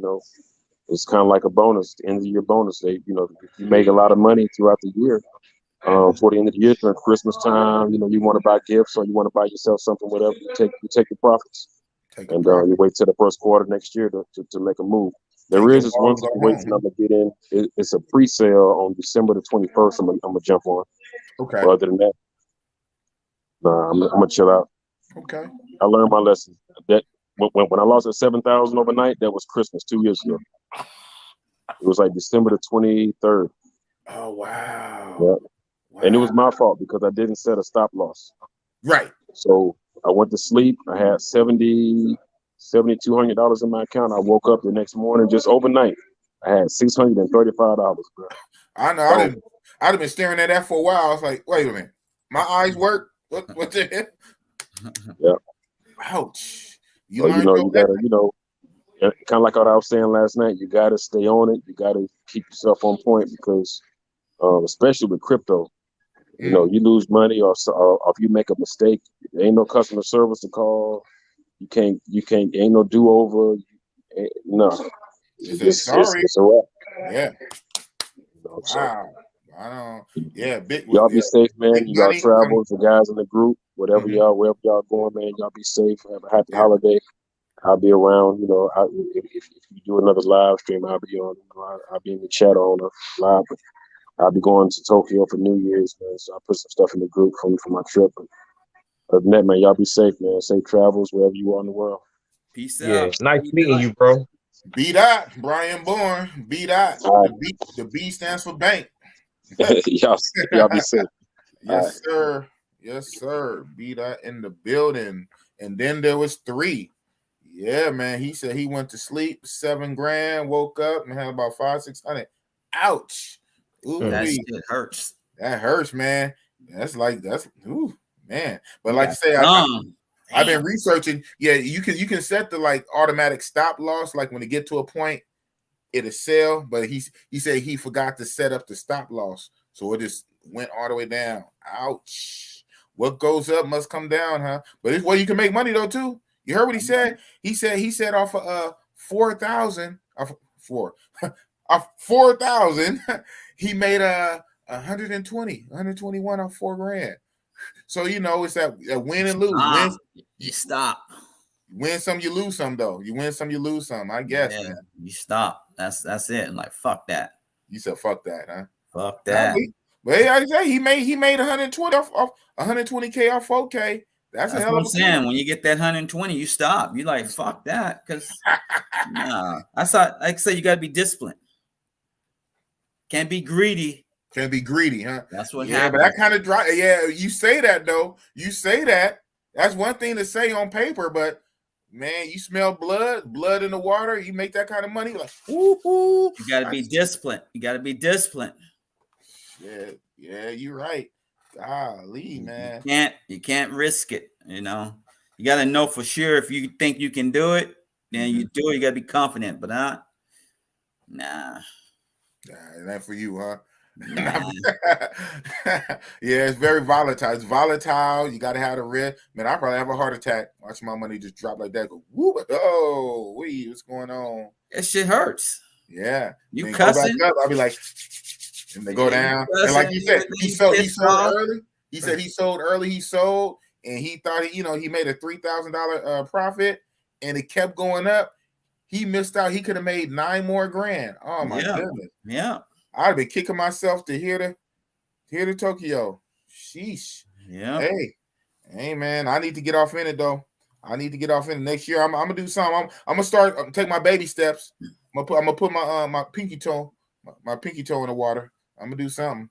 Yeah, okay. We all around with our topics. We all around uptown, downtown. So, Mr. Dawkins, man, I'm still tripping on South Africa, Johannesburg, the white French boy getting robbed in broad daylight in the middle of the street, strangled out till he lost unconscious with his own bag. They took cameras, everything, passport, and the lady set y'all down. She set you down and told you to your hard head face, don't go out without us. You're not from here. We're from here. We know what happens here. We're trying to tell you. Even the police, you can't call the police are corrupt. So the police are corrupt. We're trying to tell you. Law. He goes out by what was wrong with him? He just figured he knew what he was doing. He figured he don't need anybody telling him anything. I'm white. Yeah. White privilege. I have white privilege. Plus, he can't fight. And he can't obviously. Well, he figured nothing was gonna happen to him, so he just went on his own merry little way, did his own thing. Wow. That called slipping. You gonna learn today. Gracious. Goodness. Oh man. How did he get home? He lost his passport? I mean, somebody who had a heart recognized that he was, that he was out. So they I guess they got the police involved, and he told them where he stayed at, and he had to get his sister to wire some money. Okay. So yeah. And that's how he got home? Yeah. Because I mean, obviously he had a return ticket to go back to France. Yeah, but he still, what I mean, he still needed money to pay for his lodging and everything else for his expenses. Yeah, and he's lucky he lose life. Yeah, he lucky he didn't lose. Yeah, as long as you got your life, you can try again. I guess you can have a do over. I bet he gonna listen next time. I bet he ain't never coming back there. Yeah, that's why ain't gonna blame it on South Africa. That's a trip. Like, I get it. Realistically, I probably wouldn't want to go in the exact same place, right? But I'm saying you guys are both there, same place, same experience. The lady told both of you guys, don't go. You listen. He didn't listen. And he gonna blame it, and I ain't never going back there, blah, blah, blah. Nigga, you can go, but if you go, it's ways you do it, man. You don't do it your way. You can go, but if you go, just know it's ways to do it. That's crazy. He learned his lesson. But at the same time, I ain't going either. not to More to the story. Hey, what did we say? What did somebody say? They said, I'm expert at learning from other people. Yeah. I'm an expert at learning from other people.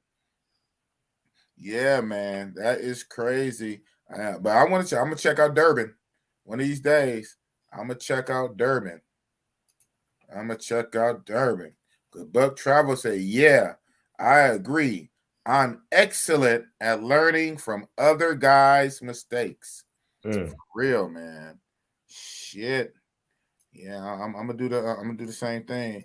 Money over honey. What's up, y'all? Germany's in the building. He never answered the question. What city in Germany are you from, sir? He never answered that. I noticed. But anyway, he probably don't know. You don't think he knows his own city? No. Oh, wow. Man, they say you don't know what city you live in, man. Damn. Damn, money over honey. You don't even know what city you live in. But we know he's in Germany. That's what's up. Yeah, so yeah, it goes back to this. Like, if you want safe, then you better go to safe countries. But safe countries are gonna cost more, you know. And so damn, I gotta put up with an element of danger to try to get cheap prices. But yeah, that cheap might cost you. Sheesh. Dang, okay. Yeah, I guess I missed some of these comments. Melvin Riddle, Mara went to Johannesburg with his Thai girlfriend at the time. She was hella nervous. Oh yeah. So Mara's girlfriend is Thailand. I didn't know what she was. I didn't know she was Thai. Yeah, shout out to Mara. He was over there for a while. Yeah, South Africa or no, Thailand. In Thailand. Yeah, yes, he was. Just like Ace Live. Ace Live was over there for a while. When Ace Live went, Ace Live was over there for a while. Okay, I didn't know his girlfriend was Thailand. Okay, Thai. So Mara went to Joburg. She was hella nervous. Okay, yeah, I guess sometimes I do be missing these comments. I make a note to try to be up in the comments, and I still miss them sometimes. No man wants to be a star in the Columbia version. So yeah. Okay. So he did. I missed it. I must have missed it in the what's the name. So Buck Travel says that Money Over Honeys did say he said Hamburg last time, I think. Okay, I missed it. And maybe he did. He did. I missed it. Okay, so Money Over Honeys, that's true. You in Hamburg, Germany? I missed it. Yeah, I missed it. Hamburger. Boss, do that German accent. Oh man, y'all tripping, man. He want me to do it. Jordan, shout out to Jordan. Man, you in this Sunday stuff, man. Good morning, fellas. Happy Sunday. Jordan is in the future, man. He's in the future. That's what's up. J Love. Didn't the police assault my? Yeah, I remember that video. They slapped him right in the face and drew blood. I remember that video. Didn't the police assault Mara in the DR? They thought he was Haitian. This racist shit, man. Like I say, a lot of times the Afro version of these countries, you kind of look down on, right? The Afro Colombians, the Afro Brazilians. In the DR, you know, the Haitians. You know, a lot of times the darker versions of the people in the same country, indigenous, in the same country, their darker cousins tend to not get respect, and that's not cool. Yeah, I saw that video. The police, they slapped Mara right in the face. They slapped him in the face and drew blood. That was crazy. And he caught it on tape. Wow. Yeah, that was crazy. What they stop him for? Huh? I don't know. Yeah, well, it was kind of. I have to look at the video again. It was kind of chaotic. He was filming, and they was telling him to move or something, and he was asking him a question. He didn't move fast enough, and it was you can kind of see the slap, and then the camera was shaking. It was a ruffle. So I don't know. And then they sat him down like inside this little shop and made him sit there. I don't know. It was chaotic, man. I mean, I know that's a good question to ask, what they slapped him for, but even watching, you kind of still don't know. It was something about, I think something else was going on, another altercation with somebody else. I think, if I remember right, I might be wrong. Mara was still filming. He was filming, though. I know he was filming. He had that camera in everybody's face, and the police was kind of telling him and other people to back up, and he was filming. They felt the way because he was filming. He kept filming. They told him to move. He asked a question. They ran up on him. It was a scuffle. You kind of see the smack. You got to watch the video, man. I mean, that's a good logical question to ask. But even seeing it, I still kind of don't know. You know, it was kind of wild and crazy, man. He just got smacked, okay? He got smacked by the police. Smacked him in the face, drew blood. So Money Over Honey says, LOL, today I woke up in Frankfurt and Maine. Okay. Right on, bro. It wasn't me, Sergeant Gator, Senior Master Sergeant Gator, had asked you because he was stationed in Germany for a while. So the sergeant asked you what country, what city, and you would not answer for the longest. So it is what it is, bro. It wasn't my question. I noticed you would not answer for nothing. Okay, so you woke up in Frankfurt. That's what's up. Money Over Honey in Frankfurt. Buck Travel, J Love, they confuse him with the hate. Yeah, and and that's what I thought. That's exactly what I thought. Even without knowing anything from nothing, I assume common sense. And he's black as hell. Well, he's African, right? He's straight African, right? Yep. Yeah. So they confuse him for Haitian. That's what I don't think. Like the Haitian? They racist, bro. They don't care for the black Haitian. And then I even racist, it's a different country, right? Yeah, right. On the island of Hispaniola, half of the island is Haiti, the other half is Dominican Republic, and the Haitians come over to DR, similar to how a lot of the Mexicans and Latin Americans cross over into America for a better life, because Haiti is even worse off economically than the Dominican Republic. So you have the Haitians come to the DR for a better life, but hell, the DR is down there a third world country too. So you got DR is a third world country, and Haiti is a what? Fourth world country. So it's just weird, The Haitians come to DR to try for a better life, but the DR is already a poor country. So that the struggle for the resources, and you're black, it's a lot of racism and colorism. The DR pretty much hate on the Haitians. It is what it is. Yeah, they don't like them. They hate on them. They arrest them all the time. Shout out to the Educated Traveler. He does. He takes up the plight of the Haitians. He puts out on his YouTube channel. He puts it out all the time. He had like a little segment, like a little unofficial segment on his YouTube channel. He interviews Haitians specifically. He interviews Haitians. He let the Haitians, tell their side of it. How they are discriminated. It's all on YouTube. So I'm not just making this up. One, I seen it when I was there. Okay. That's all I hear.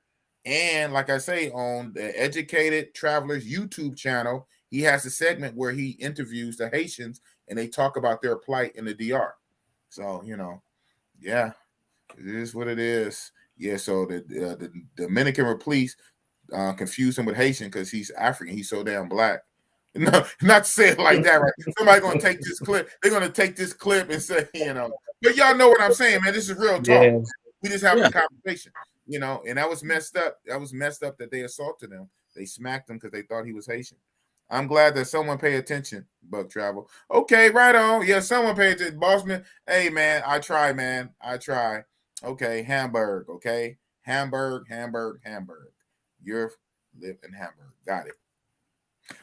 Jordan, when he started saying he was going to sue, they recognized he was not here. Yeah, and you can tell that they were shook. Even within the same video, when they sat him down, you could tell they knew they fucked up.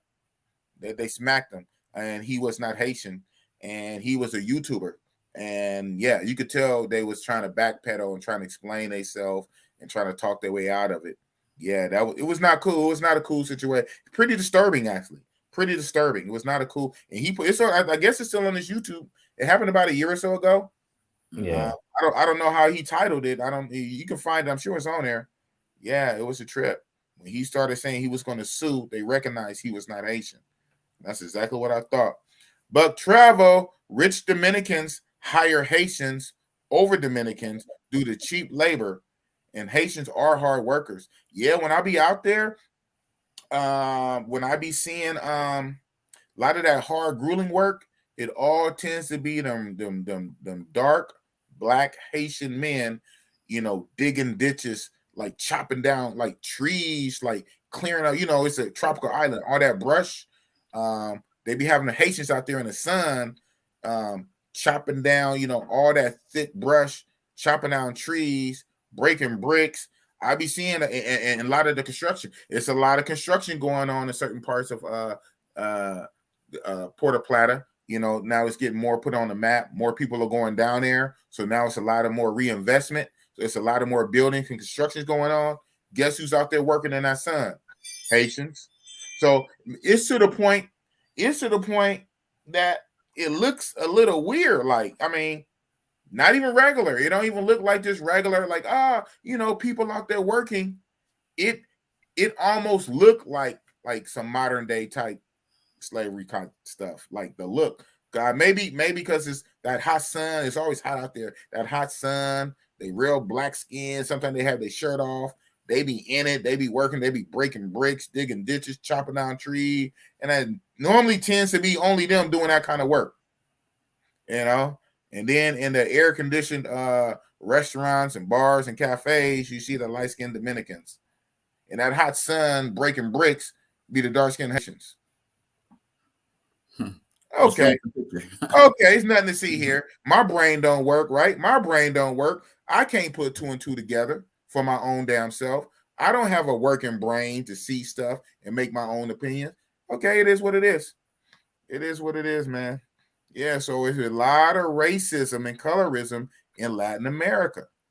Okay, in Colombia and even Brazil, and especially Brazil, Argentina, maybe even Peru.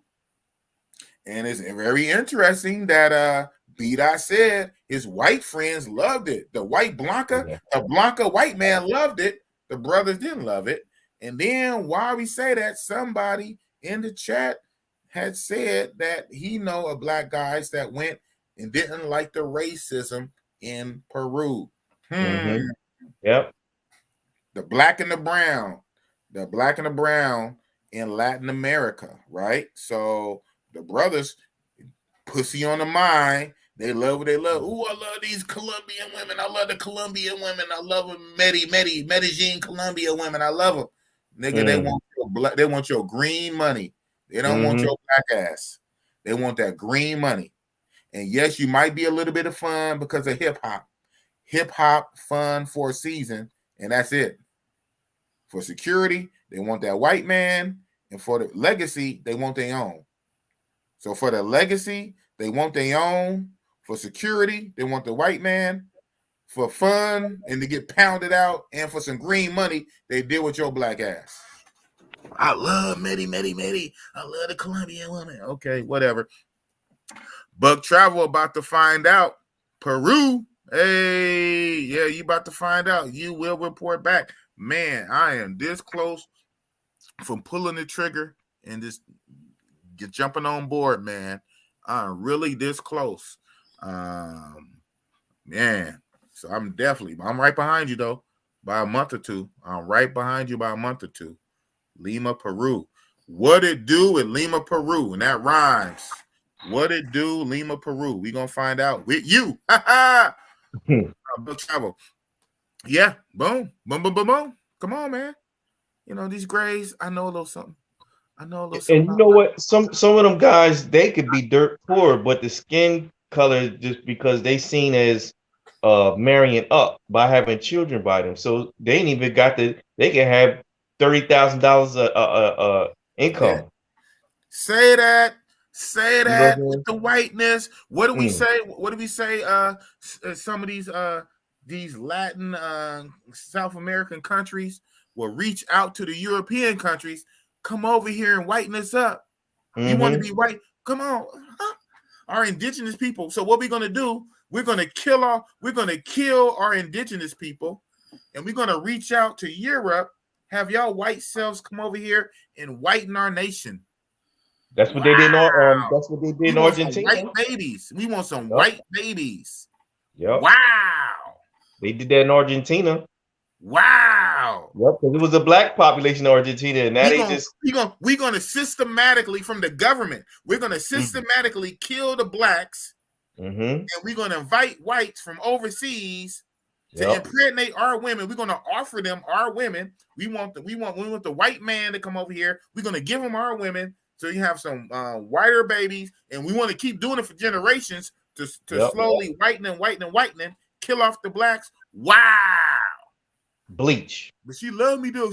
I'll go over there to Medellin, Colombia, Medellin. Nigga, she wants your green money. She don't want your black ass. Nope. She don't want your black ass. You just stuck. It ain't a two-way street. It's a one-way street. Your ass stuck on the pussy. She don't want your black ass. She just want the green money. She want her own or white. And to be more whitened and bleached and whitewashed over time. Have mercy. It's a damn shame. Keep your eyes open. Pay attention, fellas. Keep your eyes open, not your nose. Not your nose wide open. Keep your eyes open. Money Over Honey says it's no different in Asia. White skin is seen as a beauty worldwide. That's interesting how that is. That's what they say, the standard of beauty. The worldwide standard of beauty. White. Blanca white. That's nothing new. Right. That's the standard of beauty. If you're white, you are right. If you black, get the hell back. Golly. If you brown, stick around. Oh, yeah, so you can do some work. Yeah, so you can do some work. That's all. We can have you in the sun. We can have you in the sun breaking bricks and chopping down trees. Yeah. Ain't that about nothing? Buck Travel. They want that white man for resources more than anyone. Okay, I read that. And then he said no, because man, sometimes they just want that white skin. Yeah, we read that. Find out. Damn shame. Yeah. Jordan, them whites will not have a chance in California. California is smoking them out. Yeah, with all them damn Mexicans coming over the border here in Cali, to Southern Cali, San Diego, Los Angeles, LA, Southern California, that Mexico border. Yeah, they getting breaded out. They getting breaded out here. But shoot, they getting breaded out here. But it seems like Latin America is getting more white, and they're hating on this. So that's why, like I say, I try to show love. I'll try to show love when I be seeing the Afro anythings overseas. I try to give money or buy some food, for the guys, and then a little change for the kids, the spare change or the coins. I don't be knowing that currency anyway. Yeah, but once the shit breaks down from the bills and I start getting the damn coins, I don't know what this is. Yeah. I get the coins to the kids, and when I have the low bills, sometimes the beggars or whatever, or if they trying to sell something, if they be trying to sell me something, I might like buy it and then tell them keep it. I don't want that stuff. Here, you can take this, man. Yeah, and then of course with the chicas, yeah, man, we gotta kind of stick together some kind of way, man, because they stick together. They stick together. J Love, hey man, it's nothing with being with working girls in Colombia or Brazil, but too many brothers get delusional and lie. Yeah, exactly. And lie on social media like they're regular chicks. Man, everybody didn't have her, man. Yeah. You didn't do nothing special. You didn't do nothing special. So in that regard, I can see sometimes Passport brothers do be on some BS though, bro. Let's be real. We do. And I just say we, I mean, even though I don't, we do. Sometimes we be on some BS, on some weird time. And so in that part, I can kind of see what, believe it or not, just real talk with Big Boss, what Jap be trying to say sometimes. He said, man, sometimes you Passport brothers be capping. That's a working girl, and just leave it at that. It's a working girl, but you getting on here like you doing Big Willie stuff. Negro, if a big old 300-pound fat guy went out there with a pocket full of money, he'd get the same thing.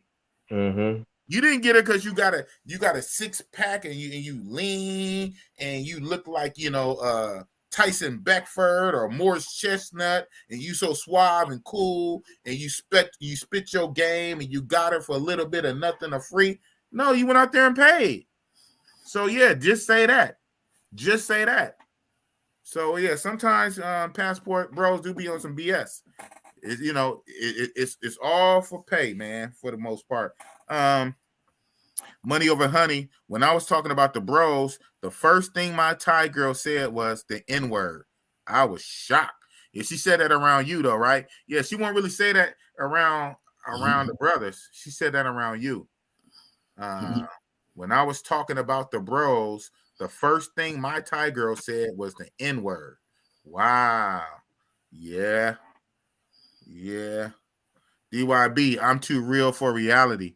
Oh my God. So you know what, man? At least you are right. I was worried about you. So okay, chat. DYB is all right, man. He's just too real. He say he's too real for reality. Man, that's real, man. That's real when you too real for reality itself. Wow. Okay. But at least you are right, man. And that's a hell of a pick you got, though. That's a hell of a pick you got. That thing laying down on the thing. That's a hell of a... I see that little pretty little yellow thing. But Trout, Big Boss, them Latins are calling each other N-word in California. Crazy. Yeah, they do that. So at this point, it's kind of hard to kind of to like see between it, because sometimes, especially the Latins, you know, if they grow up in a black neighborhood and you know, inner city, the Mexicans, the Latins, they be calling themselves niggas sometimes, you know. So, and they kind of just use it like whatever. But so it's like, yeah, it's kind of weird. But you know, you can tell, you can kind of tell the energy when they turn that to you. Somebody not, first of all, let's say this: somebody not black should not be calling a black person that word. No. We can say that to each other because we family, one big giant extended family. We can say that to each other. Somebody not this can't say that to us. But then even if you say it, it's the energy you say it in. And of course, you say it. Yeah, how you say it. And of course, if it's got an A on it and not an ER, if they say nigga and not nigger, that one's never cool. Nigger. What some comedian said, I forget which one it was. He was saying the difference between nigga and nigger. He said, yeah, you say nigga, you say nigga with an ER, you going to the ER. ER in the hospital. Yeah, drop the link. Oh my goodness. Are we ready for DYB? So I drop the link to him, OG? I interpret for him. Go ahead. Okay. Only because OG said he's going to interpret for you. So we're going to drop the link. Hold on. Well, one of my moderators, let's see if I can scroll back up and find it. I got to do it for you. You just got to pay attention to how he said and what he said. You got to listen to it. But I'm used to listening to people, so. Yeah. He said, I'm the realest. I'm a real nigga. I'm a real nigga. All right, that's the link, man. So you're gonna have to scroll back up because I can't really make it the last comment because my invite thing is not working when I drop it. That's what, yeah, see, it's not working. Yeah. So I heard dudes be J-Love. I heard dudes are fighting over prepaid girls. Right, for real. That's crazy. Yeah, you're right. My boy live in Medellin and he sees the same prepaid goals with different dudes from Miami every weekend because they work it. You know, let them do their job. Like, yet these dudes act like she's a regular. Exactly. The two don't mix. Don't mix, man. You know she's a paid girl. She didn't know it was a bad word because she sees it regularly being used in American movie. Yeah, that's the ignorance. Right. Yeah, she didn't know. And they say that's the energy, right? You can kind of tell the energy. Say, oh, nigga, how you nigga? And they, oh, okay. Hold on, let me set you down. Yeah. You know what? I don't know if you've seen it or not, but it was a girl on Ace Live's channel one when he was out there in Thailand. I guess she was mixed race, and she was saying that's what I am. That's me. I guess she was saying that she's black. Okay, I heard that. I heard that. I mean, that's dope. I mean, I guess, yeah, right. Yeah, and you know, this innocence like a babe, and like I say, you can tell the energy. But you know, here comes Jordan, and you know, we got people that think like this. Yeah, I hear you, man. I hear you. A lot of people would agree with you. So I respect your opinion. Jordan says we should not be using the N-word, period, especially among ourselves. So Jordan says we should not be using it. Buck Travel, I agree. You are right. A lot of people think like this. You know what I'm saying? So I see your point. So shout out to you, Jordan. Shout out to Jordan. We should they had a thing, right? Was it the NAACP as some black group had like a ceremonial symbolic thing where they were burying the N-word.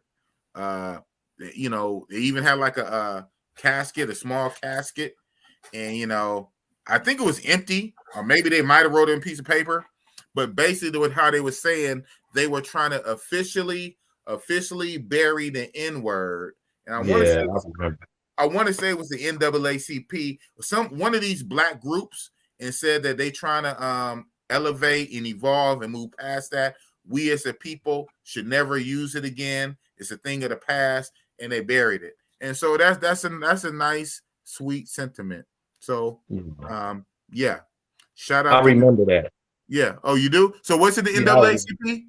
Yeah, it was the NAACP. It was around the same time where they was talking about how they were talking about the music was being used in the music industry. It's around that time when David Banner he was talking to Congress about it. I remember. Okay. Mm-hmm. Hey, I get it. I mean, yeah, I can respect it. I can respect it. But guess what? Y'all know what boss. So over here on this channel, boss is a nigga. But you know what? But hey, I respect it, man. You know, hey, some people are Republicans, some people Democrat, some people hate Trump, some people love Biden. Most people are vaxxed. A couple of people are not vaxxed. We all different. I respect it. And I see your point. I see where they coming from, right? I get it. I get it. I see where they coming from. But guess what? It's a thing called real life. But hey, it is what it is. 100% ignorance. Yeah, she's holding a university degree, so she ain't stupid. Yeah. And again, ignorance is, even though we use it in a certain way, ignorance is simply not knowing. Ignorance means you don't know. Ignorance don't mean dumb. Ignorance means it's a lack. It's a lack of, you simply don't know. You're ignorant of that law. A new law came out. Of course, you had no way to know about it. And you don't find out till the police tell you, stop you. Well, I was ignorant of that law. I did not know. So ignorance just means you don't know. Yeah. So yeah, it is what it is. Oh man, this guy, he's just too turned up. Man, how drunk are you, man? I'm Neo. I thought Matrix. Wow. DYB. What does that mean? All right, man. You know, he's turned up right now. I don't even think he know what that means. He's too real for reality, though. So you have reality, then you have him. He's realer than reality. Wow. Totality. Totality. Wow. We just hope it's not a fatality.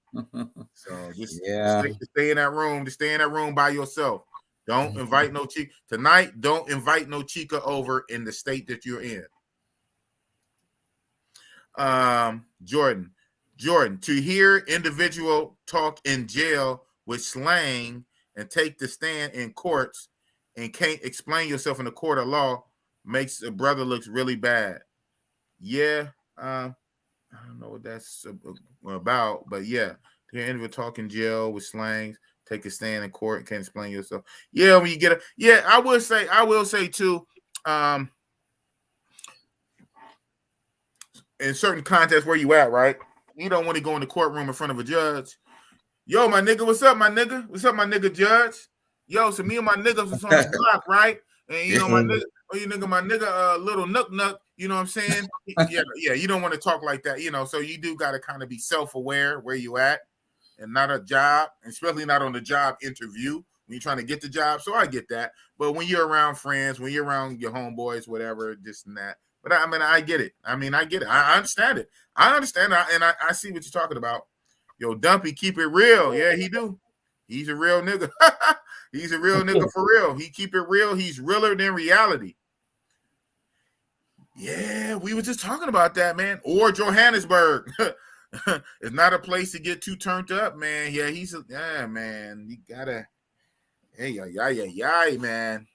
So yeah, this kind of, as long as I stay on for the night, just be on. I ain't gonna be on to all the way to the morning. So at some point you're gonna be by yourself. But long as I stay on, man, just kind of stay on the chat so we know you're all right, man. I wouldn't mind if you just come on and just sit on the chat so we can kind of just see you all right, bro. No, for real, on some real stuff, man. Some real travel bro stuff, man. We got to have each other's back because it's real out here. And our brother is overseas in Colombia where they be doing what we just talked about with the scopamine. He's over there in Colombia a little too turned up. So, yeah, man. Wow. So this kind of, as long as I go on for the rest of the night, just kind of stay on the chat so we can kind of know you're all right. Keep typing your crazy stuff, bro. till he pass out. Right. Eddie Murphy Raw. Yeah, exactly, right. Yeah, we can't do. My stuff ain't working. And shout out to my moderator. He said, "Drop the link." Sometimes I'll be going so long, I'll be wearing my moderators out. But hey, a moderator job is for free. They don't get paid. They do it out of love. They do it to help the channel grow.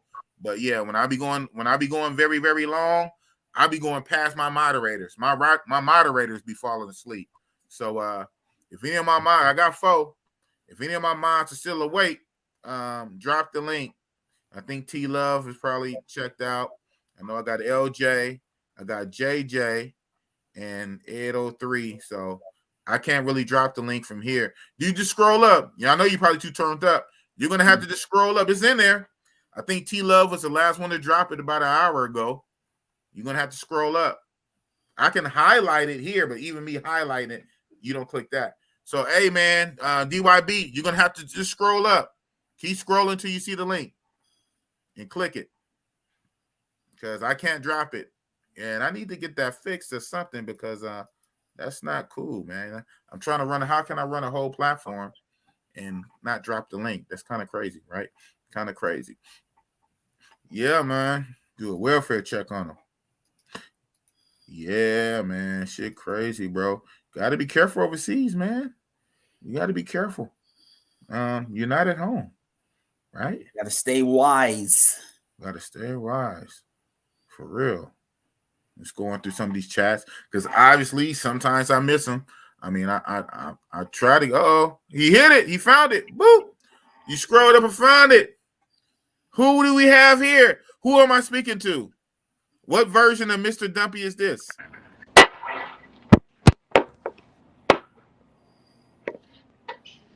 You have the floor, sir. You have the floor. Yeah, bro. This is crazy, man. He happy to see you.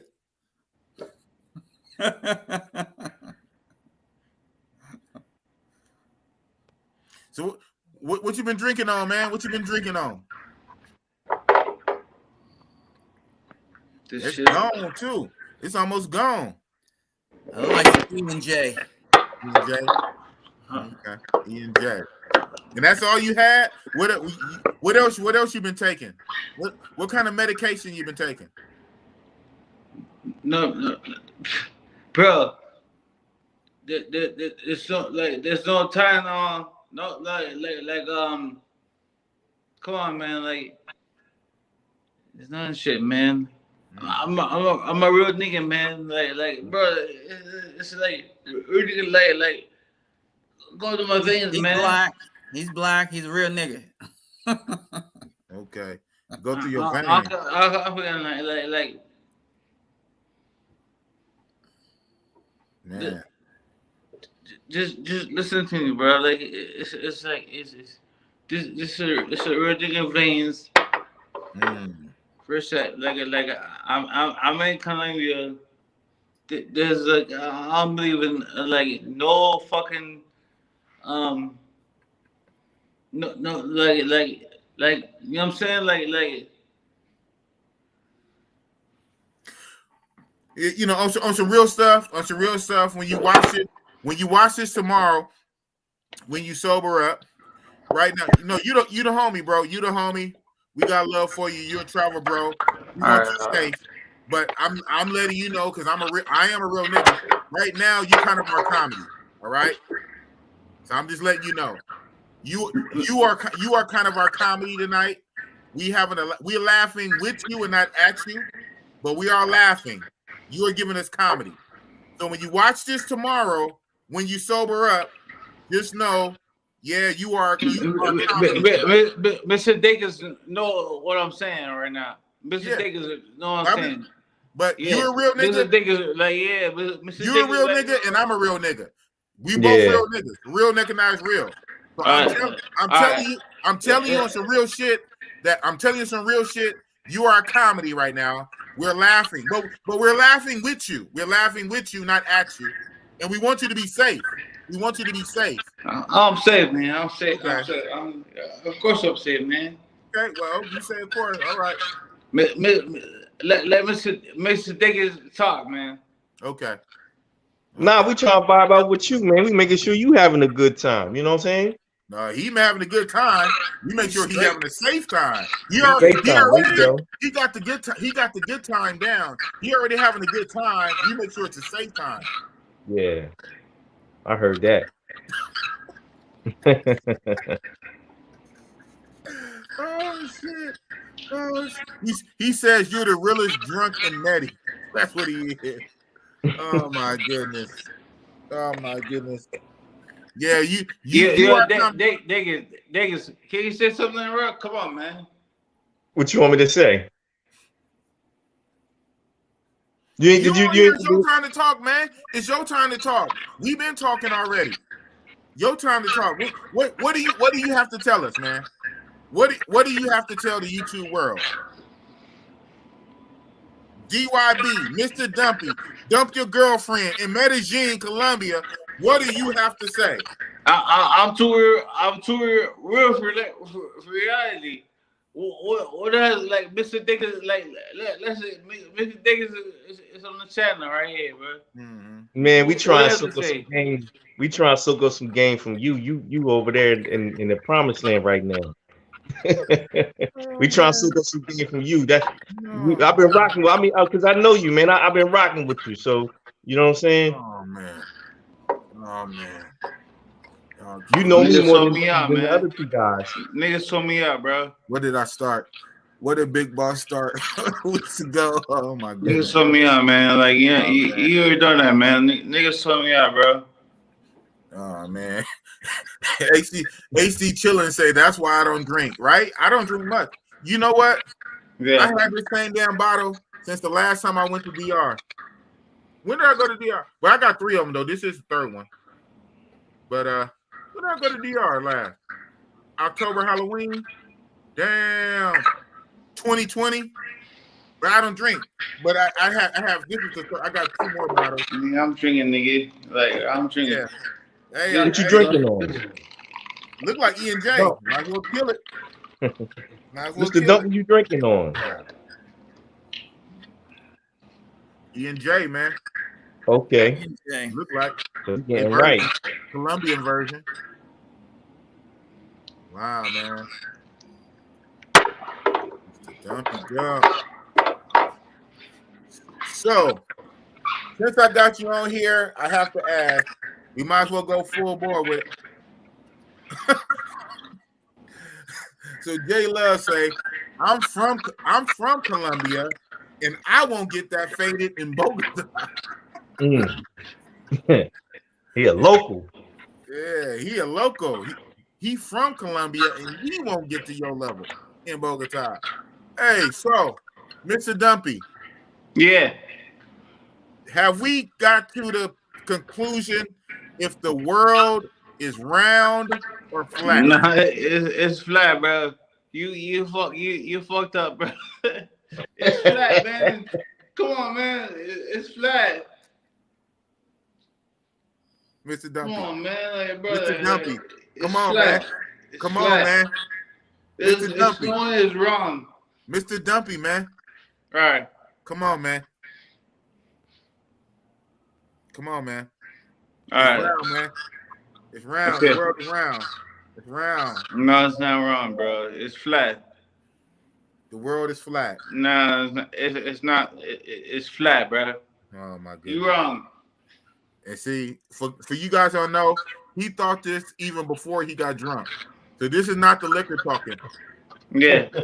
This is not the liquor talking. He was dead. He was bone sober, thinking the world is flat. It's flat, man. I was hoping. You know what I was hoping? I was hoping that you being drunk, you would think the world is round. It's not. It's not wrong, bro. It's not wrong. I'm sorry, man. You sorry? Yeah. It's not wrong. You fucked up. Damn.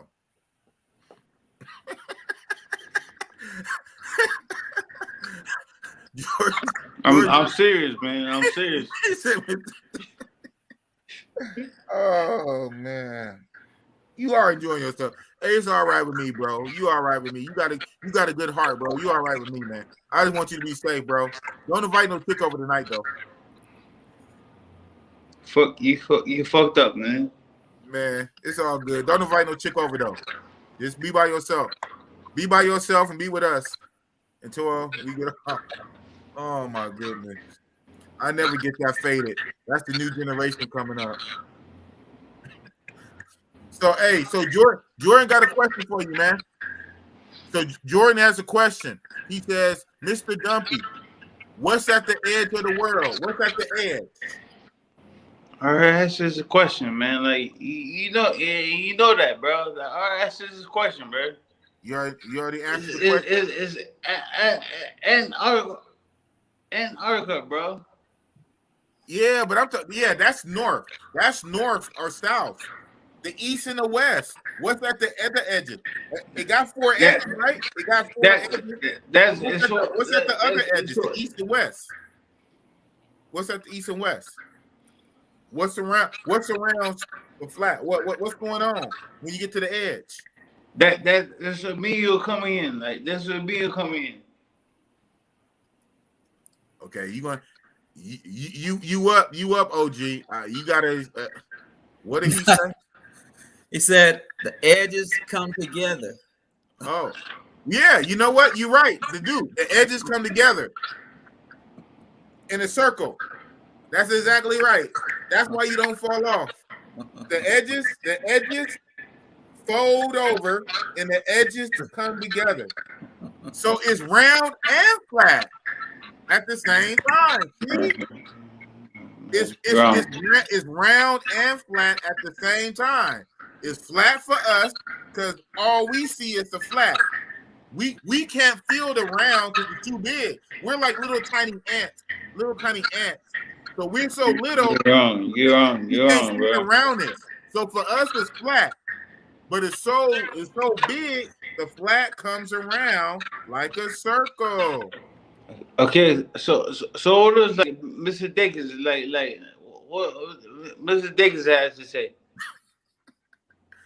Oh my goodness. Okay, so here's the question: if you fly from Australia and you want to go to the other end of the earth, okay, are you going and are you going around, or what happens when you keep going flying from Australia? You keep going straight. Are you going at the end of the earth? And then what happens? So the question is like in Australia, right? Yeah, Australia. All right. And to keep flying straight, and since the Earth is flat, if we flying from Australia and it's going either east or north, from either west or east or west, right, and it's gonna keep going straight. Then what happens? So east or west. So like in my opinion, like just listen to me,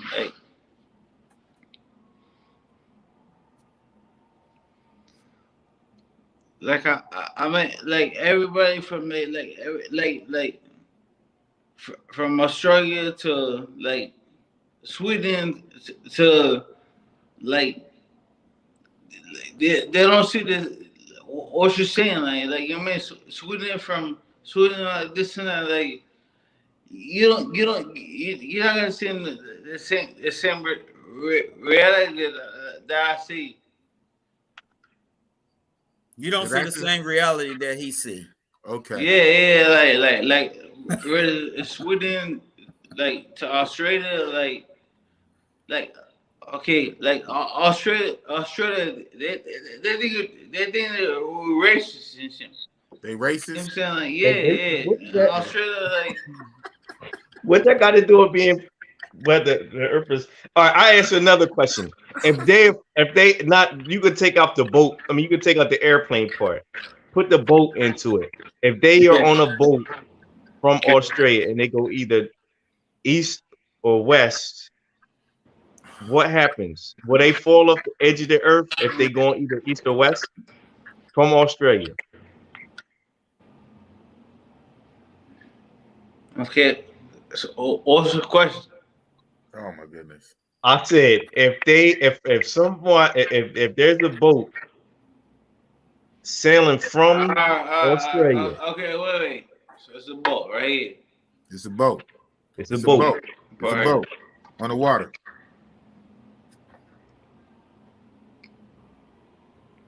Okay, listen.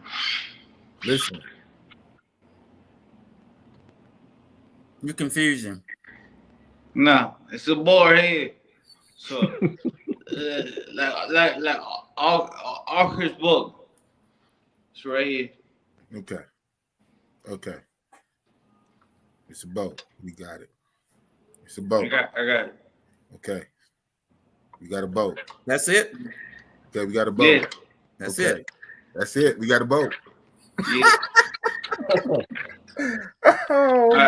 So what's things? Mr. Navigator, I don't know. Yeah. I think Mr. Dumpy convinced me though. He did. I think Mr. Dumpy convinced me. He the realest nigga, man. Mr. Dumpy. Mr. Dumpy. He the realest. He's the realest nigga, man. He penetrate. He penetrate the matrix. He's so real. He convinced me, man. It's a boat, man. It's a boat. See, and they racist. Yeah.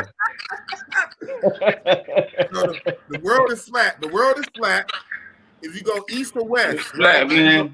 You go east or west, and you from Australia on a boat, and you start sailing east or west from Australia. Non-stop. Racist. Non-stop. But Australia is racist though. So then you get on a boat and go east and west non-stop. Okay. You gotta understand it's a boat, and I'm the realest nigga, man. And that's the answer. Right? Mr. Number. Facts. See? Facts. Mic drop. He said mic drop. Facts. Hey, man, you can't argue with science, bro. You can't argue with science, man. See, he smoked this man.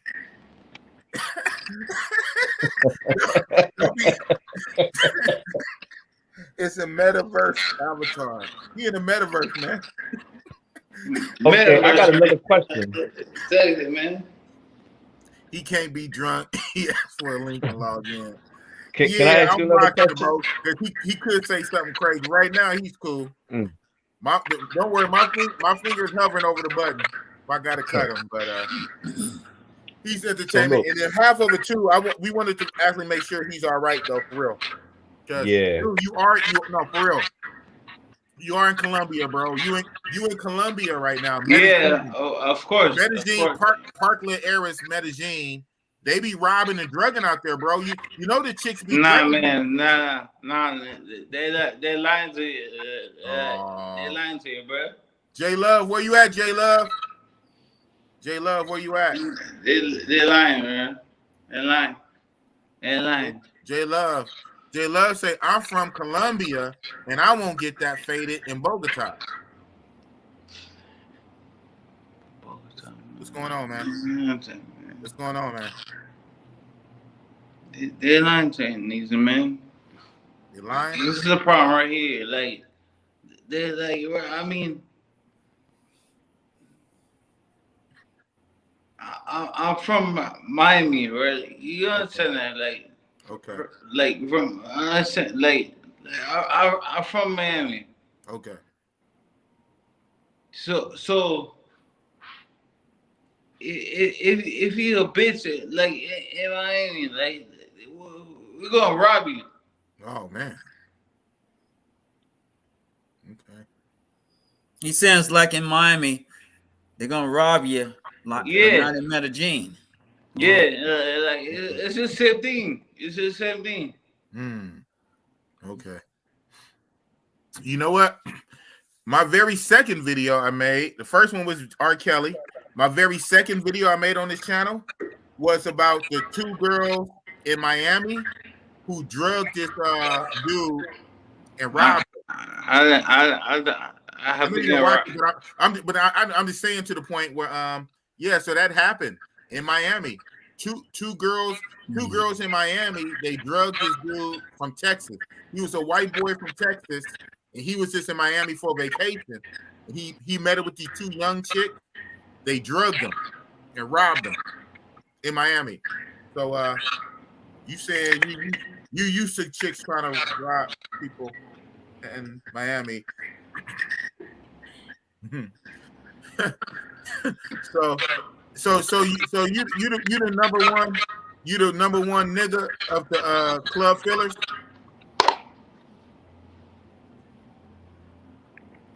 Barry the boss, club fillers. You be on his live. Yeah, he shouting you out. Yeah, I seen you on his live. Barry the boss. It's hilarious, bro. Like I love him, bro. Yeah, he's good. No, he's a good dude. Shout out to Barry. He pulled up on this channel.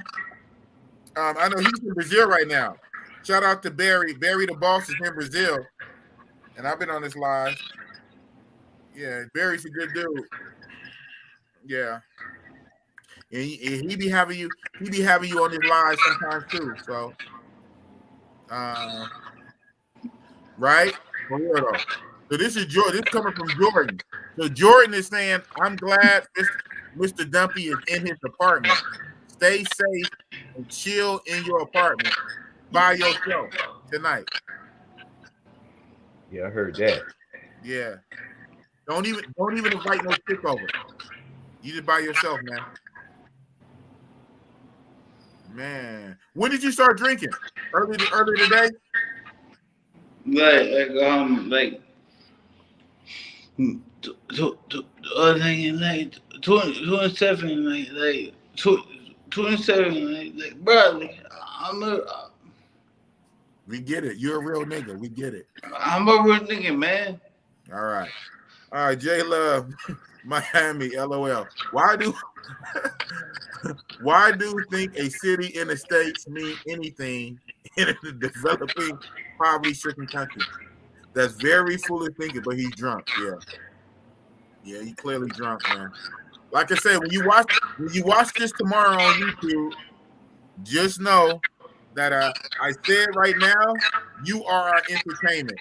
You are drunk, and we are laughing with you and not at you. But I'm telling you that now. You know what I'm saying? Hold on. Wait. Oh man, can you walk? Oh my goodness.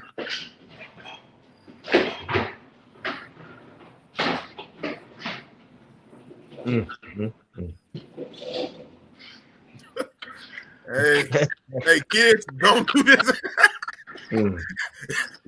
Don't do this at home. Stand cool. And definitely don't. I don't know. Maybe do it at home. Don't do it overseas. What we got? Okay.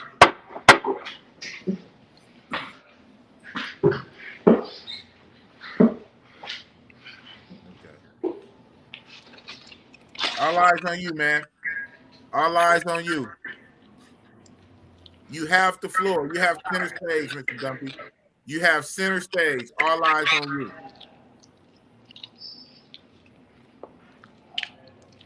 Okay. Well, I guess you're eating. All right. You gotta eat. You gotta eat. Yeah. Matter of fact, you should really be eating. Yeah, to soak up some of that alcohol. Mm-hmm. What are you eating on, man? Look good. What are you eating on? Tearing it up. All right, we gonna let him alone. Let him eat. At least we know he all right.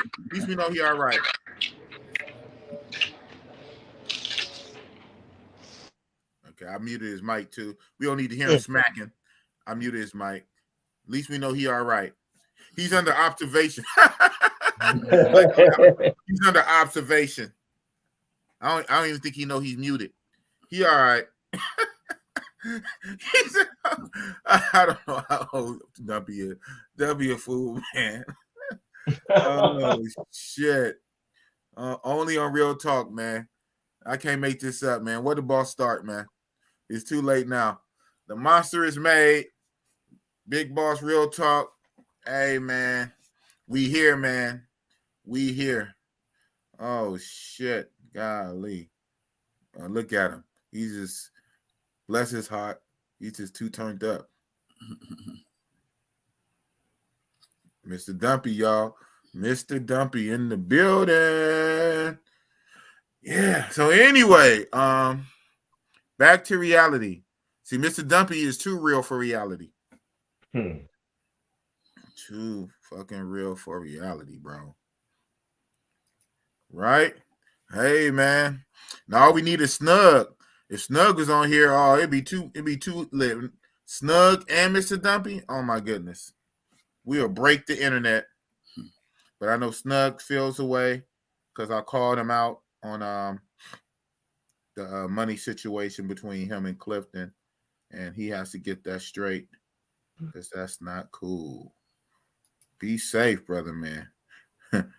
Money Over Honey said, whatever he's on, I want it to. Damn it, man. Damn it. Shoot, man, we rocking for 5 hours. We got another hour of gas in the tank. We got another hour. We can go for another hour. We ain't doing 8 tonight. We can ride for another hour or so. What say the chat, man? I got 23 people in here.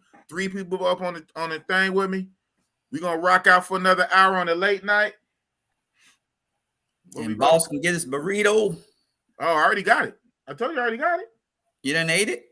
No, it's in the refrigerator. That's what I'm saying. After the show, I can get it now. I'm shoot. Yeah, I got 3 of y'all on here. I can just go like this. I could just go. Boop. How do I do this? Nah, I don't like messing with that because I'm still learning this stuff. I mess around. Boom. No, okay. No, we don't want that. We'll say edit name, edit stop, mic stop cam. I don't know, but I won't end stream. I'm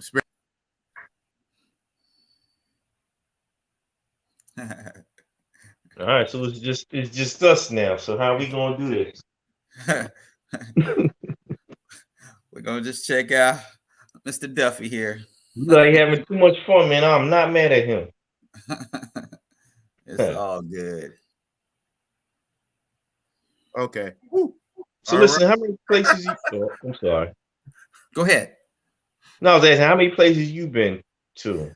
I've been Grand Cayman and just Colombia. That's that because I just been working hard, trying to get my weight up so that way I can just make my move. So that's all I've been. So those are the only 2 places I've been. Yeah. So I'm trying to move to Colombia next year for good. Okay, that was gonna be my next question. So you trying to move permanently as an expat or just yeah. Off and on? Okay. Yeah, that's what's up. Yeah. Yeah, so Jordan, both of these brothers are in the States. The only one that's abroad right now is Mr. Dumpy.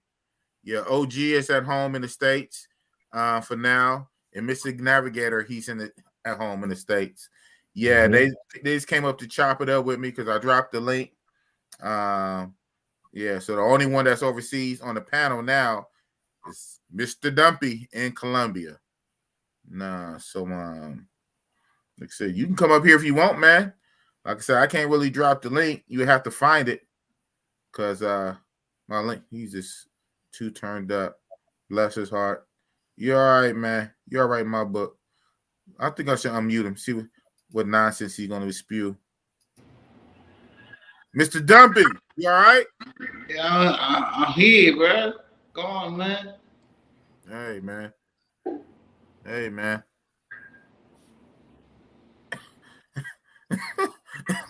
Dumpy is abroad and chilling in the Matrix. So Jordan want to ask you questions and don't want to come on. He don't want to come on the panel. He want to ask you questions from the chat. So at OG, why you want to move to Colombia? Because it's cheaper. Boom. Hello. Next question. Because it's cheaper. But you know what though? Okay, another question though. You haven't? Do you plan to visit Brazil at any time? Who, me? Yeah, OG. Yeah. Okay. Once I get settled and everything, I'll be doing a little traveling. Yeah, it just want to get out of here, get myself set up, and get everything organized, and then start making moves. That's what's up. That's what's up. Yeah, like you said, I don't want to spend the money. I don't want to be here and be spending the money, going there and all that, and I'm trying to make the move. Yeah. I'd be closer to it. It'd be cheaper. There you go. That makes sense. That makes sense. Yeah, like I say, eventually down the line, whenever I make my move, it most likely be Brazil. Even though I'll be living there, I'm still gonna be traveling. I'll be traveling from there, right? Yeah, it's gonna be cheaper. You're not flying out of the US. You're not flying out of the US, right? But that would be like my main hub. Yes. Brazil, and from Brazil, I'll be going to Thailand and wherever else. That's what's up. So Jordan says Brazil is cheaper than Colombia. That's what Jordan say. That's what Jordan say. I don't know. I'm not an expert. I haven't looked it up. That's what Jordan say. Brazil, you got to speak Portuguese, and that's another language, and I'm not into all of that shit. So I'm having a hard time learning this one. Learning Spanish, huh? Yeah. So I'm not gonna make it difficult for myself. Right. I hear you, man. But something tell me, watch. When you go visit Brazil, after you move to Colombia, you set up in Colombia, you got your whole thing set up, and then from Colombia, you make your little trips out. You're gonna go to Brazil. Watch, you're gonna go to Brazil and say, damn, I should have moved here. You said, shit, ain't nothing but thing of work of the worst. If I have to switch it, I'll do it. Yeah. Yeah, right? Hey, I heard that. Ain't nothing but Chicken Wayne. J Love. It's a myth that Colombia is cheap and inexpensive. If you want to live in a safe area with Western style amenities, it's not that cheap. A lot of apartments don't even have hot water. Yeah, and that's kind of common all down there to South America. A lot of places don't have hot water. See, a lot of places in Brazil don't. I mean, of course, the Western style hotels where Americans and Westerners go and pay that money have hot water, but a lot of local places don't even have hot water, man. Don't have hot water down there like that. We get used to certain luxuries here in America to just use the Google Translate app. Hell, that's what he's doing. That's what he's doing in Colombia for the most part. Yeah. Using that app, boy. That's the best thing ever made. Yeah, you got the translator app. Man, it's like it's not almost no excuse ENT. Well, it is an excuse. So I would say there's no excuse not to travel no day. Well, there's no excuse if you can afford it. Yeah. Now, if you can't afford it, that's the most common reason. But if you can afford it and money's not the issue, there's no excuse not to travel nowadays. Yeah. Shout out to Jordan in Kenya, Uganda. He should come up on here, man. Kenya, Uganda is cheaper than Colombia. There are a lot of other countries cheaper than Colombia. Exactly, J Love, hot water. Yeah, so Jordan, he ain't let you off the hook. He said he's on my ass. Yeah, he's on your ass when he riding. He want to answer. He said if cheap is the only now a lot of you could just say there's other factors too. Sometimes there's like 5 or 6 cofactors all together. But he's saying if price is the only thing just from cheap, he said there's a lot of cheap countries. There's a lot of that's true. Go to Africa. Go to Africa to be cheap. So Jordan is just on you, boy. I don't know if Africa have a beach or not, but I like the beach. Right. Jordan is on you. Why are you on him? And you won't come on the panel. He's coming from the chat. Come on, Jordan. I'm calling you out. Come on, Jordan. Yeah, he on your ass, boy. Shit. He said, Kenya cheap. Good point. Kenya have no beach. Yeah, it's some beaches somewhere over there. Probably both of those countries have beaches. Yeah, I know Tanzania do. Yeah, it's some beaches over there. Money over honeys. Good point. J Love, as an expat, you want to elevate your lifestyle, not just trying to survive. Yeah, But sometimes, yeah, you know what? Yes. My thinking is maybe elevate the same or even come down. Like sometimes a lot of things are balanced, right? Some things are a trade-off. Dumpy fell off, right? Yeah. Okay. To save money, to save a lot of money, and not have to deal with a lot of westernized BS and stress, can I sacrifice one little luxury or two? Possibly. Do I want to go all the way down? No. So, you know what I'm saying? So there is that. Some things are trade-off. Some people don't want to trade off. They say, fuck it, I want the exact same anemones, just like I'm living right here in the States. I want the exact same overseas. Yeah, you're going to pay for that. Because a lot of times, the structure, the infrastructure is not set up for that. Yeah. And then you can get it, but now you get it, you're paying a premium because it's really only for you. It's not even for the rest of the neighborhood, right? It's not even set up. It's not even built into the structure, to the infrastructure. And if you want that, that's fine, but you're going to be paying through the ass. Yeah. So I can deal with downgrading a little bit for the trade-off. Look at what you're getting in return, right? You're getting better weather a lot of times. You get in the beach. You're being tropical. You're getting a lot of fruit and vegetables and mangoes all around. That's a big one. You're getting a lot of less stress and traffic and smog and the hustle bustle of America. You know what I'm saying? So, yeah, it's a little trade-offs. So it depends. But again, everybody's different, boy. Everybody got their little things that they got so going on. I can do a little trade-off, but I'm not trying to go all the way down, though, right? So, yeah, it depends on what works for you. J Love, I would not live worse and unsafe. Yeah, that's a big one. The safe. That's to me. I would not live worse and unsafe in Colombia. I might as well stay in the States. If a dude tell you his rent is $500 or less, I guarantee it's a dump. Are you saying maybe for Colombia? Okay, because I know in the DR, I seen it. I've been to shout out to Money Mike and African Ari. They got a nice 2-bedroom for $400 in Santiago. In Santiago, Dominican Republic. Gated. I've been to it. He shout out to Money Mike. He picked me up from the airport.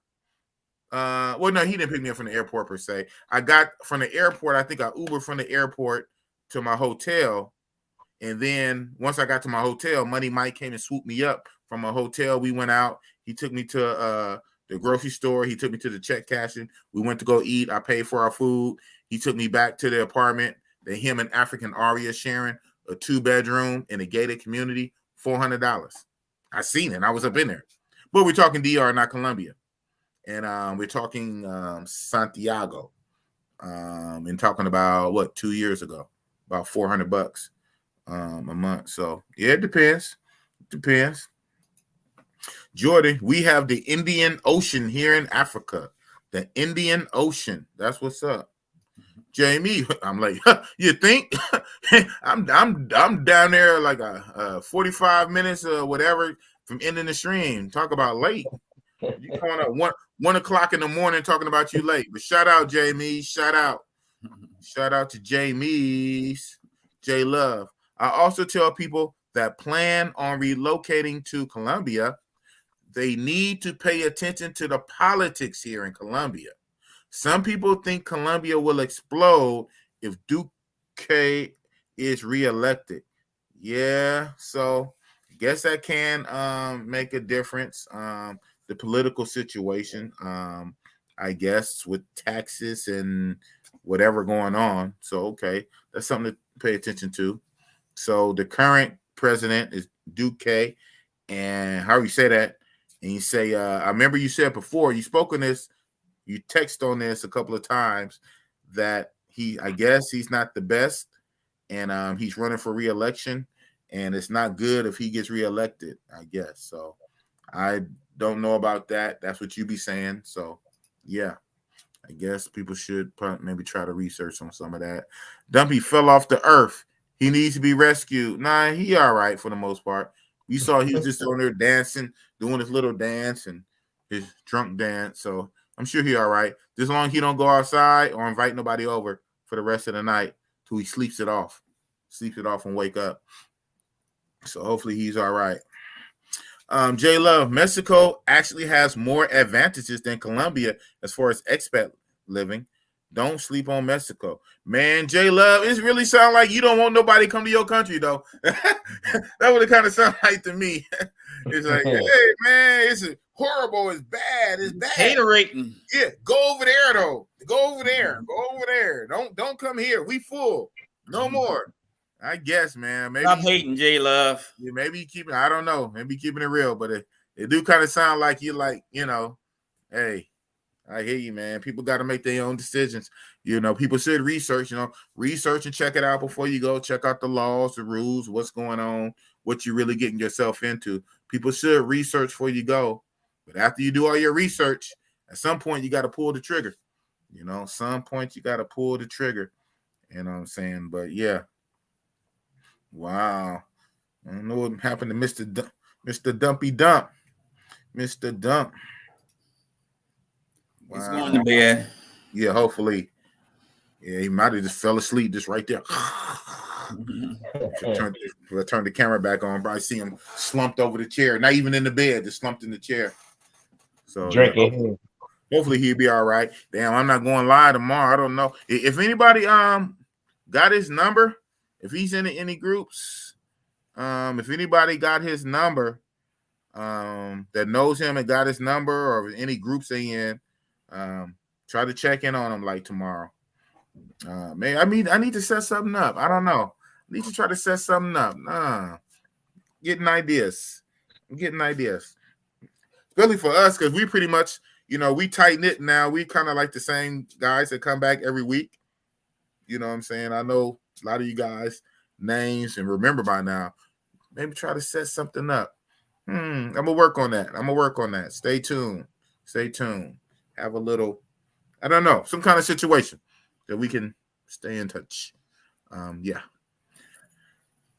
Boss, I don't think Razor Ray have a Go Cam. I think he's just using his iPad. Yeah, he is. Yeah. My dealer hasn't. You too much, man. I'm your pusher. Doom, doom, doom, doom, doom, doom. You just have too many jokes, man. Between you and Mr. Man. If Mr. don't have the jokes, Money Over Honey definitely has the jokes. My dealer has his number. Wow. Yeah. Let's see, on the side of the globe. J Love. I don't care. I just keep it real because I'm here and I witnessed too many people not do enough research on Colombia. On a positive note, it is a beautiful country. Just do your research before you jump off the porch because you did a couple of trips and you like the pretty women. It's deeper than that. Do your research. So I get it. That's good advice for Colombia and any country. So, it's kind of a serious thing, right? You talking about moving there. Do your research. Oh, I'm definitely doing my research. That's what's always. Up. That's what's up. I'm a wise man. Yeah, he said he didn't get that old from not being, smart. So yeah, but that's good advice around the board. Anywhere you plan to go.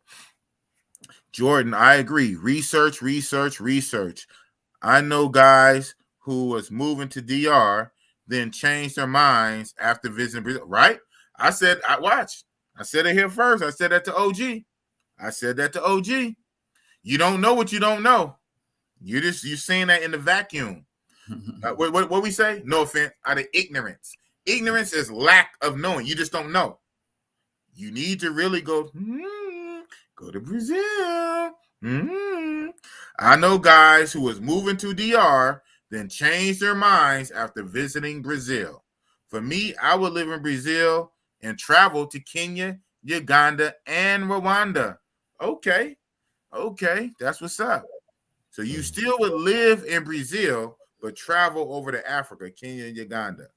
Okay, like I said, my lack of knowledge, my ignorance, because I haven't been to Africa. I was gonna go, but now I ain't. I feel away. I ain't gonna go. I'll catch you next time, Jordan, or whatever. Hook up with Zach, the homeboy Zach, our contact in Kenya. So I always got Zach in Kenya. Yeah. But for me, and I definitely want to get over there eventually so I can know. But for me right now, for what I know, I will live in Brazil and I'll go to Thailand and Bogota, Colombia. DOR is applicable to any. Do your own research. Okay. DYOR. DYOR is applicable to any decision. Yeah, in life. That's right. Oh, you do? Okay, that's what's up. And that's good. You can shoot it to me on the back channel because AC chilling. We're in the same group. I put you on my group. How did you get my group? That's a trip. You actually got in my group. OG, you want to be in my group? Sure. Okay. We'll figure it out.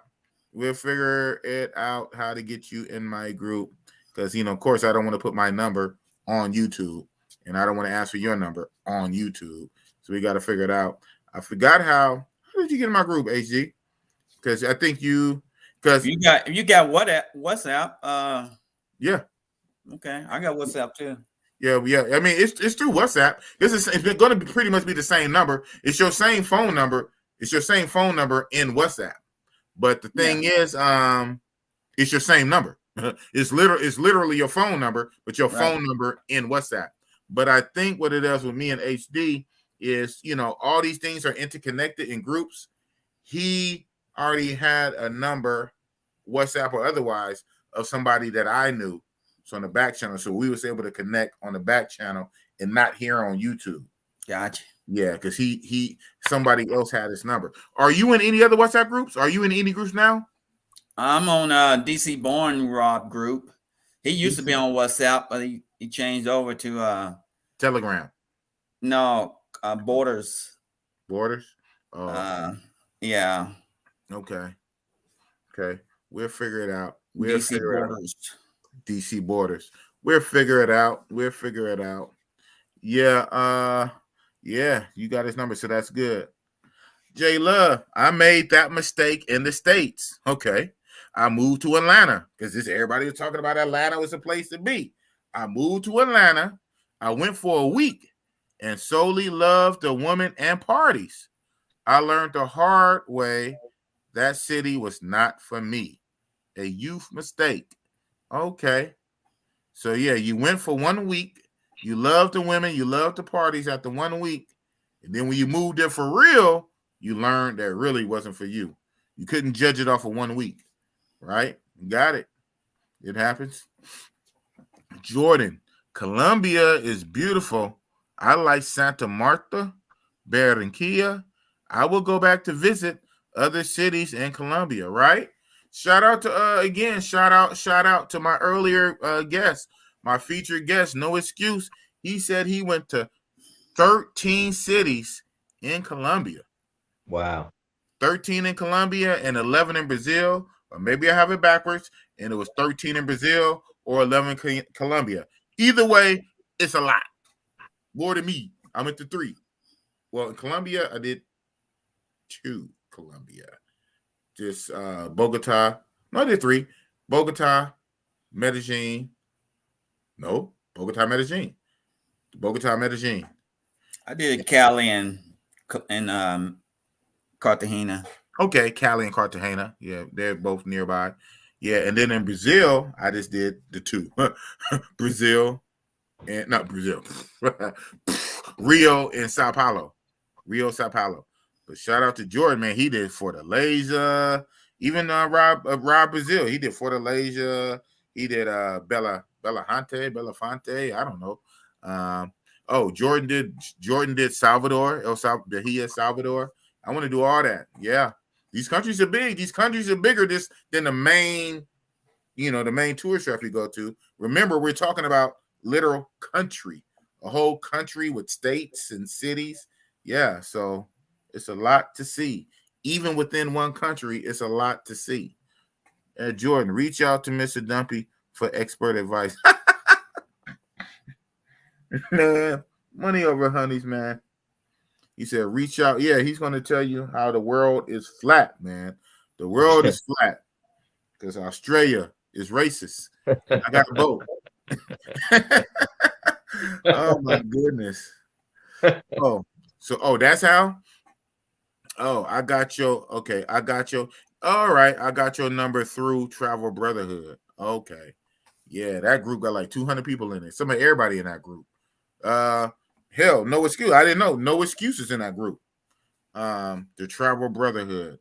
Yeah, WhatsApp group. It got like damn near 200 people in that group. A few YouTubers are in there.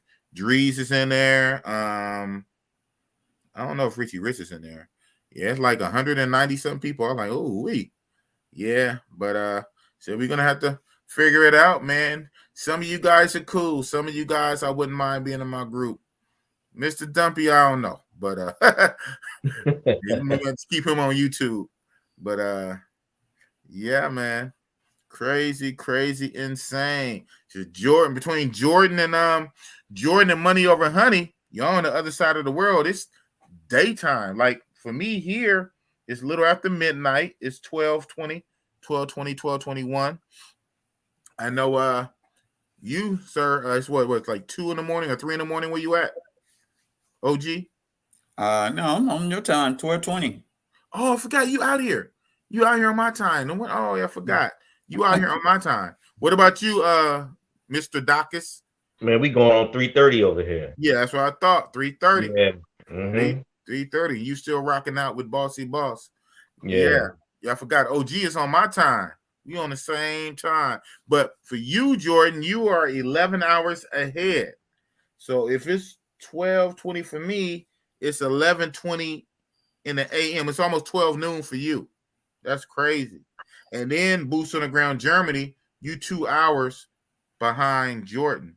So that means it should be about 9:20 a.m. for you, 9 in the morning. That's crazy. On this round globe, not flat surface, around the world. It's different times around the world. Okay. Boom. Yep.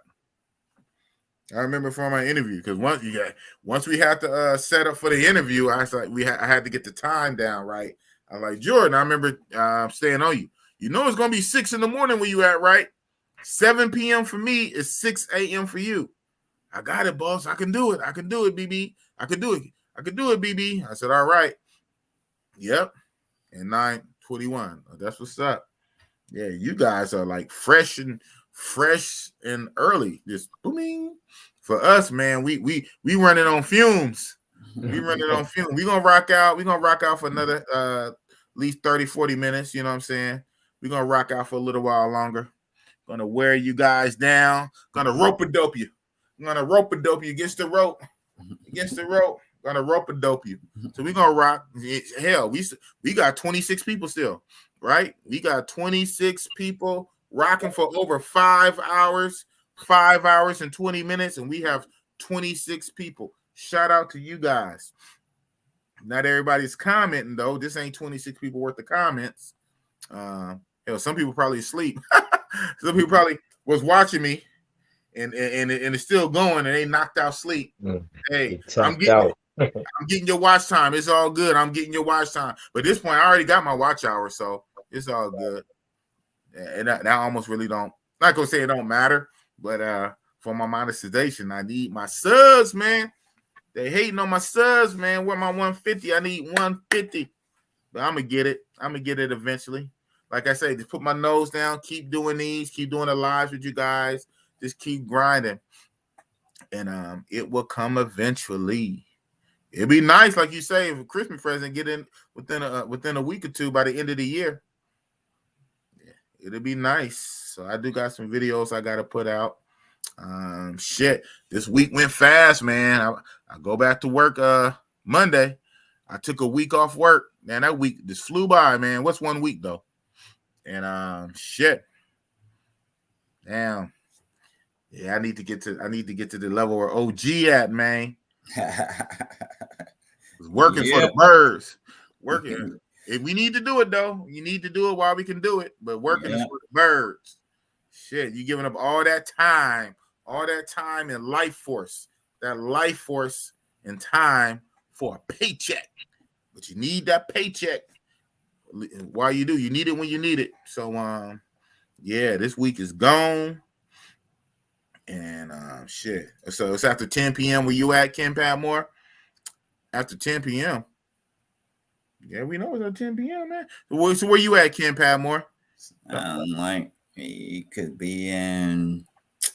Let's see, behind us. Hard to say because he's behind us. Yeah, he behind us. Yeah, Oakland forever. That's what's up. Shout out. He got his government name on there. He got his government name. He didn't change it. So just so y'all know, that's my brother right there. That's my blood brother, my younger brother. We have different daddies, so that's not my last name. Okay. But yeah, Wakanda forever. Tell everyone to share your commercial. Yeah, right on. What commercial is that, man? Yeah, I really made it. No, it's after 10 p.m. No, not after 10 p.m.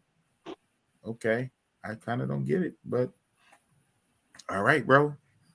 I don't get it, but whatever. No, not after 10 p.m. Okay. Yeah. After 10 p.m. Okay.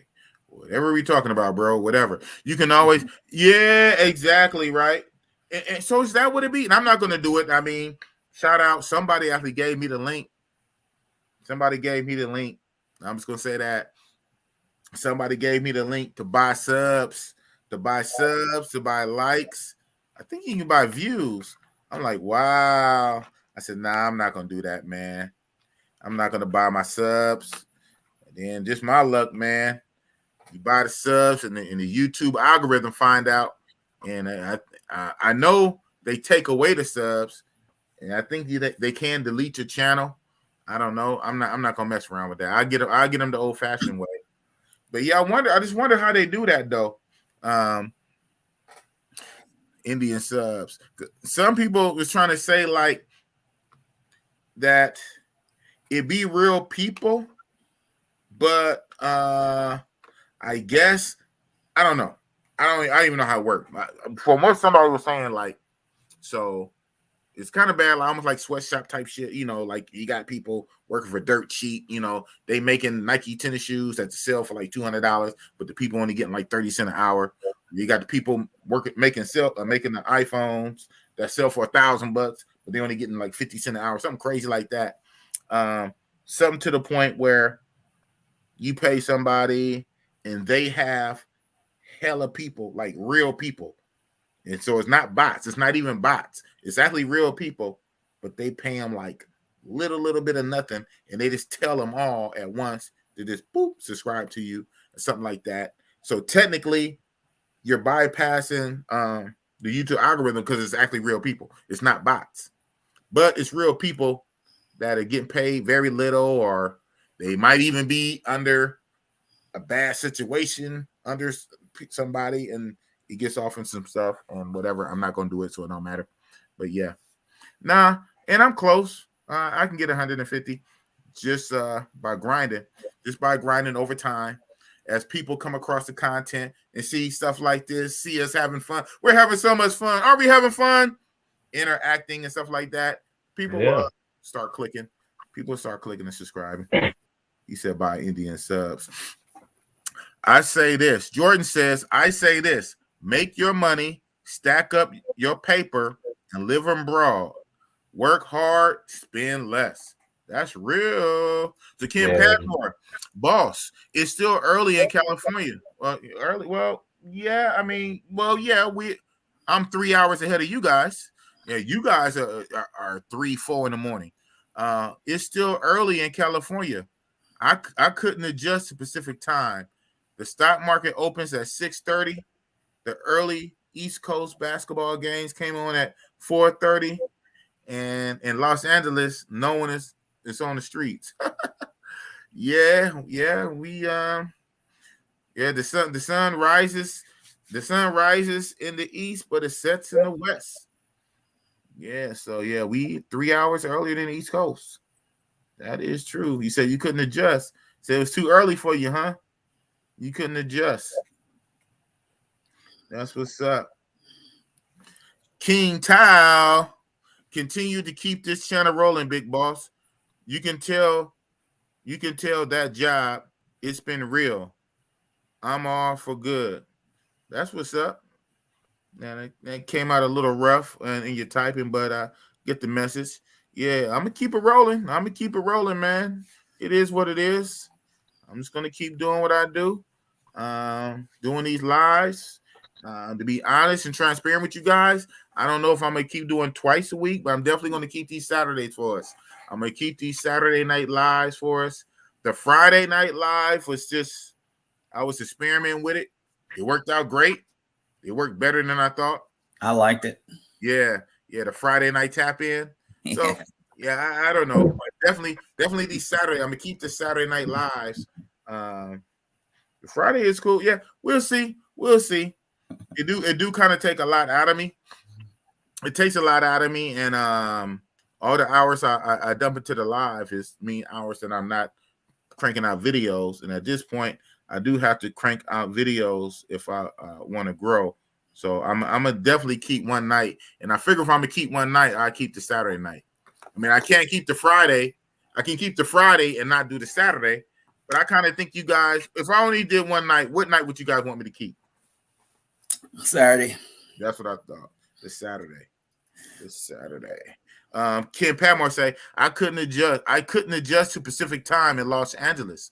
People are not okay. So there we go. So it was broken up before. Whatever was going on, you clarified. Okay. I couldn't adjust to Pacific time in Los Angeles. People are not on the streets after 10 p.m. Not much. And you talking about LA. Up here in Oakland, a little more, but not much after. Jordan, very educational for traveling and hearing other brothers' experiences, right? Exactly, man. Exactly. It's like a pool of information, all our minds coming together, our minds and our experiences. And we cover, it's like we cover each other's weaknesses, with our strengths, whatever. So we got some brothers that are very Asia heavy, and most are Latin American heavy, and we got some that are African heavy, right? And so we can all pool it together. And we put this all together, man. We got the whole wide world. We got the whole world, man. We got Lithuania and over here and shoot, we got all these countries. Knowledge is power. Knowledge is power. Yeah. Yeah, when we pool it all together, and then of course we hear all these damn horror stories from our brothers, and from stories that y'all heard, like, man, that one South Africa dude getting strung out with his own bag and getting robbed. He didn't listen. The lady set him down and told him to his face, and he still just walked out of there. La la la la la. Yep. My white skin is going to protect me around all these blacks in South Africa like they didn't have apartheid. What the hell are you thinking? I don't know. He was a target. What the hell are you thinking, white boy? Didn't you know they just had apartheid for hella long? I don't think they care for your white skin that much, and you walking around through the middle of the hood, lost, looking like a meal. Oh my God. He was a walking target. Man, he's slipping for real, man. But I definitely want to check out South Africa though. But I got to check it out through Durban and not Johannesburg, because the reports I'm getting, Jordan, they say that South African women look better than Brazilian. Okay, what happened? Okay, you must have came on late. So I could say it. I sum it up faster, but it's a story. It's a story that Mr. Dacus, the navigator, shared with us. But I think I can run it down even a little faster than him. So what Mr. Dacus, the navigator, said when he was in South Africa, Johannesburg, he was staying at a bed and breakfast, and at the bed and breakfast, there also was another traveler from France, a white boy from France. And so I guess that day they had a trip set up or something like that. So the lady who works at the bed and breakfast, she sat them down and told them, said, look, in this area is not that safe. So when you guys want to go out, let one of us know so we can set it up for you. You know what I'm saying? So even though the lady that works at the place told him that and gave him that briefing and told him not to go out alone, The white boy from France went out alone. He did the exact opposite. He started walking around town. He got to an area, he got lost, and he walked into an area where a lot of people was. And so some of the people, the blacks, ran up on him and robbed him. Took everything he had. He had a backpack on. He had a backpack or his duffel bag, his luggage bag on him. Took everything and even came behind him and choked him out, choked him with his own bag till he was unconscious. They choked him in the street in the middle of broad daylight. Took his camera, took his backpack, took his passport, and took his money. Robbed him blind in the middle of the street, broad daylight, because he's walking around his white self through South Africa and didn't listen and got robbed. Did I tell the story right, Mr. Dacus, the Navigator? 100% word for word. Boom. Yeah, I kind of listened. So, yeah, that's what happened, Jordan. You must have came in late after you told that story. Yeah, that's crazy. And that was on top of other stories I kept hearing back to back about Johannesburg, South Africa, people getting robbed at gunpoint. People getting robbed with a gun in South Africa. And then the one story the brother in our group, Jordan, shared, I won't say his name, but he's in our group. He said he was in South Africa. He said that he was in the Uber, and the Uber, he thinks the Uber was in on it. The Uber purposely drove off the path he was supposed to go. He told him what he's doing. The guy said, I know where I'm going. And yeah, I guess he did, because he went somewhere near a dark alley. Two guys conveniently jumped in the car. The Uber guy got out. The two guys jumped in the car to rob him. One had a gun, and they robbed him. And he says he fought them off, but they robbed him. Hey, that's what he said. And he said he chased them down. Even though they had the gun, they was running for him. They ran down the alley. He didn't want to run down the alley. He let them go. And he went to a nearby police station. And within an hour, the police had basically recovered most of everything. I guess, like, this is not all the money. I think got his phone back. I got something. But then he also had to pay the police. And he said he think the whole thing was kind of shady because it happened kind of near a police station. And it goes to the point that my coworker, who's African, said the police are very corrupt there. The police are corrupt there. The taxis are corrupt. And then Mr. Dacus, the Navigator, is saying there's something called the taxi wars or the taxi mob. Or they fight over customers with the taxis. And I don't know. It's a lot of stuff in Johannesburg. It's, wow, crazy. Oh, man. Story time, huh? I don't even know how that story's so convoluted. I don't even know if I can do that one. The story of Mr. Dumpy. Well, I know he got there last week. Mr. Dumpy got to Colombia last week because, from what I understand, he's unvaxxed like me. He's a conspiracy theorist like me, but he goes deeper because his conspiracy, he thinks the world is flat. So, like a lot of guys last week, all rushed down to Colombia before Tuesday, December the 14th, because as we know, Tuesday, December 14th, they enforced the no vax, no entry. So like a lot of guys, and like I almost did, I was actually supposed to be one of them, go down to Colombia before December 14th, but I would have went to Bogota where everybody else going to Medellin. So he goes down and he's there for a couple of days. And so last Friday, not even yesterday, but last Friday, he came on the show and he said, man, I'm in Colombia. I'm in Medellin. I'm staying in a hostel, cool hostel called Vibes. $30 a night, free breakfast. I can bring chicks in here. And he wasn't that bad. He wasn't like drunk like he was now. He had just been there. He had been there for 2 days. He had hooked up with 2 chicks.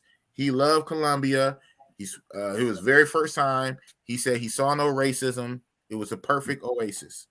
That was on Friday. And he said he was going to leave on Monday. Fast forward to the day, 8 days later, he's still there. He's not in the hostel no more. Now he's in a hotel in the Park Lares area. And so now he comes on drunk as a skunk talking shit. So that's the story of Dumpy, man. The story of Dumpy is he's just out there. He's out in Colombia by himself, his first trip, wilding out. Wow. What did you say? He's got a friend out there, right? In Bogota. Yeah. Not Colombia. I mean, not Colombia. Not Medellin. His friend lives in Bogota, not Medellin. So in Medellin, he's by himself for the most part. Ain't no party like a flat earth party. Man, you got the jokes, man. You and Mr. Mister. Ain't no party like a flat earth party because a flat earth party don't quit. We definitely taking a lot of yeah, we are though. We are. I mean, hell, from the airplane, right? Again, RAP to filmmaker Flo the filmmaker, the movie maker, man. Shout out to him. Yeah, just from getting on these airplanes, even though Buck Travel say the odds are really like 1 in 11 million. They say you're more likely to have an automobile accident, a car crash, than an airplane falling out the sky. And I guess that's a good thing, right? But at the end, we are taking a lot of chances. There's so many things that must go right for us to make it back. And 90% of the time, it does. So we don't think about it. We don't think about all the things that could have happened, right? But from that plane not malfunctioning to us getting where we're going, to not getting robbed, not getting mugged, not getting drugged, so many things. And then to make it back to the airport, to get back on the plane, so many things have to go right for us to make it back like la, la, la, la, la, not knowing how lucky we was. And then we do this thing several times a year. Have mercy, man. But like I say, it's in us now. We're not going to stop. We're not going to stop. So at best, then what we can do is we have to do things to make it as safe as possible. Nothing is 100%. Nothing is guaranteed. Anything can happen, but we shouldn't like make it easy for bad things to happen, right? So everything we can do, like, and part of that too is I need to get better with it. It's like maybe getting some of this travel insurance stuff. Some of this travel insurance is more than just your plane ticket. Like if you cancel your ticket or whatever, some of these travel insurance come with like a little medical thing like included in it that's like very kind of inexpensive, like in case something happens to you and you have to go to the local hospital in that country, the medical insurance will kick in and take care of it. You know, I don't even think about the kind of thing, so I'm going to be honest, I don't think about the kind of thing. Hell, I try to have my trips as cheap as possible to get in and out and bust it up. But what if something happened and I had to go to the hospital, you know? So yeah, so like shout out to Jordan. Jordan, he preached that too. Jordan says always get travel insurance, you know. And I normally just don't do that, but I might for the 2022. You know, I got a few resolutions I'm gonna have to look at. So yeah, getting travel insurance. Whoop whoop, flat Earth party, man. Something just jumped up. J Love, that's the guy. Yeah, that's him. That's why I wanted you come back. That's the guy that claims there's no racism in Colombia. You heard him last week, man. It's beautiful over here, man. It's no racism, man. It's no racism. And I said, bro, I'm trying to tell you, there's people that live there that would tell you there's racism in Colombia. Well, I don't see it. I said, bro, you've been there for 2 days. You've been there for 2 days, staying in a hostel. Yeah, he was just all over the place. And this was before he was drunk last week. Wow.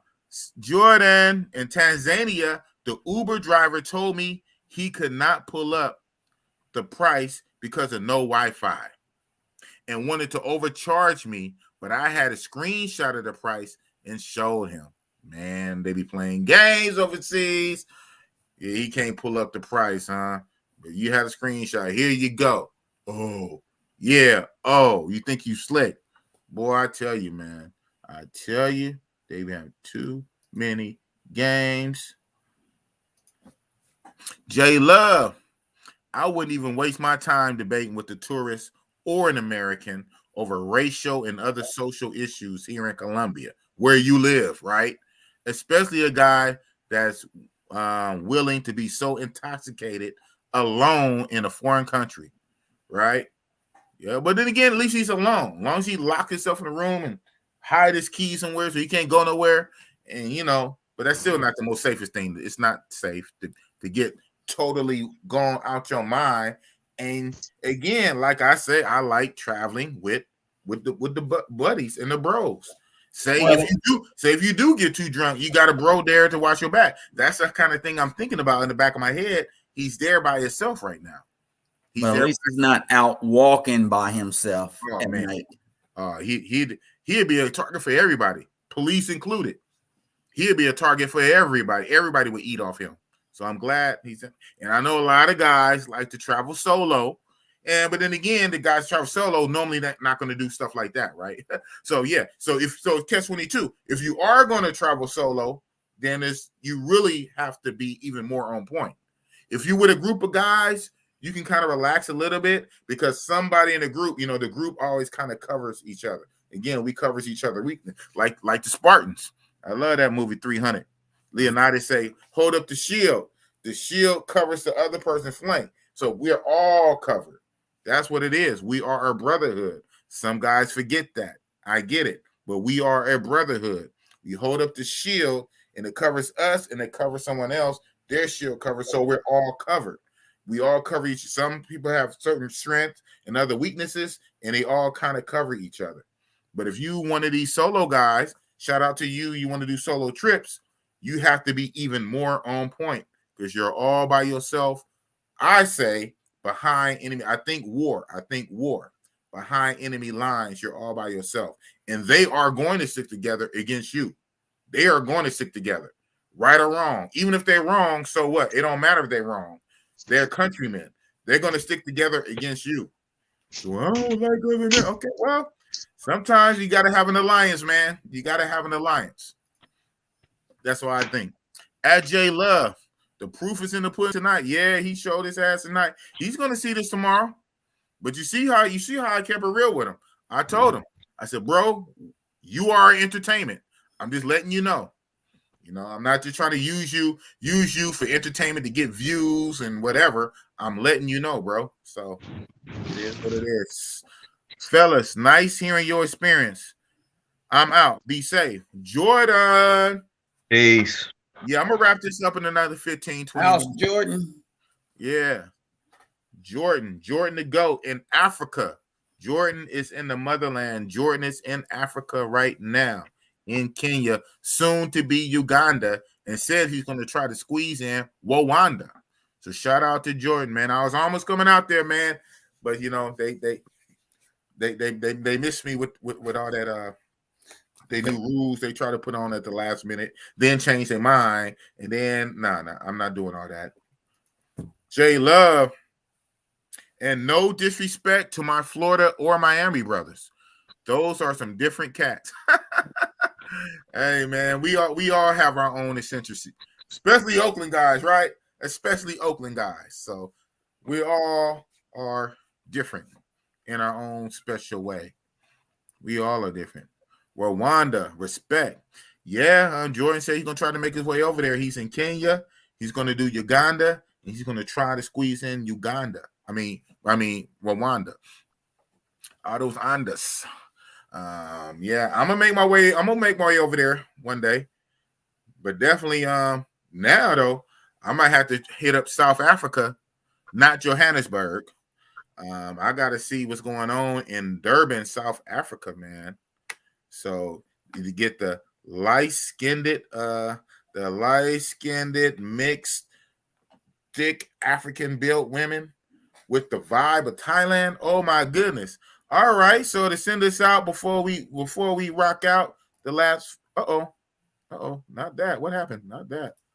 The last 15, 20 minutes before we rock out. B-Dot in the building. Yo, man, I gotta tell y'all something, man. This is happening in real time. What's up? One of my homies, he's in Cali. He's in Cali, Colombia. Right now, he just hit me up now. Just now. It was him, one of his homies, and another one of his homies was at a bar. Okay.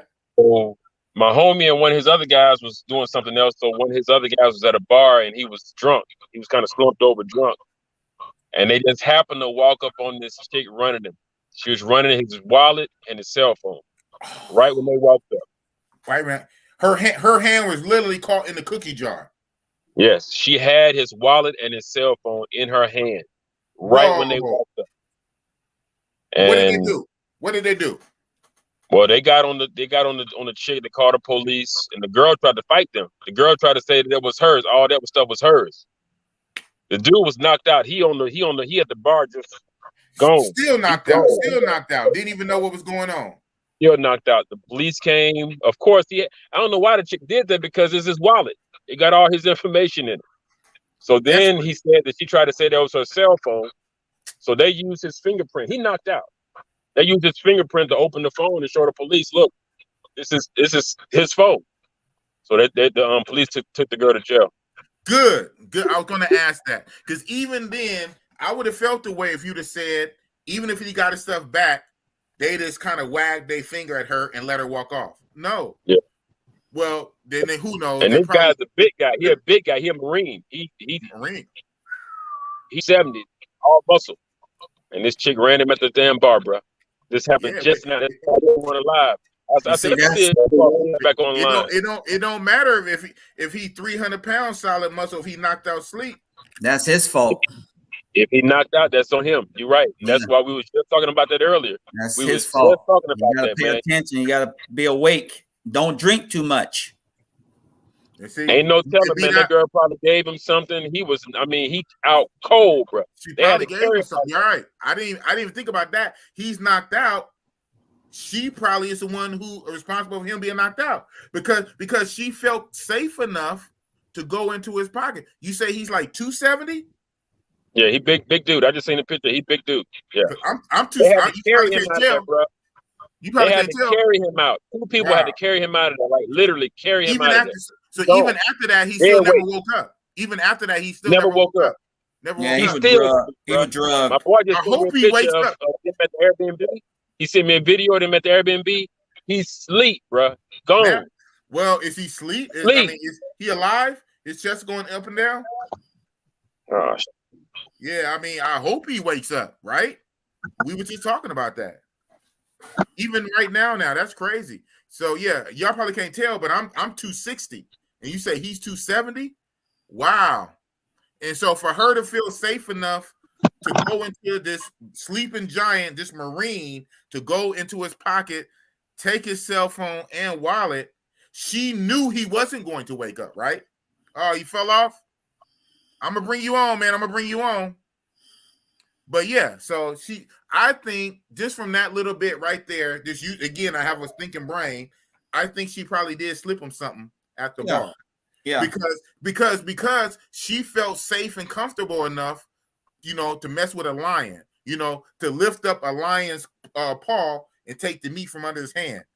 Who will go into his pocket, take his phone and wallet, and not even think he's gonna wake up?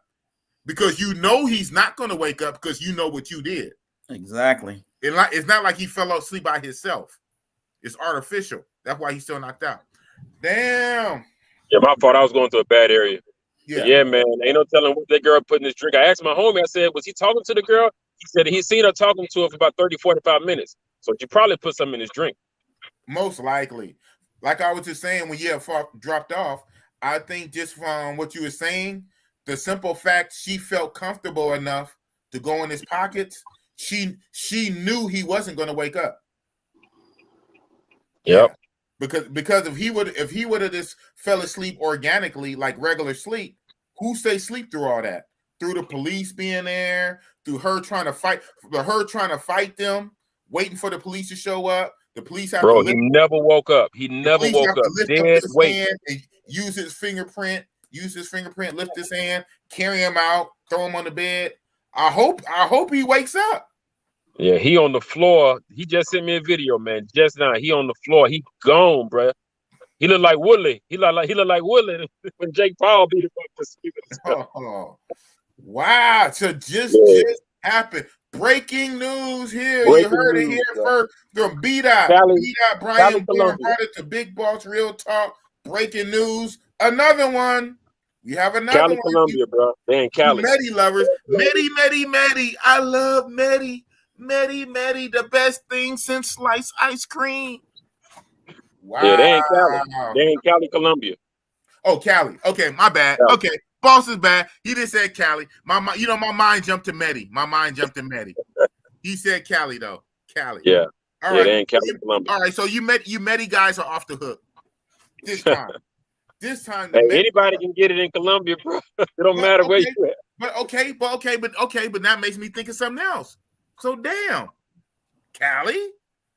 I thought it was a Medi thing. I heard 1 or 2 times in Cartagena. I did hear that. Now Cali. So what's going on, man? These women, they travel from city to city too. Yes. Okay. Yes. So he just sent me something else. Hold on. He just sent me something else. Hold on. Something else. Yeah. And he's probably gonna keep sending you stuff right now because it's ongoing. Oh shit, we gonna keep going a little longer. Then we got to follow and see where this story goes. So shout out to J Love, who lives in Colombia. Lots of cartel action in Cali. But a lot of times, from my experience, cartel places normally tend to be safer sometimes. They don't try that because you're messing up the money. And a lot of times stuff don't move unless the cartel say so. And if you, because I like somebody was telling me in Santa Fe area, he said, like, if you got a problem with somebody, like, you can't even go fight them or smack them or strike them without getting permission from an underboss. That's how controlled it is. So even if you want to fight, you damn near got to get permission before you go hit this person. So don't nothing move without them saying. So she probably just a damn renegade anyway. She doesn't care. She just a desperate ass renegade. Gonna lie to the last minute with the police. It's her phone. First the wallet, like he said. First the wallet. Stupid. He has ID. Duh. And then what chicks really have wallets, right? I mean, chicks really don't have wallets like we have wallets, right? They have purses. They have purses. So a brown leather wallet is not yours. The wallet is this big. His ID. Oh, but the phone is mine though. This brand new $1,000 phone is mine. Get the fuck out of here. You don't even look like. He said she tried to walk off. She tried to walk off and say that was hers. It's not like they were checking it right then. At the last minute, she was trying to walk off and say it was her. Like at the last minute, like after the wallet, then just try to walk. Ooh, just try anything. Is it hold on? No, you're not even gonna walk off. Hold on. Don't touch me. They try to do everything. She walk off. Don't touch me. I gotta go to the bathroom. I know all the stuff. They do every little tiny thing they can. Don't touch me. Well, I gotta go to the bathroom. When I come back from the bathroom, I tell you, oh, I ain't got no phone, and you can't search me because she tucked it. Man, I know these females. Period, bruh. Fuck these hoes. Yeah, he said they had to kind of manhandle her a little bit, and everybody thought that it was them. And they was like, no, she got this guy's stuff. Right. And that's when they called the police. I'm surprised she didn't call for help. I'm surprised she didn't call for help from her local people. Like, oh, help, these American gringos are trying to get me. You know, again, using any little thing she can. Like, she got the phone, it's tough. They trying to stop her. She's going to fight. She's going to put it on something else. Oh, they trying to touch me. They trying to sexually touch me. Hell, these females will try anything, bro. Fuck these hoes, man. You need to roll with me. He lucky. Well, she lucky I wasn't his wingman. She lucky I wasn't his wingman. Man, like I say, guys, solo guy, but he wasn't solo, so they all three together. So they did. I think they did the right thing. Somebody else. He didn't even call the police. Somebody else called the police. Right. Well, so when the police got there, they kind of wait a minute. Until the police got there. Okay, so the guy that happened, right? The guy it happened to, these two guys, they all three together? Yeah, they all three together, but he was over at the bar by himself with the girl. Oh, okay. They was like somewhere like in another part of the bar. Right. And they just happened to walk up. They didn't even see nothing. They even noticed them. They just happened to walk up and see the girl run in his pockets. Right. So what you're saying is, like, if they would have walked up 1 minute later, then she'd have been gone. She would have already been walking. She would have already been walking away with the stuff, and they would have saw him slump. But what happened is when they walked up, they literally caught her hand in a cookie jar like this, click, with a wallet and phone in her hand. Exactly. Wow. If they would not have seen the wallet and the phone in her hand, if they'd have been a minute later, she would have already been walking away. Wow. Damn. Terrible, bro. And she tried to fight them to the point, like I say, you know what? Like, you know, I do security and shit, right? At certain like retail shits or whatever. And like I was just telling someone, when people steal stuff, many times, I've been dealing with this for years. Once they steal it and get it in a possession, they feel it's theirs. So now they're gonna fight you, but in their mind, in their weird little criminal thief mind, it's theirs now. You are trying to take it from them. It no longer belongs to the store. If I got it in my hand, now it's mine. You're trying to take this from me, so I'm gonna fight you. Instead of just giving it up. Yeah. It's not yours. It's not yours. You stole it. Give it up. I'm so lazy. I don't want to write a report. I might just let you go. Just give it up and leave. But they want to fight because since they took the time and energy and effort to steal it, now it's theirs. And now you're trying to take it from them. So she's trying to fight like it's hers. She feel like she earned it. Yeah, right. Because she did. She went through the time and effort to earn it. She took the chance to drug him. She almost had it. I would have got away with it if it wasn't for you kids. Yeah. At this point, she's trying to fight. That is crazy, B-Dot. Well, she saw a target because he was by himself. Mm-hmm. Wow. Yeah. Terrible situation, bro. Terrible situation. Mario Butler said, "Don't leave your drink unattended." So Rapinol is a sniper. Rapinol, whatever it is, Rapinol is a sniper. Yeah. Like I said, I know all the details since he just hit me up and told me. Right. Well, thank you. Yeah. Well, thank you for sharing that with us, man. That goes to base what we're talking another about. Example. Just another example. And you know what, B-Dot? While you wasn't on here, it's actually a brother that's in Colombia right now, Medellin. Thank God he's in his hotel room by himself, but he is drunk out of his mind. And he caught up to the show. So yeah, we were kind of all laughing at him, but we was also trying to tell him to stay safe. He said, "Don't go out, don't invite nobody." He's in Medi right now, drunk off his ass. Oh yeah, I saw that. Yeah, I saw that. Yeah, the guy. So you saw it. Yeah, DYB. Yeah. So we told him just to stay in his room, don't go nowhere, don't invite nobody over. Gotcha. Yeah, crazy, man. Thanks. Crazy situation, bro. Crazy situation, man. And it's still unfolding. So I want to see how this ends up. Hopefully he wakes up. Yeah, it depends on how much to dose. Now, good thing he's a big dude, so that helps. You say he's 270, so he's a big dude. So, I mean, he probably can absorb a lot of it. If he'd have been a slender guy like 160 and 180, and she probably put a lot in there. Yeah, but damn, it depends on the dose too. Yeah, man, terrible, bro. Terrible. Shit, bro. Money over honey say that's my worst nightmare. Rolling in Asia, I guess. J Love, it's bad worldwide. Look at all the robberies and murders going on in Oakland. Yeah, for real. In other parts of America. Dudes honestly think Colombia is some kind of sex utopia with no crime or other issues. Right? No. Guys be having one thing on their mind and they look past all the other shit. He said, guys think Colombia is a sex utopia with no crime. Yeah, or other issues. Every place got issues, man. Jamil Edwards, bitch, where are you going? Come here. In my pretty Tony voice from the Mac, right? Man, she earned it, LOL. Yeah, and try to fight for it. Goodness gracious. The nerve.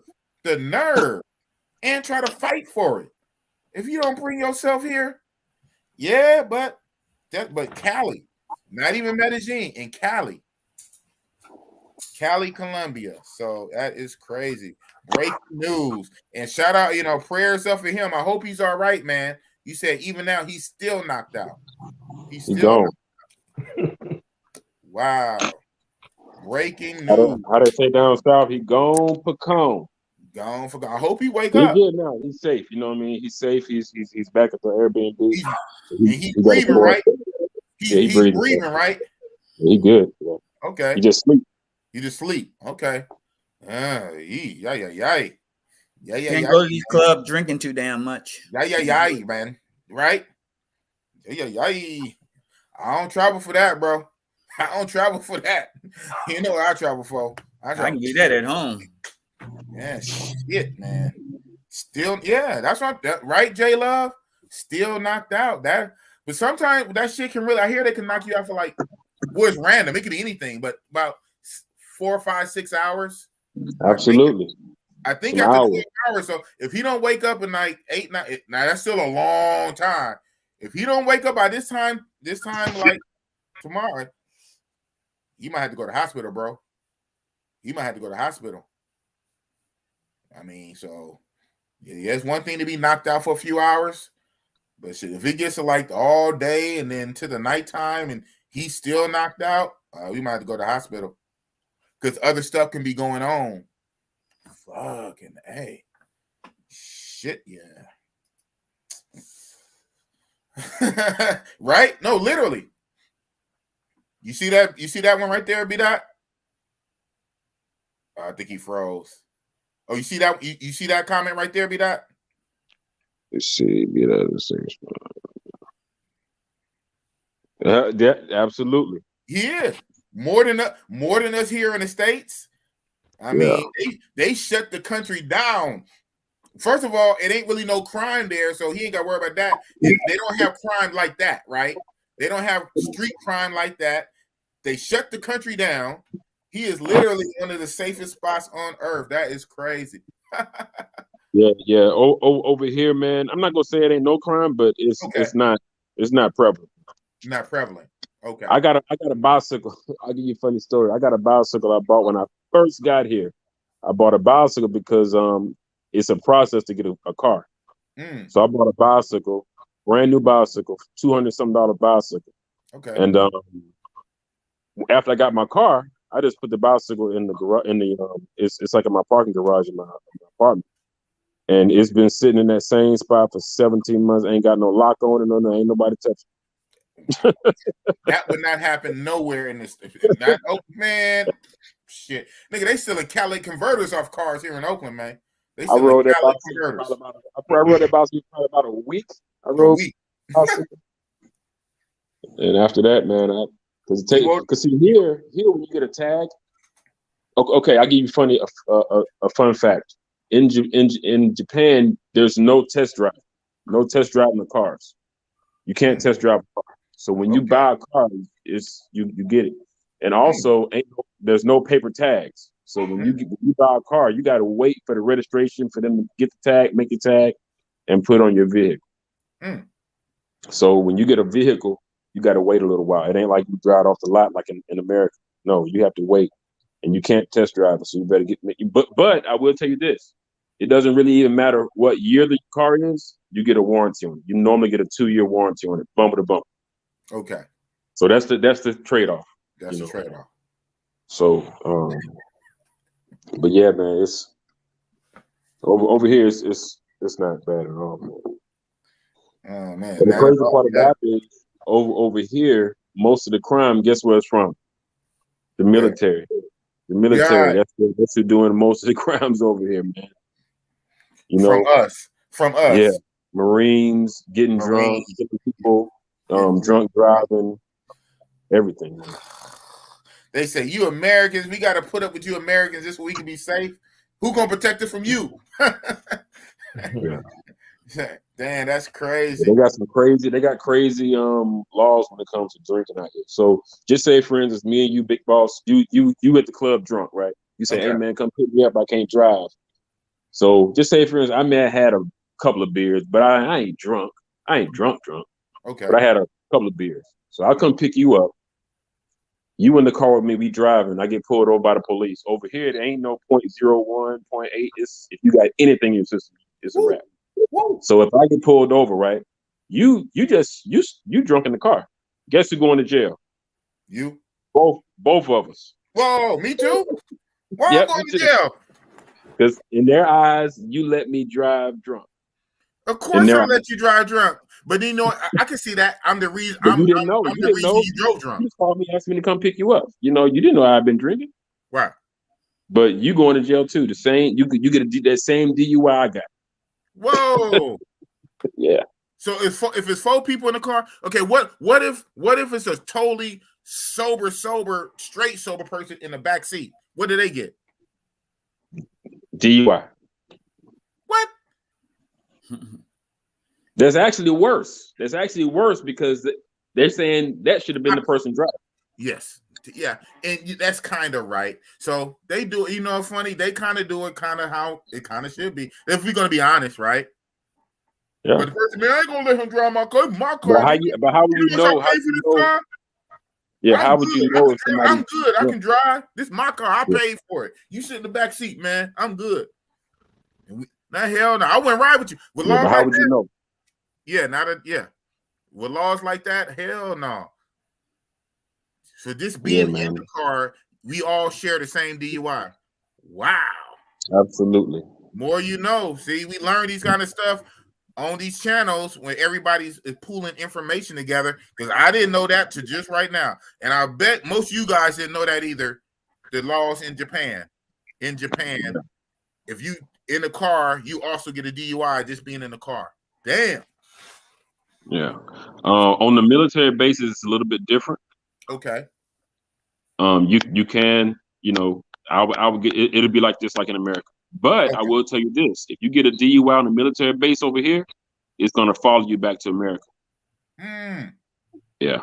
That happened to one of my coworkers. He was going to a military base at night, like 2 a.m. to meet some chick, and they breathalyzed him at the gate. At the gate. And he got a DUI, and that DUI they fired him, of course. And they got fired him. States. Send him back to the States. And he got in that same DUI. Hey, that's my homie calling me right there. Okay. All right. We right here. I'll bring you back on. Uh-oh. I just want to hear that the dude at least woke up, man. Yeah. Safety. I still got this comment up. Money on 2 shots to keep knocking him out. Man, you just too funny, man. Jamil Edwards. We are at over 500 plus murders in Philly, and there's still 12 days left until the new year. Yeah, you got a few more days to get some more murders in. That's crazy.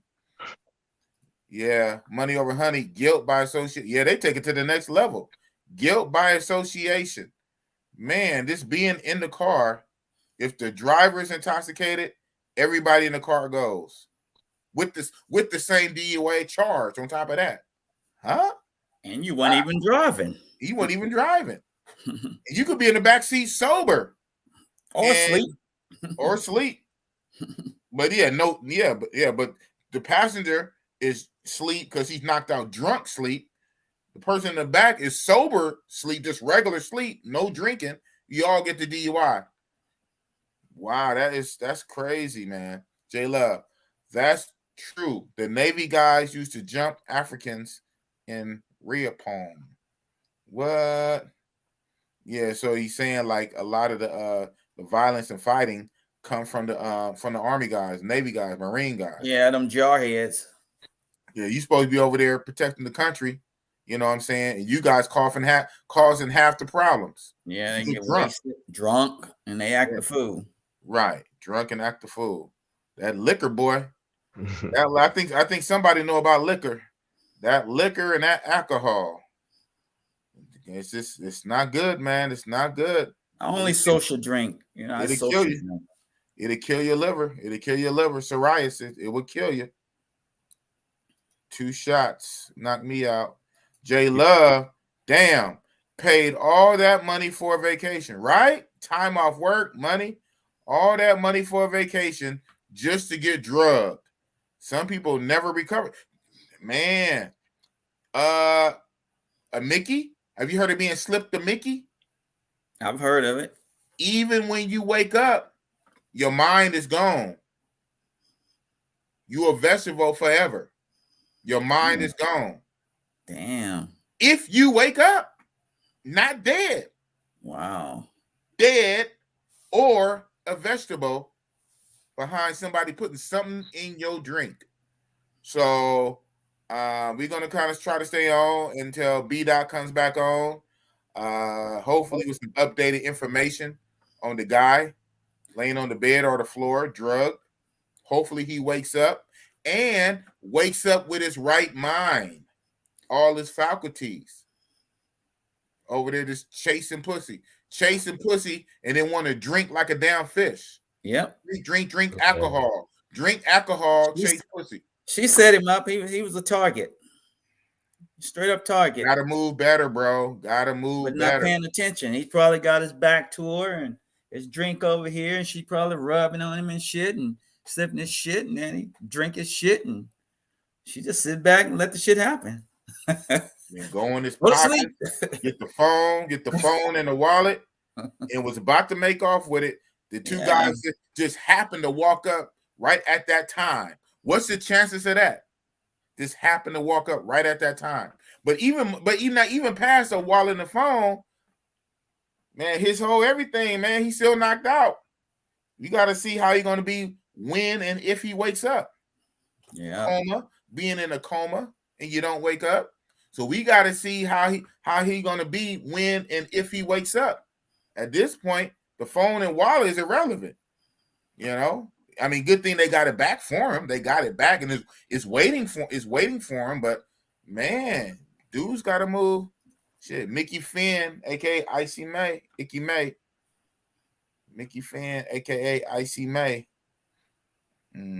Yeah, put a Mickey. Yeah, put a Mickey in your drink. 145. I need less than 150. 145 subscribers. That's what I need. I need 145. I'm gonna get it. That's why I drink before I go out, and then when I get there, if I need another drink, I just sip on that, like a bottle of beer, sip on that. But and watch it like a hawk. Watch it like a hawk. You keep it in your hand. Keep it in your hand. Just wherever you go, it goes with you. Yeah. Put your hand on the top of it. Walk around. Yeah, man. Shit. Protect yourself, man. Damn, you only got one life, man. You ain't going over to die. Yeah. That Jamil Edwards, that's taking guilt by association, right? Some of these countries, their laws a little weird. That's taking guilt by association to another level. You in the car, you get DUI. Dude, I wasn't driving, and I'm literally not drunk. But dude, you know what? I'm against drinking. I don't drink. Even in my regular life, I don't drink. What's the ironic? I don't drink and I get DUI. You in the car. These are Japan laws. Our laws are different. You get DUI. Bro, I don't even drink. It will stop a lot of people here from drinking if they did. They made it here. Come on now. You can say that, though.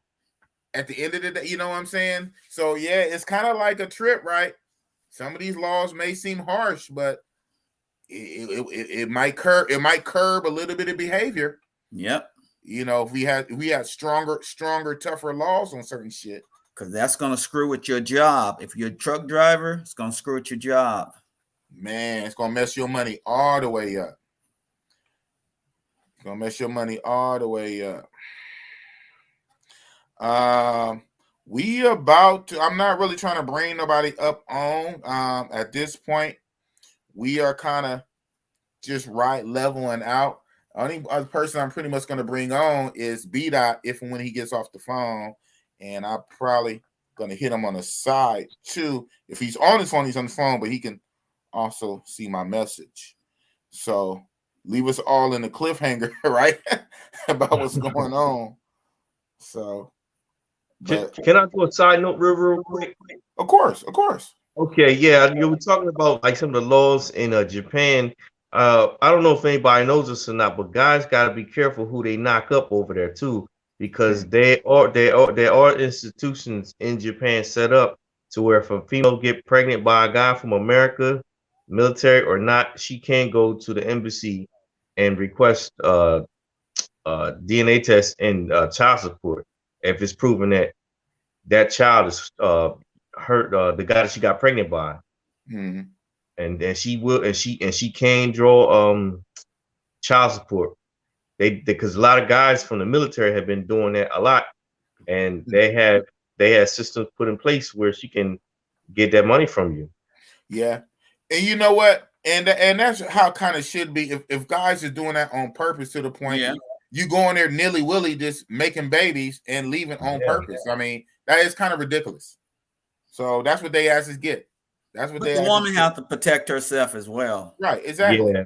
You purposely going over there, just busting it all up, just making all them babies on purpose and leaving. That's not cool, man. That's not alpha. That's not cool. That's not right. You making a little tiny American citizen over there. That's not cool, man. So that's what they asses get. Mr. Madman 08, Mr. Madman, Dangerous Dame, Oakland rapper, ain't never got right. Oh, I didn't know he got a Mickey, or maybe I might have knew that and forgot. Yeah, so I know Dangerous Dame. So Dangerous Dame was a real local rapper. Never really made it big outside of Oakland. And Damian Dane, you said Damian Dane? No, Dangerous Dame. Oh, yeah, but I guess someone gave him a Mickey. I think I heard that back in the day and forgot it. And he said he never got right, huh? Yeah, you get slipped the Mickey. Sure. Love Entertainment House, the brother. All is well. Yeah, man, you get slipped the Mickey, man. That's not cool, bro. Wow. Yeah, we're gonna hold out a little while longer. I was just saying I was gonna end the stream around 6 hours, but what did I say? I also said too, what I say don't matter.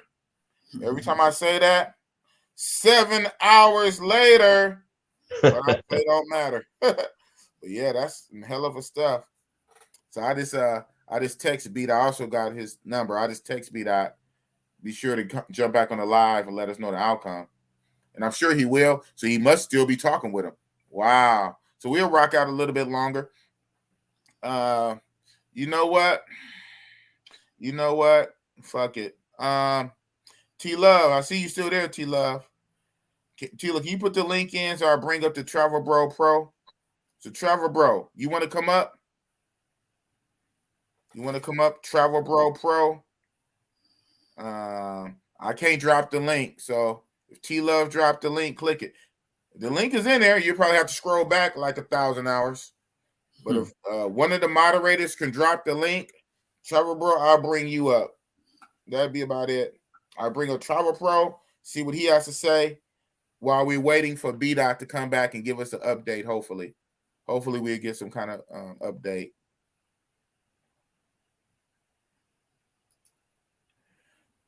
I'm done with these channels. No hope. Okay. All right, Mr. Done with these channels. So there's the link, man. StreamYard. There's the link. Thank you, T-Love. T-Love is still awake 6 hours later.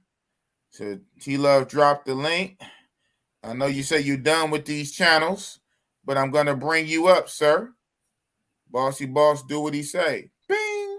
Travel Bro Pro. What's up with you?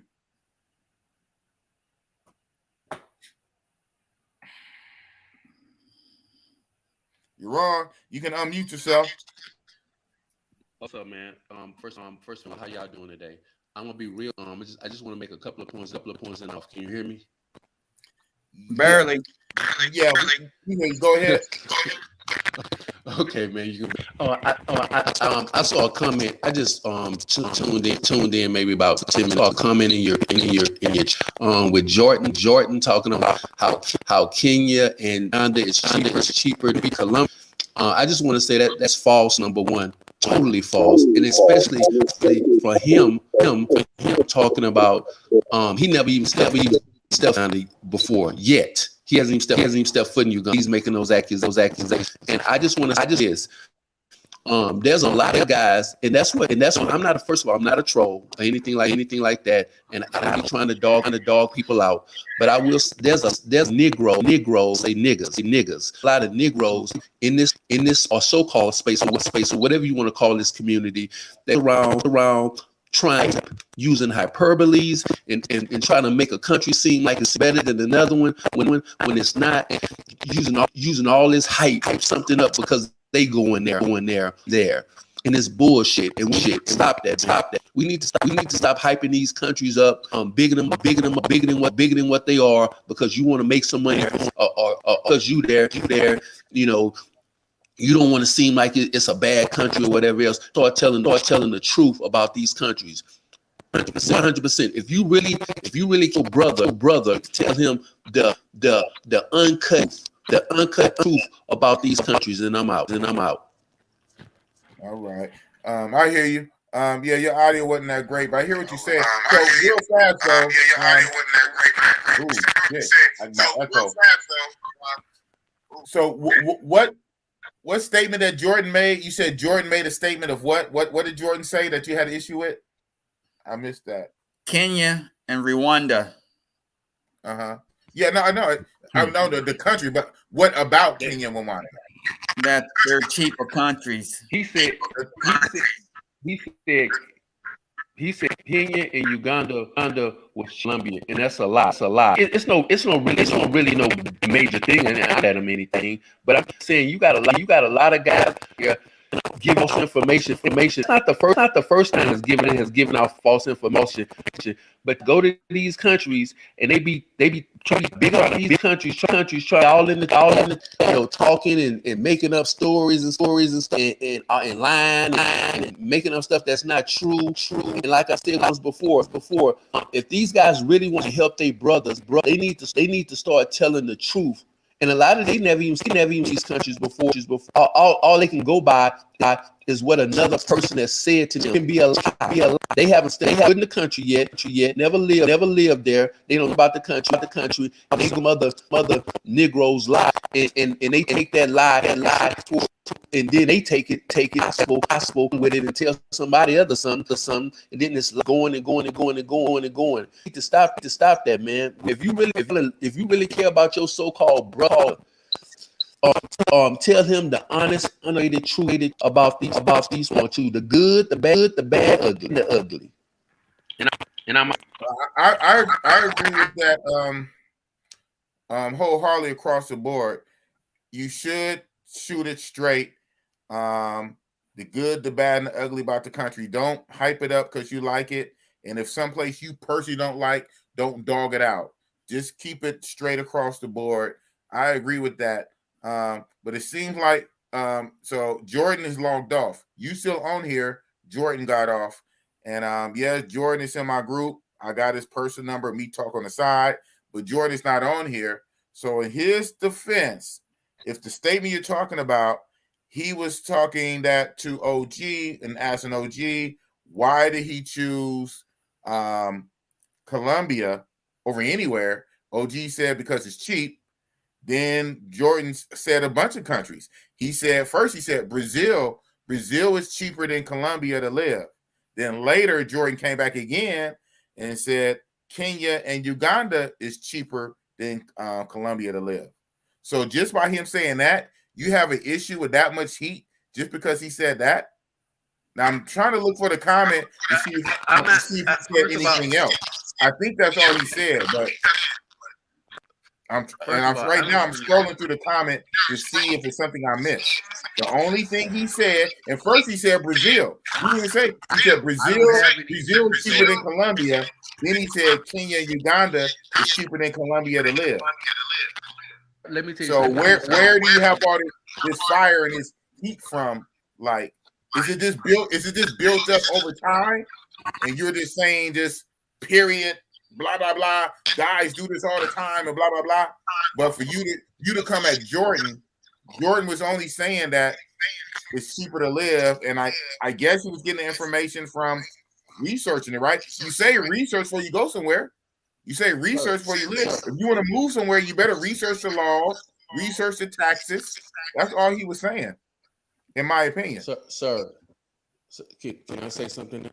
Yes, sir. Yes, sir. Okay, first of all, I don't have any Jordan. I think I said that. I said I don't have anything against Jordan. I don't have anything against anybody. I said what I said, and I repeat it again. With bad internet and all, I said that need to give out the correct information when I'm saying Jordan is wrong about especially Uganda. Kenya is not cheaper either. Because I've been there as well. I've been to all the places, and like I said once before, and I live in Uganda currently. Yes. And Uganda is very expensive. I've been thinking about making a video, but I've been lazy. But I'm gonna make a video. Uganda is expensive. If you want to live any type of American style or a similar lifestyle that you lived in the U.S., comparable. It's hella expensive. Very gas over here. Gas over here. Sell it by the liter. If you convert that, that's about $5-6 a gallon. The cheap over here is transportation, vegetables, soda, and water. That's everything is just as much as the U.S. or matter of fact, a box of cornflakes over here in Uganda, a box of cornflakes. Roughly in Walmart, about a big bag of cornflakes for maybe about $4 here. It's about $9. Whoa! So I don't know what the hell. I don't know what the hell he's talking about. I don't know what the hell he's talking about. Yeah. Okay, I hear you. I hear you. Maybe a little more research should have went into that statement. I hear you, and like you say, I agree with you across the board. Period. You should tell it straight. But I'm gonna let you say one more thing, and I'm gonna have to let you off. Bad audio for you and my echo when I talk. I want to let B-Dot give us but you had a lot of heat, and I wanted to bring you on. I didn't want you to think, okay, that too, because it's a lot. But I brought you up. I brought you up, man. I brought you up.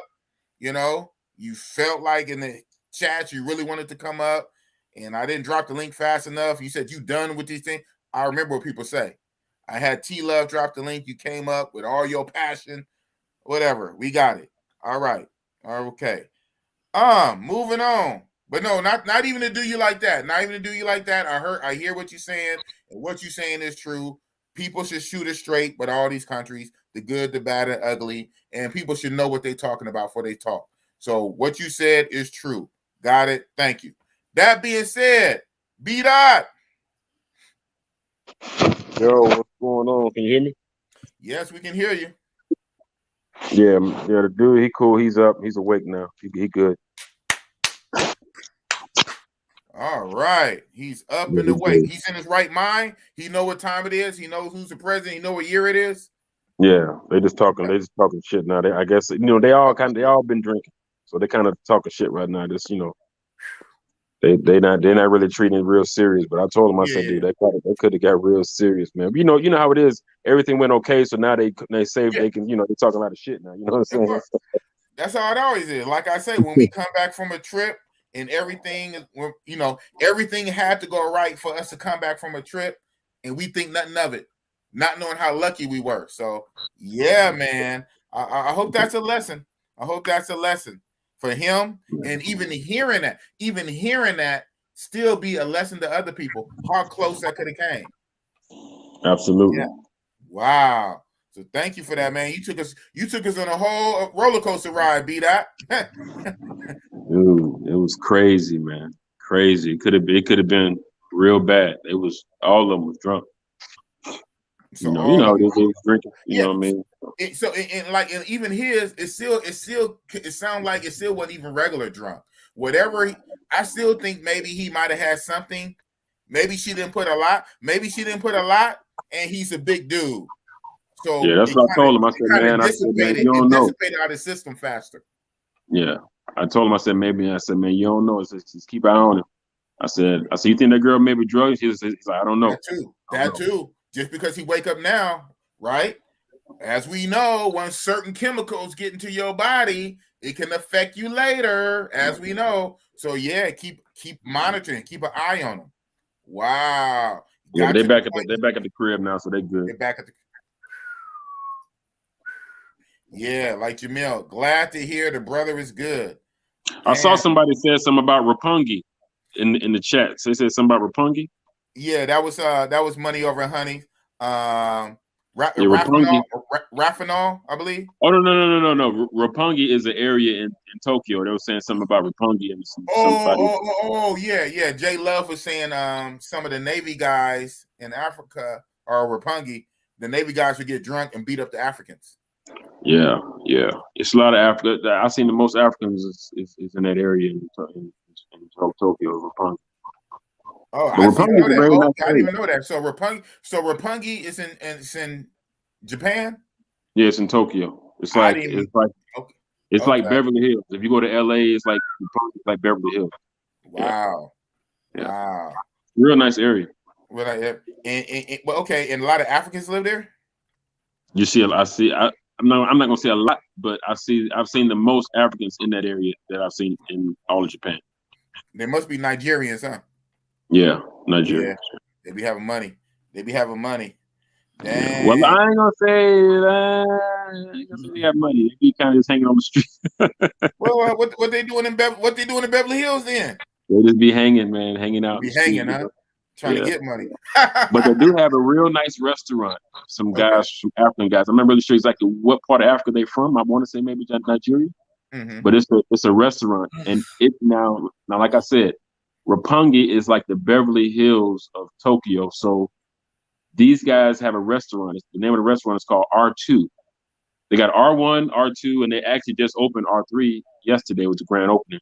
But these guys have the R2 is the most upscale restaurant in Roppongi. Oh wow! Yeah, it's very nice. And this African guy's own it. It's an older guy, a father and son. All right. Power Made Flesh says, I went to Roppongi. Africans operate the clubs for the Yakuza. It looks pathetic. It looks pathetic for a Japanese for promote Panhandle to go in clubs. Yeah. Roppongi is run by the Yakuza.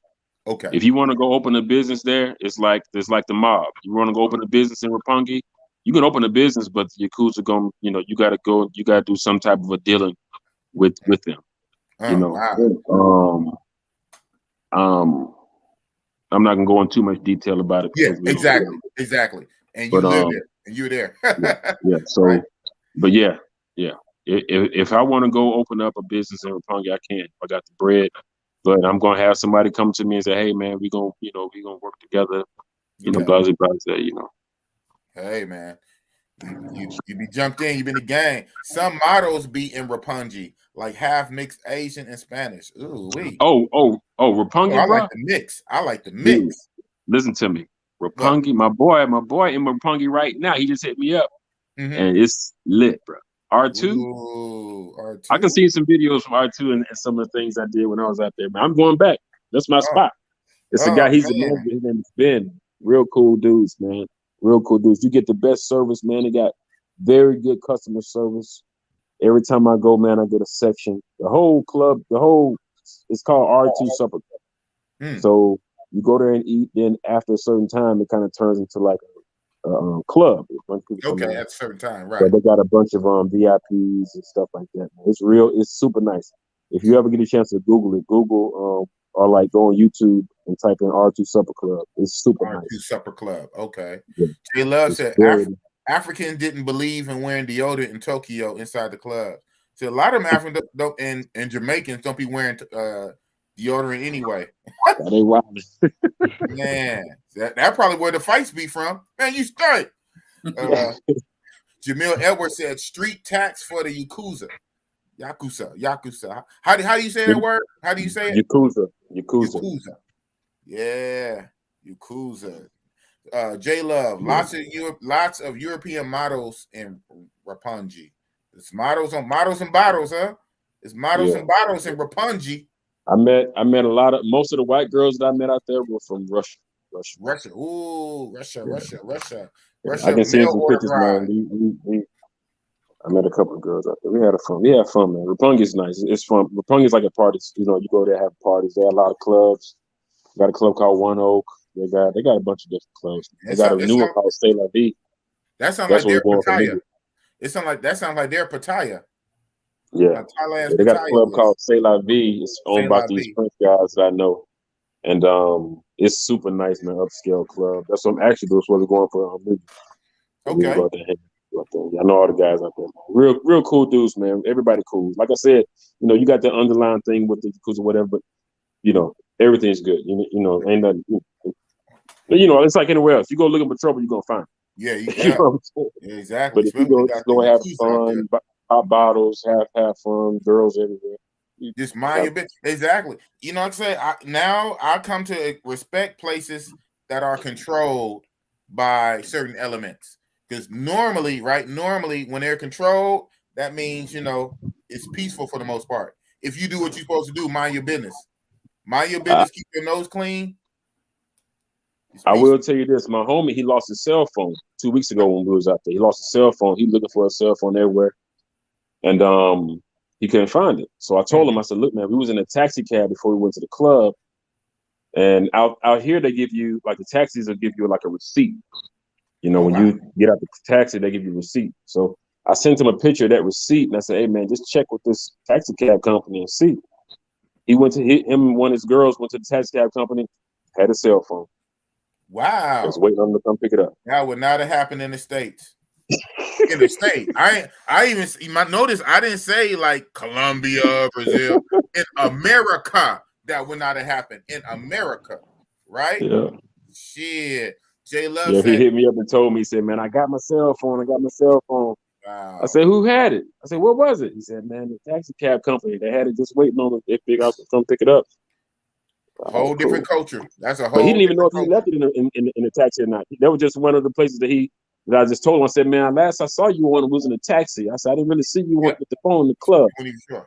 So he didn't even know it was there. He just happened to just hit him up and they're like, yeah, we got it. J Love is saying, I think he's asking more so, hey, is that club, the bank, still exists in Roppongi? Nothing but models after 2 a.m.? Club. I never heard of the bank. Never heard of the bank, be honest with you. Okay. I hang out at R2. You already know how I do. I do a lot of hookah spots out there. I don't really like to go to, I go to the clubs because we have fun. Okay. But I like to go to the hookah spots where I meet the girls at. But there are a lot of after hour spots. Like I was telling you, man, you go out in Tokyo, you know, an average night, you get home at 9 in the morning, 10 in the morning. Woo! You know, it's a lot of after hour spots. They'll open till 2 a.m., 3 a.m. Wow. 9 in the morning. Yeah, when you came on the other night, when you came on the live the other night, you said you had just had party all the way until like 8, 9 that morning or something. Yeah. Showed us the aftermath, all them down drinks. Your ass have a liquor store up in there. J Love say Yokohama, Japan was also lit. Yokohama. Yeah, Yokohama's nice. I'm gonna tell you a place where it's super nice. Osaka is very, very nice, and Fukuoka. It's a place called Fukuoka. Fukuoka is very nice. A lot of parties going on out there. Okay. Girls are super nice, man. Real super, you know, they're not aggressive, they're just very submissive type, you know. Oh man. Fukuoka, that's what I like. Osaka is like to the will. Yeah, Osaka is like it's a party city. It's like a Atlanta or Houston, or, you know, something like that. You know, type vibe. Okay. Got a lot going on. It's a lot of people, a lot of clubs, a lot of bars. I mean, people, man, they go out there, man, they get drunk, man. You see guys in $6,000 suits laid out on the street, bro. Drunk. What's up with that drinking, man? That drink. That drink can get you into problems, man. The drink can get you a DUI with everybody in the car. But see, the thing about out here is different. With things out here is different. I can go out right now and get drunk and pass out the street. I'll wake up in the morning and then walk home. You know what I mean? Nothing gonna happen to me. Nobody gonna mess with me. You know, nobody gonna run my pockets. Nobody gonna, you know. I've seen it so many times, man. That would not happen here. Japanese guys on this shirt? Out. That would not happen in this city on this shirt. Dude, these Japanese guys, bro, they get sloppy, stupid. Women too, girls too, get sloppy, stupid, drunk, pass out on the side of the street, bro, walking. I can see you videos. No, it don't happen. Nothing gonna happen to them. Hold on. Somebody call. But yeah, man, I'm gonna get out of here. I just want to tell y'all that everything good. Man, right on. Yep. Like Power Man Flesh said, Japan people, if you ask for directions, they'll walk you and take you out their way. Absolutely. That's happened to me a million times. For real? A million times. Yes. Dang, that's you ask for something, they go like in the train station, because the train station, if you're not like my first, second, and third time I got lost. And so I asked somebody about, directions, and they'll tell me. I look back, they walking me. Hey, let me show you. I'll show you. Come. They walking. They walking way out of their way. I almost wouldn't trust that. This my mind frame and being from Oakland. Yeah. I'm like, man, where you walking me to, man? Just tell me. I don't need you to walk me. I tell my friends that all the time. Me in an alley, you trying to walk me to a setup. I tell my friends that all the time. I have to change my mindset when I come back to the States, because out here it's so different, man. People are so nice. The Matrix got us thinking like that. Dude, I wouldn't even trust it. I wouldn't even trust it. It's like you said. People here are so nice. You really think they're trying to set you. It's a setup or something. They're so nice. You looking like, what? Why are you being so nice to me? You know what I'm saying? What's your angle? What's your angle? But that's just, people are just super nice, man. They're very, very nice. I went to this restaurant I go to all the time. So I go there to eat. So when I leave out the door. It's a long hallway.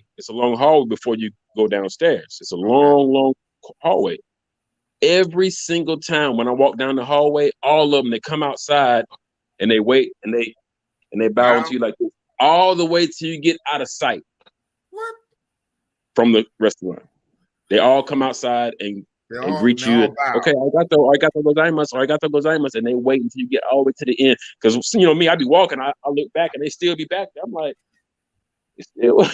what's going on? You know what I mean? But it's just a different culture here, man. Different culture. Culture is just so different. Traveling is a trip. Yeah, I know. Like in Thailand, you going to 7-Eleven, this corner store 7-Eleven, and it's a million 7-Elevens. You going to 7-Eleven, the little person you buy your stuff, the little person behind the register would do a bow. I'm like, wow. You go in the stores, the people sell you stuff, everybody they like bow to you. I'm like, what the hell? You bowing to me? Dude, crazy. It's two things here that you better do. There's two things here that you better do. You better bow when someone bows to you, or like you're leaving, or you bow. You better bow back. If you don't bow back, that's like disrespect. Oh, wow. And the next thing is this. I'm gonna show you. Okay. The next thing is this right here. You walk into somebody's house. Take your shoes off, huh? Gotta take your shoes off. You walk into somebody's house, you better take your shoes off. You better. If you don't take your shoes off in somebody's house here in Japan, you might as well walk in their house and spit on their floor. Wow. That's how they look at it, huh? That's how they look at it. You just walk in their house and you just spit on the floor. Wow. So you better take your shoes off when you're walking someone's home, man. So it's like a habit for me now. I just take my shoes off. I see you got your shoes off in your own house. In my own spot. Right. You Japanese now. You Japanese beat out. Konnichiwa, black man. Konnichiwa. Blackanese. Blackanese. Yeah. I'm about to grab something to eat, man. So y'all be safe out there, man. My other half Keep your head on the swivel. All right, yes, sir. Keep your head on the swivel. Thank you for that information. Thank you for the information and the update. Yeah, absolutely. Absolutely. Y'all know me, man. All right. Have a good one. All right. You gave him the raise out there. And I'm out. raise. And I'm out. That's what's up, man. Yeah, traveling is very educational. Guys, traveling is an educational, hands down. Yeah, this learning stuff, right? Even in this stream, I didn't learn at least 4 or 5 different things I didn't know. I mean, like things that make you go, but it's still something I didn't know. So that's what's up, man. Traveling really opens your mind, man. It expands your mind when you travel. I wish I would have traveled when I was a younger man and not damn near 50, but it is what it is. And now I am 50. So J Love says, pull your car up to a gas station in Japan. They even bow to the car. Wow. Yeah, I said when I went to Thailand, man, they bow pretty much everywhere. But even in the 7-Eleven, you go in there, buy your bag of chips, buy your soda, buy whatever. After they ring you up and give you the bag, they bow to you. I'm like, wow. Different cultures. Different cultures. Wow. J Love, I prefer Japan over Colombia, but it's too damn expensive. Yeah, right. Madman 08, Mr. Madman, that's how they do in San Francisco, Chinatown. but they want a tip, damn it, right? Jamil Edwards, they might put a pillow under your head, right? They so damn nice, yeah. You knocked out in the street, then it sound like somebody come put a pillow on it, tuck you in, give you a blankie or whatnot. Sheesh, man, you try that in Oakland? You try that in Oakland, man? That's what I was talking about. Your commercial. Okay, I don't know, man. Yeah, man. So I'm about to log off. So any closing words? Now I'm gonna keep you on for a minute. Mr. Dacus, any closing words? Nah, as a matter of fact, I was gonna tell you I'm part of the group on a WhatsApp. I'm gonna show you some video and pictures, some of my my fun that I have. Right. Yeah. You, as a matter of fact, again, you in a group too. The travel brotherhood. No, I'm on. I'm in the African one. You in the African one. You're right. And no excuse in the ENT one. Oh, I'm not in that one. But I'm in. Yeah, we're in the African group together, right? Yes. Yeah, there's so many damn groups. Keep a track of.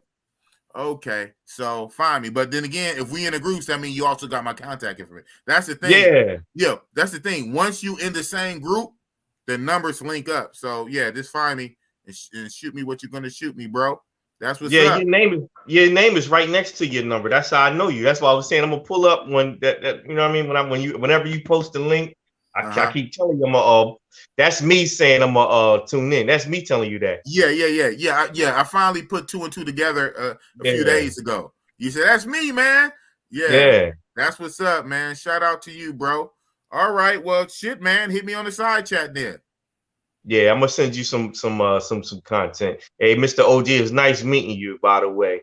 Nice meeting you too, brother. Yeah. So we just gonna keep stacking chips and just keep getting them stamps on their passport. That's how we gonna do. Absolutely. Getting them stamps, man. That's what we gonna do. Keep getting these, man. Getting these stamp police. We're not gonna let nobody deter us to do what we want to do. That's never. All right, fellas, it's been real. I'm out. Take care. You're out. Mr. Dacus, the navigator, be navigating. That's what it is. And then there was the two OGs. Again, that's how we always end it with 110 years of experience. 50 and 60. 110 years of experience, man. I'm 40. Yeah, right. Exactly. Yeah, I was telling my son that I'm going backwards. I'm aging like Benjamin Button. I'm aging backwards to 25. Then I'm gonna stop it. I ain't gonna do like the real Benjamin Button. He went all the way back to a baby, and then I guess died or something. Yeah, I'm just gonna reverse it back to 25 and then stop. The boss Benjamin Button. Man, this was a good live. What you feel about this live, man? How you say the live went tonight? Hey, it went great. I enjoyed it. I love doing this. You know, it's man. Good, it's just good information. Right, it's a lot of good information. You learn from it. Yeah, your dog is the cutest, man. Yogi sleep now? Yeah, he sleep. He knocked out sleep. Damn, we went so long. We put the doggy to sleep. Golly. Jamil Edwards, always a pleasure. These exchanges keep me informed and motivated and entertained, right? Respect all the way around. That's what's up, man. So any last words, man? Any last words of wisdom to the peoples in the chat and for the YouTube when this goes on YouTube? Any last words, OG? Stay wise, stay smart, just be yourself and pay attention and have common sense. Man, have common sense. Common sense ain't that common no more. Common sense ain't that common. Stay wise, stay smart. And of course, what? Stack your chips. Stack your chips. Stack them, stack, work hard, grind. Do what you got to do to get where you want to go. Right. So you can get where you want to go. Mr. Madman 08, little bro, said deuces, bro. HG chillin'. That's what it is. Subscribe, share, tell a friend. We trying to get 145 subscribers to get boss to the 1,000. It's gonna happen one day. It's gonna happen before the new year. Okay. You said it. I'm going to claim it, man. 2 weeks. got 2 weeks. I got 2 weeks to get 145. Yes, sir. Let's get it. Let's get Christmas and New Year present. Okay. Hey, that'd be great. And come hit Jan 1 222. I'll be at 1,000. Wow, that's 1,001. 1,000. Oh, look at that. 1,001. I'm gonna have to do something about these damn things. Whoever that is must be a bot all night. I just be ignoring it. Again, nobody clicked that. Y'all know better. Nobody click on that. Whatever the hell's going on with that, I don't know. All right, sir. With that, I'm gonna bid you a good night, sir. Same to you, bro. All right. Until next week. Same bat channel, same bat time. Right. What's your outing? What's your outro? Same bat time, same bat channel. Okay. And you out. I'm out. That's what's up. Yeah, man. Dynamite. Yeah, when I went like that, shout out to JJ. What you know about that, man? JJ. Dynamite. Yeah, man. That's what's up. You should go back to some of these chats. You know, before I click the end button, you know, I'm speak a little more. You know me, I like stuff even. When I post this up on the YouTube, the timestamp just say 7. If I went this long, like 7:01. But I noticed sometimes it'd be like a little 2-3 minute difference. I've been noticing that because I know what time I click the end, and then I look at it on YouTube, and it like will advance a few minutes, a minute or two, or sometimes it'll be under. So that's kind of weird. So I don't know. That's just a weird thing. Yeah, man. Tonight was a good night. We definitely went way longer than I thought. I mean, of course, when I get on here, we're not doing like 1, 2, even 3 hours. So I figure we're gonna, at the minimum at this point, this is a 4-hour stream, man. We do 4 hours at this point. We do 4 hours, and I figure we might get 5. Then we got to 6, and we're like 5 minutes away from 7. I'm like, wow, but you never know. And, you know, I kept over 20-something people. Even now, it's 21 of you guys still hanging on until I hit the end broadcast. So that's what's up, man. We started off a good night with a guest, No Excuse Entertainment. It's been to 9 countries. No Excuse. We started off with him. He rocked out for almost 2 hours, like an hour 45. Then after that, I brought up OG, started bringing up everybody. And shoot, we rocked out. And shout out to DYB Lifestyle, Mr. Dumpy, man. I hope he just knocked out sleep at this point. Hope Mr. Dumpy just knocked out sleep, counting sheep, wake up in the morning. And I hope he don't do this every night, man. Because sometimes, like I say, like the situation with Brian Beat, I was saying about the guy, you can get lucky once, twice, 10, 15 times. Keep doing the same thing over and over and over and over. Like I always tell my son and others, it's the habit that gets you. It's not the first time. It's not the second time. It's not even the 15th time. It's like the 103rd time, right? It's the habit that gets you. Keep on doing it and doing it and doing it and doing it, and bam. So, yeah. So I really hope Mr. Dumpy doesn't do this all the damn time, because one of the times he's going to do this, too many things happen. You drink too much. You get out there walking the street, drink too much. You call a chick over. I'm glad he did it in his own hotel room. Drink too much while you're on the street. It's not good, man. It's not good. You can get lucky and get away a couple times, but it's the habit that's going to get you. Yeah. Shit. Yeah, I remember. Shout out to Mr. Madman. Mr. Madman 08. He got robbed. I mean, by getting drunk. He literally, I know his story because, again, this is my little brother, believe it or not.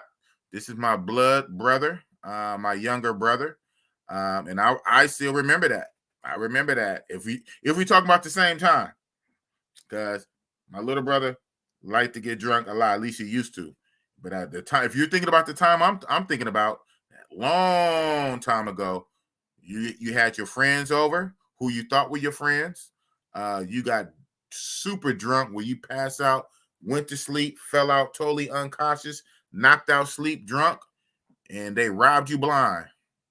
But me and shout out to Rocky, we caught up with him and we beat the living, out the dude.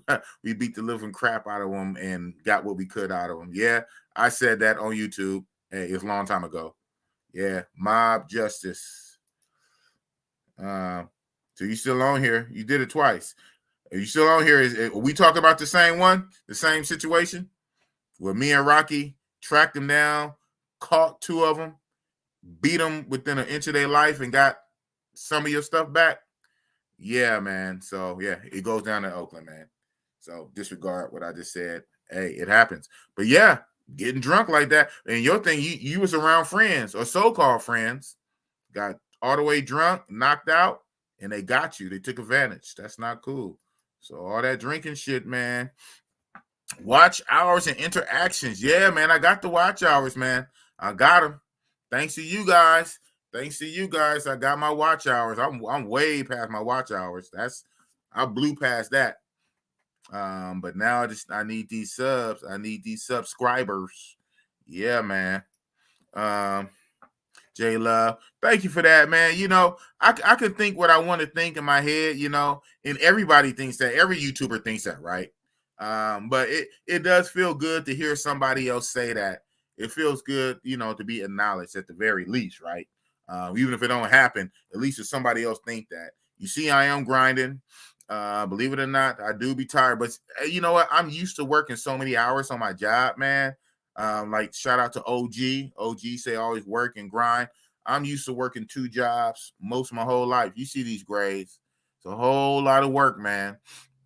So it would be a blessing if eventually, even if I first get my 1,000 subscribers, even then it's gonna take a while to build up more than that and to make enough money on YouTube to be halfway full time. But you know, I'm so used to working that it would be a blessing if this can be my job. Like instead of going to a real job, stuff like this and videos and interviews and having time to travel and film more like some of the greats. Shout out to the other greats. I'm trying to be on their level. That'll be good because I'm used to work. I'm a workhorse. I can't help it. You know, sometimes I don't even like that I'm a workhorse, but that's how I'm built. I'm a workhorse. So if I could put that kind of work into this, it's like a win-win. I'm working, I'm grinding. You guys get all the information, you get the entertainment, you know, but it's going to be what's going to be. It's going to happen or it's not going to happen. But yeah, I'm glad you recognize that, you know, I'm taking this serious finally, right?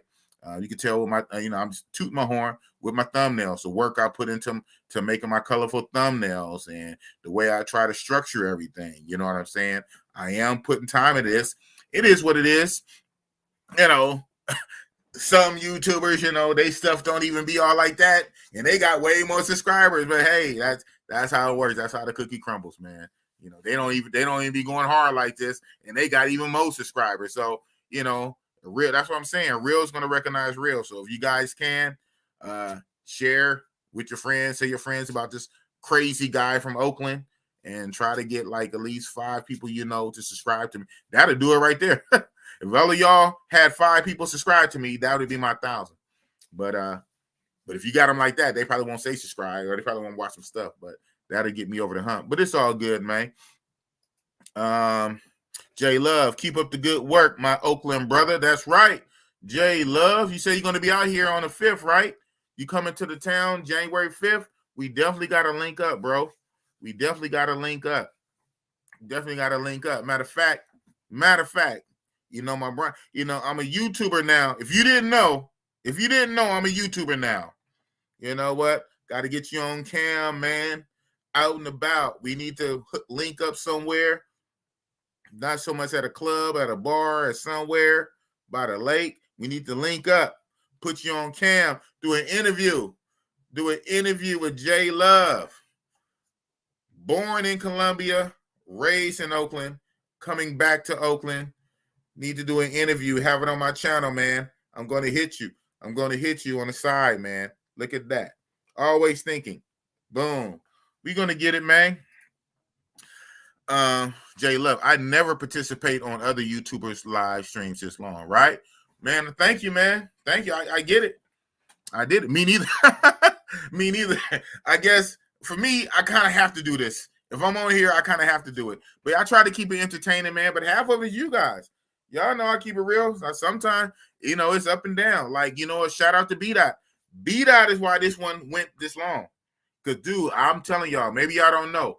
I was just about to, I was trying to guide the plane down, right? I was trying to be slick with it. I was trying to guide the plane down, and I saw B-Dot, and I was going to click him anyway. But even in the thing, y'all can't see, even in the thing, and he was looking at the camera, he was like urgent, like, and I was going to click him anyway. So when I clicked him, that's why I guess he had the information. He said, man, this just happened, blah, blah, blah, blah. And you guys know that started a whole new thing. Then we have to wait to get the outcome. So I'm glad we got the outcome. But if it wasn't for B-Dot, this would have been over at least an hour ago. This would have been over. Because, boy, I was trying to end the stream. I was trying to be slick with it. And then B-Dot came on and gave us that wild story. So, yeah, man. Yeah. So, First Fridays. Oh, I hear what you're saying. Right, little bro. Yeah, I could do that. I can do that and get a lot of footage and then mute the sound because it's going to be all kind of music. People, but so we got a thing out here, and I'm about to get off here, man. Y'all think y'all slick? Y'all ain't gonna keep me on here all night. Y'all think y'all slick? Y'all don't want to let the boss go. Still got 20 people in here, and you trying to keep it rocking. But real fast, First Friday. So it's a thing in Oakland called First Fridays, and on First Fridays, it's like downtown Oakland, parts of the city. It's like a whole little cultural event. Like they be having booths set up. People come out and set up booths and be selling shit. And if not even selling stuff, like giving away stuff, or like businesses come out and like be giving out free samples and stuff. And then it'd be like street show, like carnival. So like it's a whole little thing. It's a big thing where the whole town comes together on the first of the month on the first Friday. And it's called Oakland's First Friday.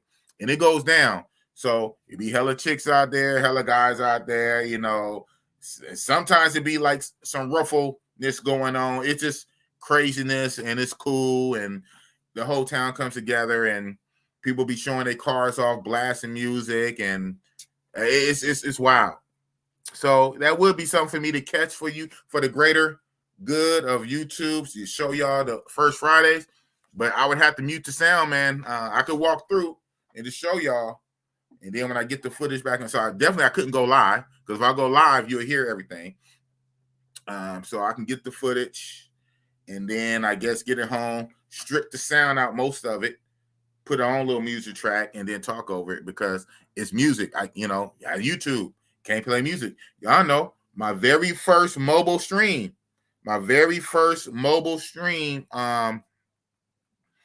in Brazil, I got dinged for that little music for the karaoke stuff.